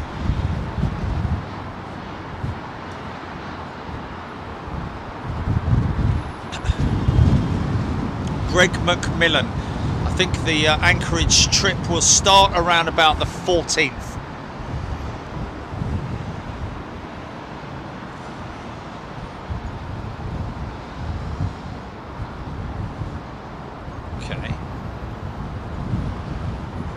Simon Richardson, yes, of course, we will keep you fully posted on when our segment comes out on Ice Airport, Alaska. Of course, we will.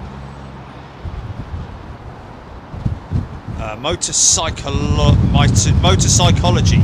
My favourite aircraft to fly in, besides the CF-18, is the Dreamliner.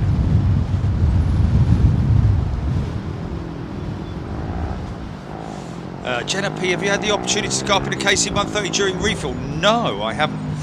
No, lay that down next to the boom operator and wave at the pilots of the planes being fueled. It's so amazing. Wow, well, Jenna, it sounds like you have. Lucky you. Michael Barber.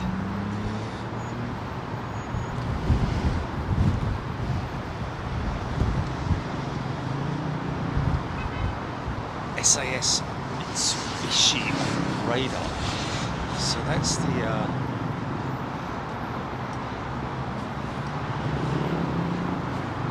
okay, BA 350 coming out.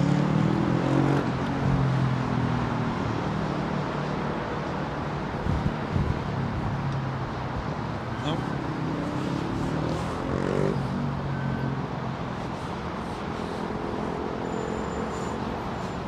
Okay.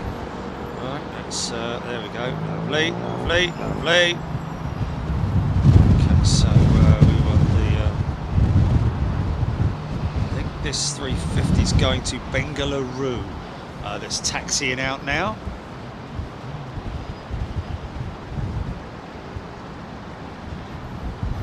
Big shout out to all the folks at CVP, by the way. It's where we generally get all our equipment from now. Charlie Victor Papa CVP is where we get all our stuff. I just want to give them a shout out because they helped me with quite a technical issue that I had yesterday. Bless you. And I think it was Jake, wasn't it? It was Jake and Max from CVP. Thanks, folks. Really appreciate that. got a 777 on its way to Accra.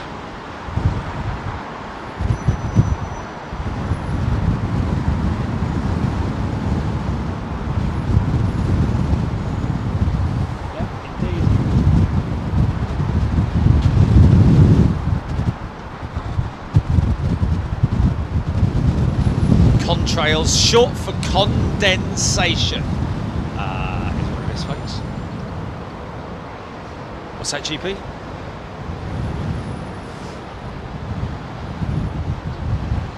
Yes.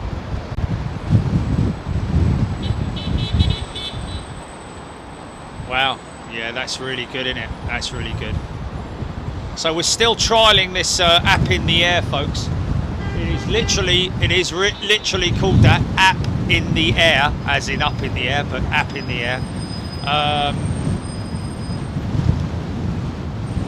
There you go, look at that. Subscribe family and friends to it and they can receive live updates of your trip. Wow, we keep exploring new little hidden nooks and crannies on app in the air. But it is great because you literally are able to you know, as soon as your flight leaves the ground, it kind of tells you when it's due in at its destination. It keeps a live track of the aircraft by the sounds of it, and also when you get to your destination, it tells you where your baggage is going to come out on, in which hall or on which tramulator or whatever.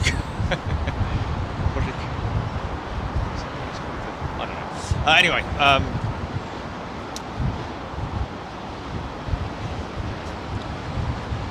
Amy Rose, Cal Weather Dude, good afternoon to you. Roger Cripps, those are the SWR I spoke of, and a couple more flew over me, and an Edelweiss back to Dublin. Darren Golding, thank you. Akansha. TAP to Lisbon lining up. Minor!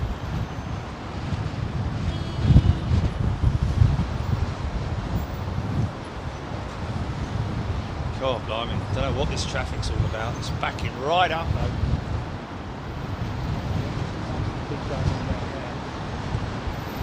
Don't know if this bit next did you really, didn't it?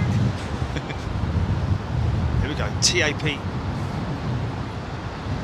Back to Lisbon.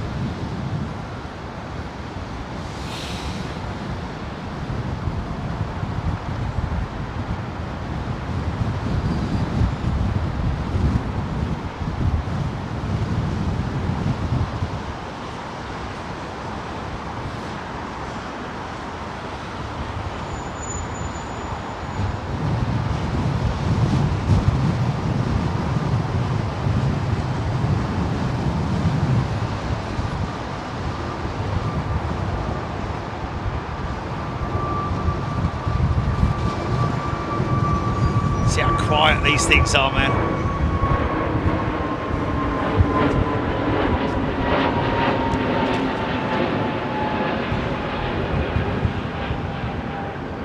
Of course, one thing that we might be on the lookout when we go out to Toulouse is their new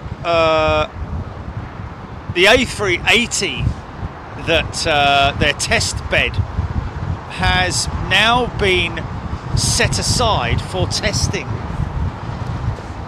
Let me find that story. I'm going to tell you a story. Let's see if I can find it. It's the hydrogen-powered jet, innit? The A380 apparently have already tested one engine with the use of hydrogen. Of course, a lot of technical innovations going on there in order to I think it's mainly the combustor that's been completely stripped down and remodified for that technology. And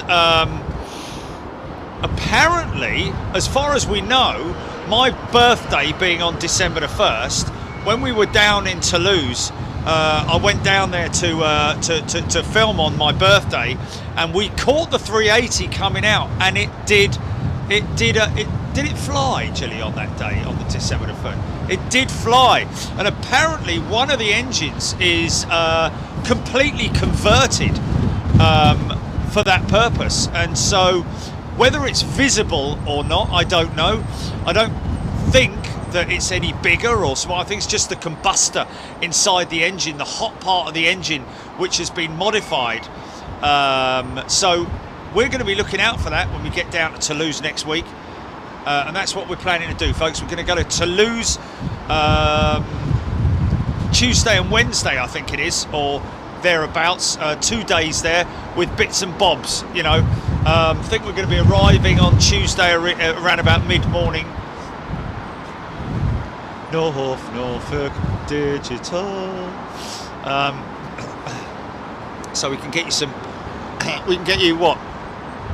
An hour and a half action before they finish for lunch for 2 hours. Flipping it, man. They do like their lunch out there in France.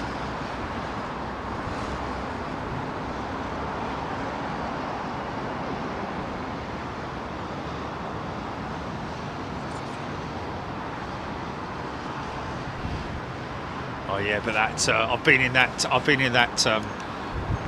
Airbus canteen, and and when I talk about a canteen, I don't think of the old Stark. It's like flipping food in there was unbelievable, and at ATR as well, both in France.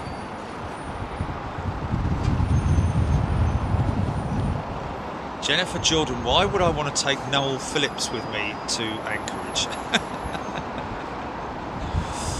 Craig Younger Sword is a new member. Welcome, Craig. BIA.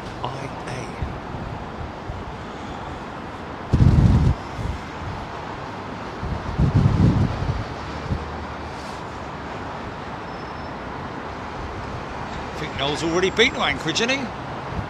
Sure he has.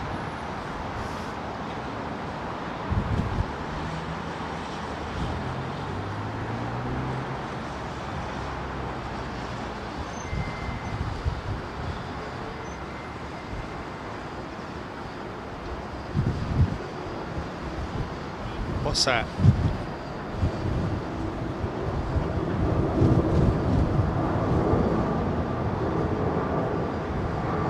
Yes, definitely. Yes. Because as you so rightly pointed out to me many times, Gilly, before, fear of flying is not a fear of flying, it's a fear of crashing. Yeah, of course it is. Yeah, but I think that most people fear about crashing. They don't, you know. Well, yeah. Also, there is also that to think of. You know, the anxiety of being unable to escape and get out and move. You know, but you can move around on an aircraft.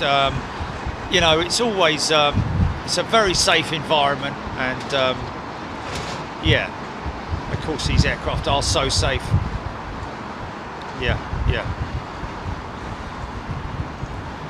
And a lot of people have said that it is normally before the flight as well. It's not sort of like on it, or, you know, it's normally most of the anxiety comes in prior to it, you know. Yeah, the anticipation, and etc. Swiss 220 on radar. We got a Swiss 220 on radar. Yeah, of course. Oh, there's your little Mitsubishi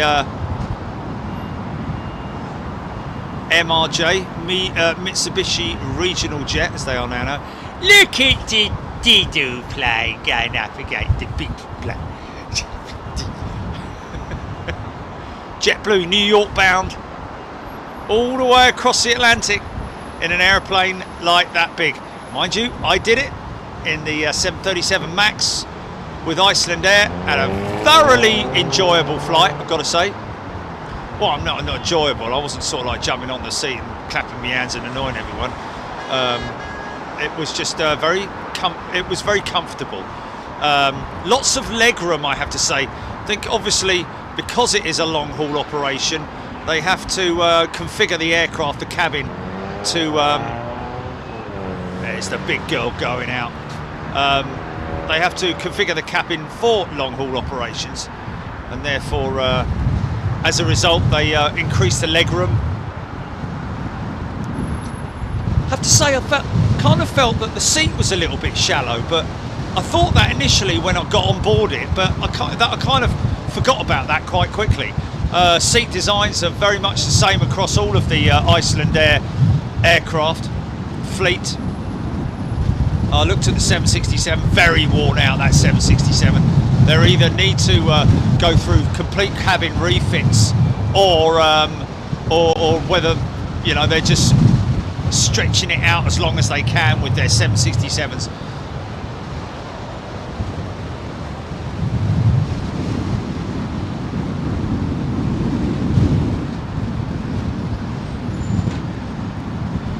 Bob's Mean Street, yes indeed, the hydro engine mounted on a fuselage, like almost like I didn't see it, Jelly. You didn't see. You said that the rear mounted engine was like was it like where on the tail, or like an MD, like an?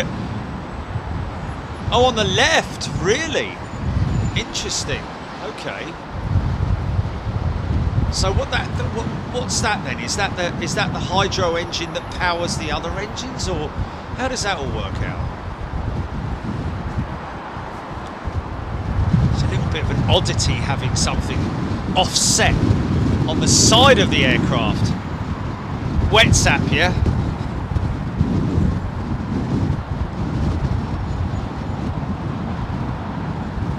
Don't think I'm going to be able to see any Alaskan salmons whilst I'm filming, because it's going to be a whiteout more than likely, I'd imagine.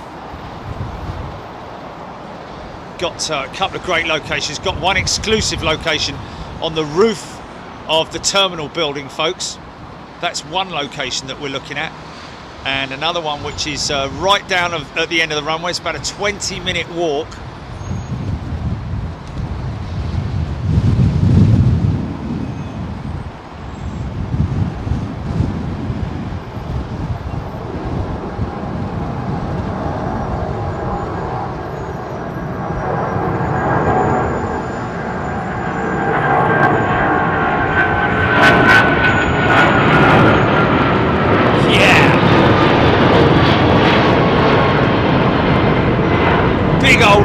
Rolls-Royce engines.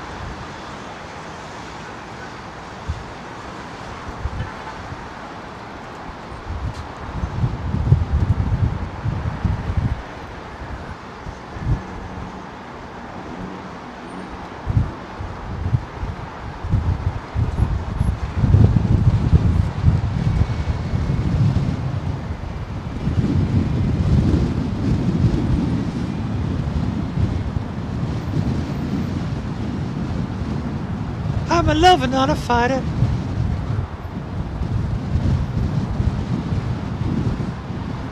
You keep telling yourself that, Michael.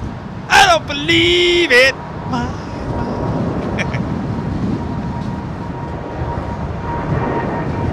She said she's mine. She wanted to be my forever lover. Don't you know that? Yeah. Brand spanking new. She's only a year old. It's not out in nappies yet, this one.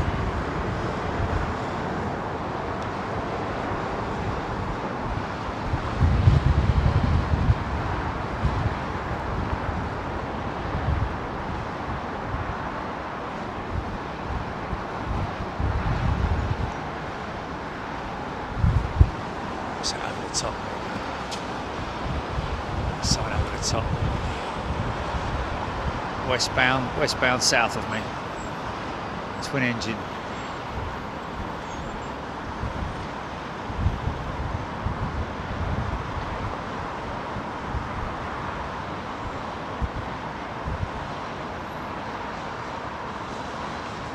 Air France. Mais oui!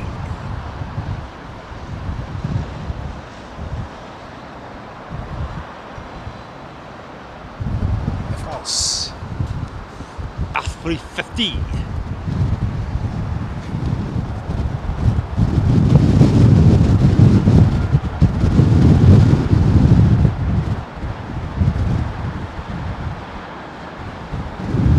Look at that.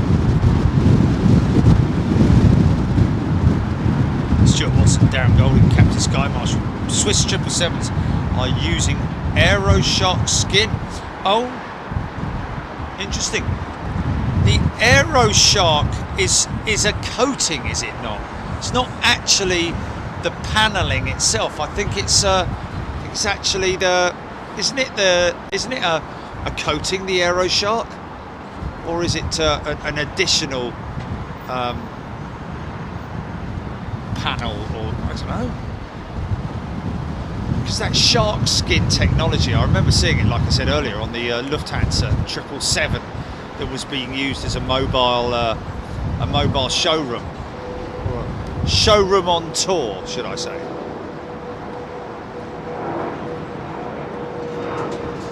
Just letting him go off on his own, aren't they? Wow!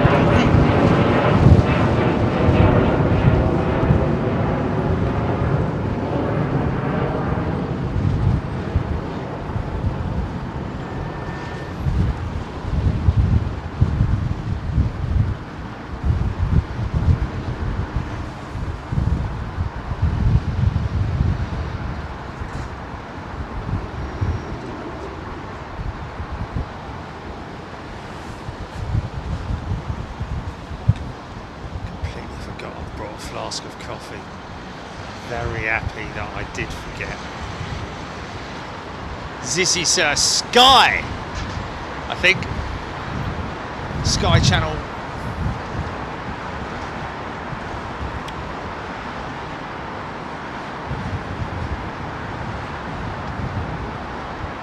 Maybe it's not Sky. No, it's Lufty, I think. Isn't it Lufty? It's Lufty.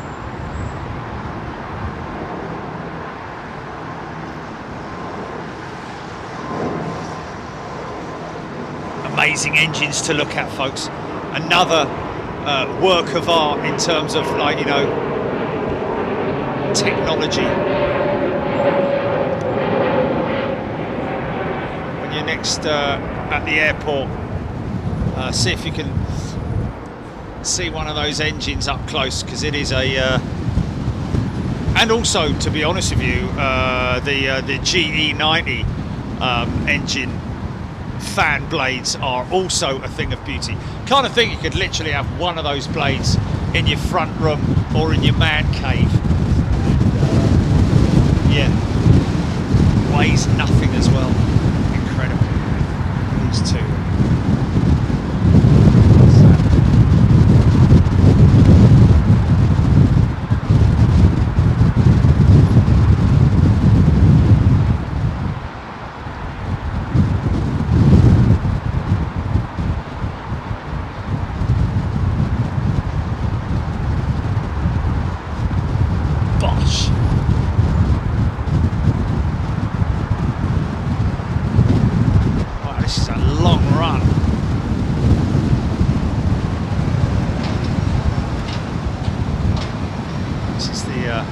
JetBlue A321 Neo.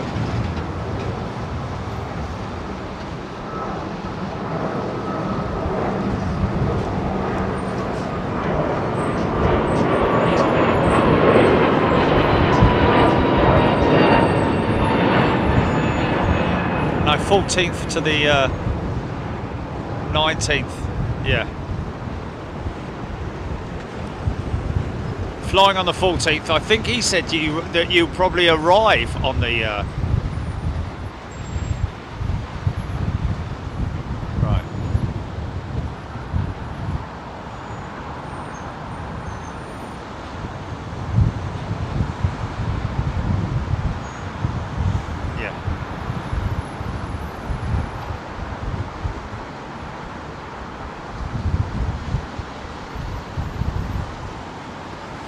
Nice. Got 2:17 p.m.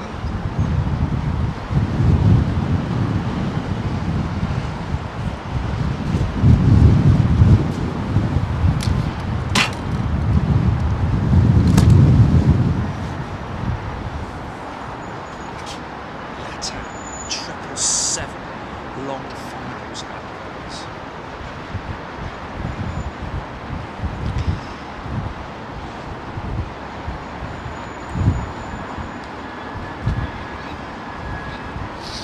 Yep. You got it.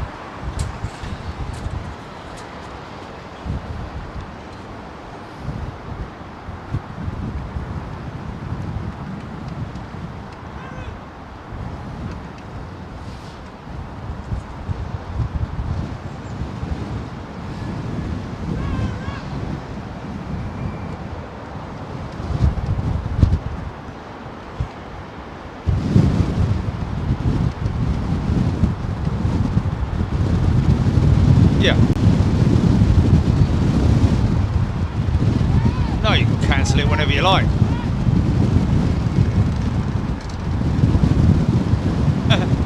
Someone's shouting at me from the road, 8 stories down.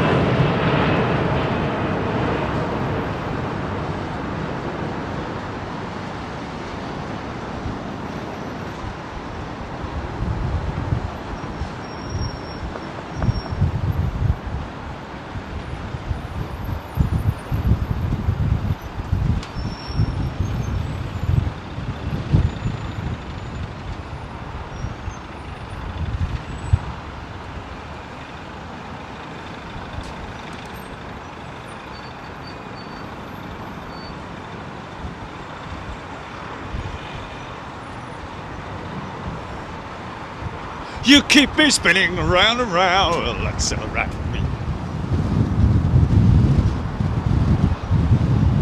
I'm up the bloody tree. It's alright with me. Hey! It's alright with me.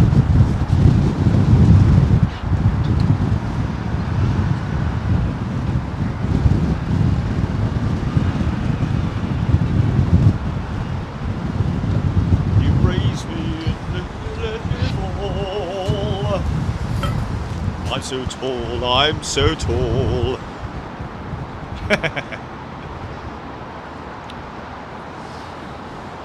Royal Jardinian. Not from Newcastle. Way eh? He's got all his engine cows on today. Nice to see Mauritius sporting its name on the side of the aeroplane. Charlie Peel is a new member. Welcome, Charlie. Great name, Charlie Peel.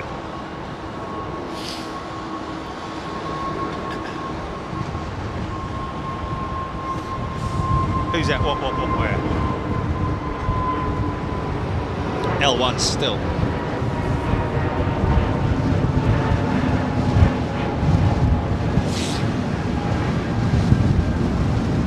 Their 767-300s are ex-Air New Zealand. That's an update, isn't it? Up in the air. Okay, so they're ex... Interesting.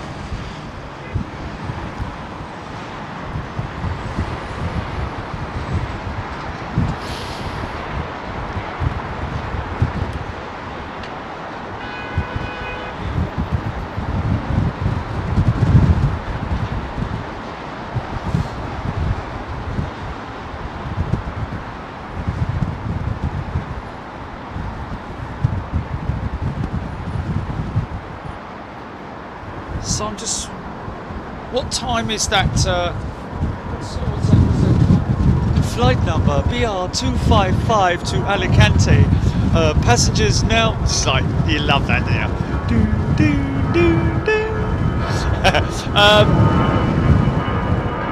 The Singapore 747 freighter GP.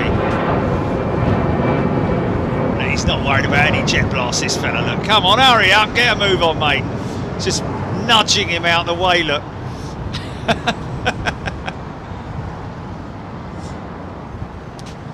Okay, so this is obviously not the 380 that just came in. That's the one that just came in. They literally, normally, right on time, 'cause you're right on time, and all that with Emirates.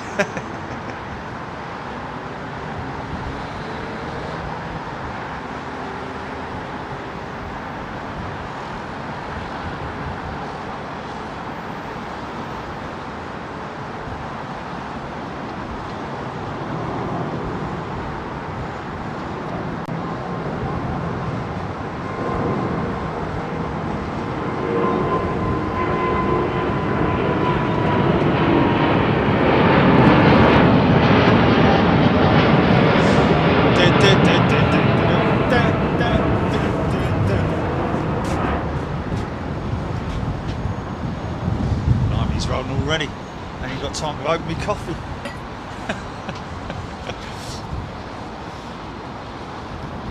Okay, let's see how heavy she is.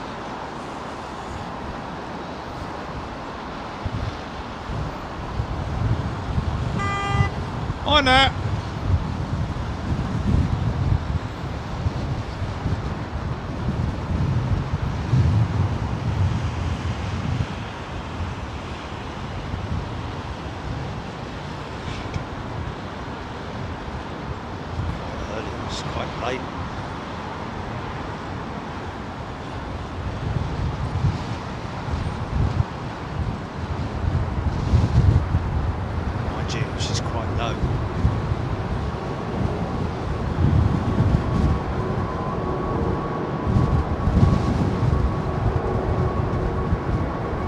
Sorry folks, just trying to get that undercarriage shot.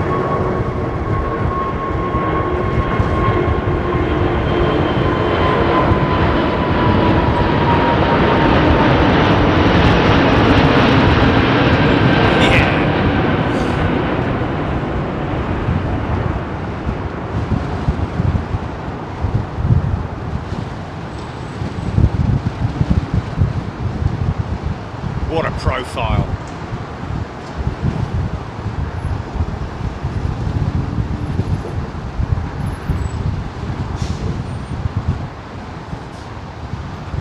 Fuel tanks in the rear stabilizers as well, folks, if they need them. Believe it or not, not just wing tanks, but also center tanks and extra tanks in the horizontal stabilizers at the back, which is just crazy. Of course, that's fed from the main tanks back. They don't have sort of like a refueling point.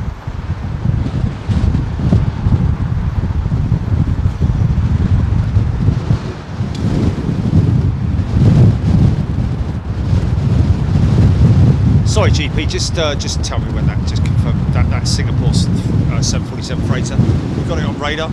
Yeah.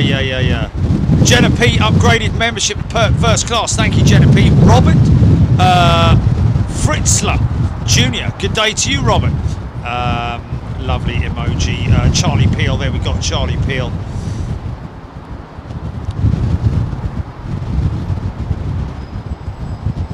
Debbie Spelling, Stephen Lusk.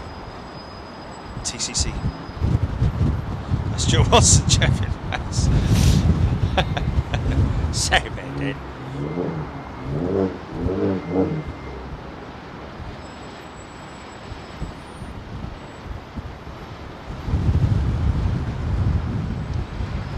Look, Oman Air is on the move. So 20. 15, 50. Right, okay.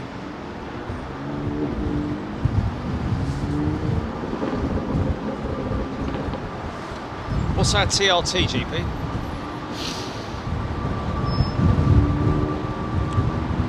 LCY Chris is a returning four striper. Brian Longmere. I have to ask, you've done some memorable long endurance shows. Don't you ever pee? Yes, I do, Brian. I just don't think about it. Now you've made me think about it. I'll just offer a pee. Stevie Buchan. Anything sitting that side of BA maintenance show. Used to drive the coach off route round the perimeter fence. Boss on the tracker going nuts at me for it. Yes, that used to be a through road where you could go back and join. You could go through and join the that road that runs down through there. You used to be able to cut through there and drive all the way round past the sheds and at the back end of the runway, which is over by Q Park. And they've obviously since closed it off a long time ago. Long time ago. What?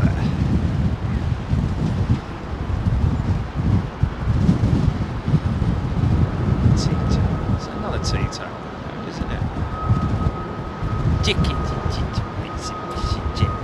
Yes.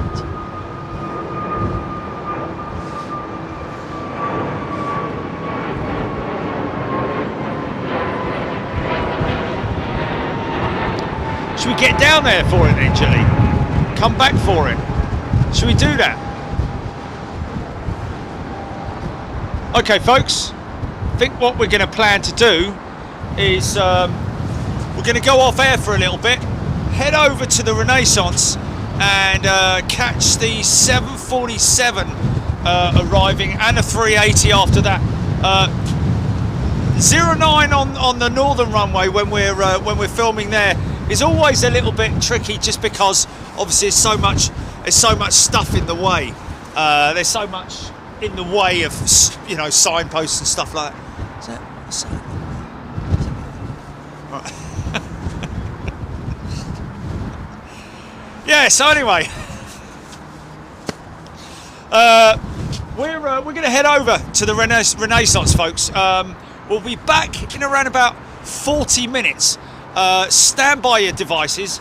Don't go anywhere. Going to break everything down here and get ourselves over to the other side and catch that 747 touching down. And she should, we hope, if she's heavy enough, come out all the way past us, and we get a great look at her, and also the A380. Most definitely the Emirates A380. He'll come all the way past us and turn off the runway there. So. Yeah, that's good. Okay, we'll see you in a little bit, folks. Are we good with that, Julie? Is everybody happy with that?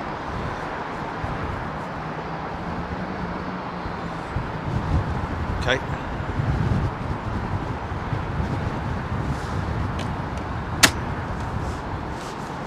Master of head layers. Stuart Watson, thank you. Okay, folks, looks like that's it. Okay, folks, we will see you in a little bit. Don't go too far. Luckily, I'm going against this traffic here, or going with it, should I say? Okay, GP, you can wrap that. Let's get ourselves over to the Renaissance line.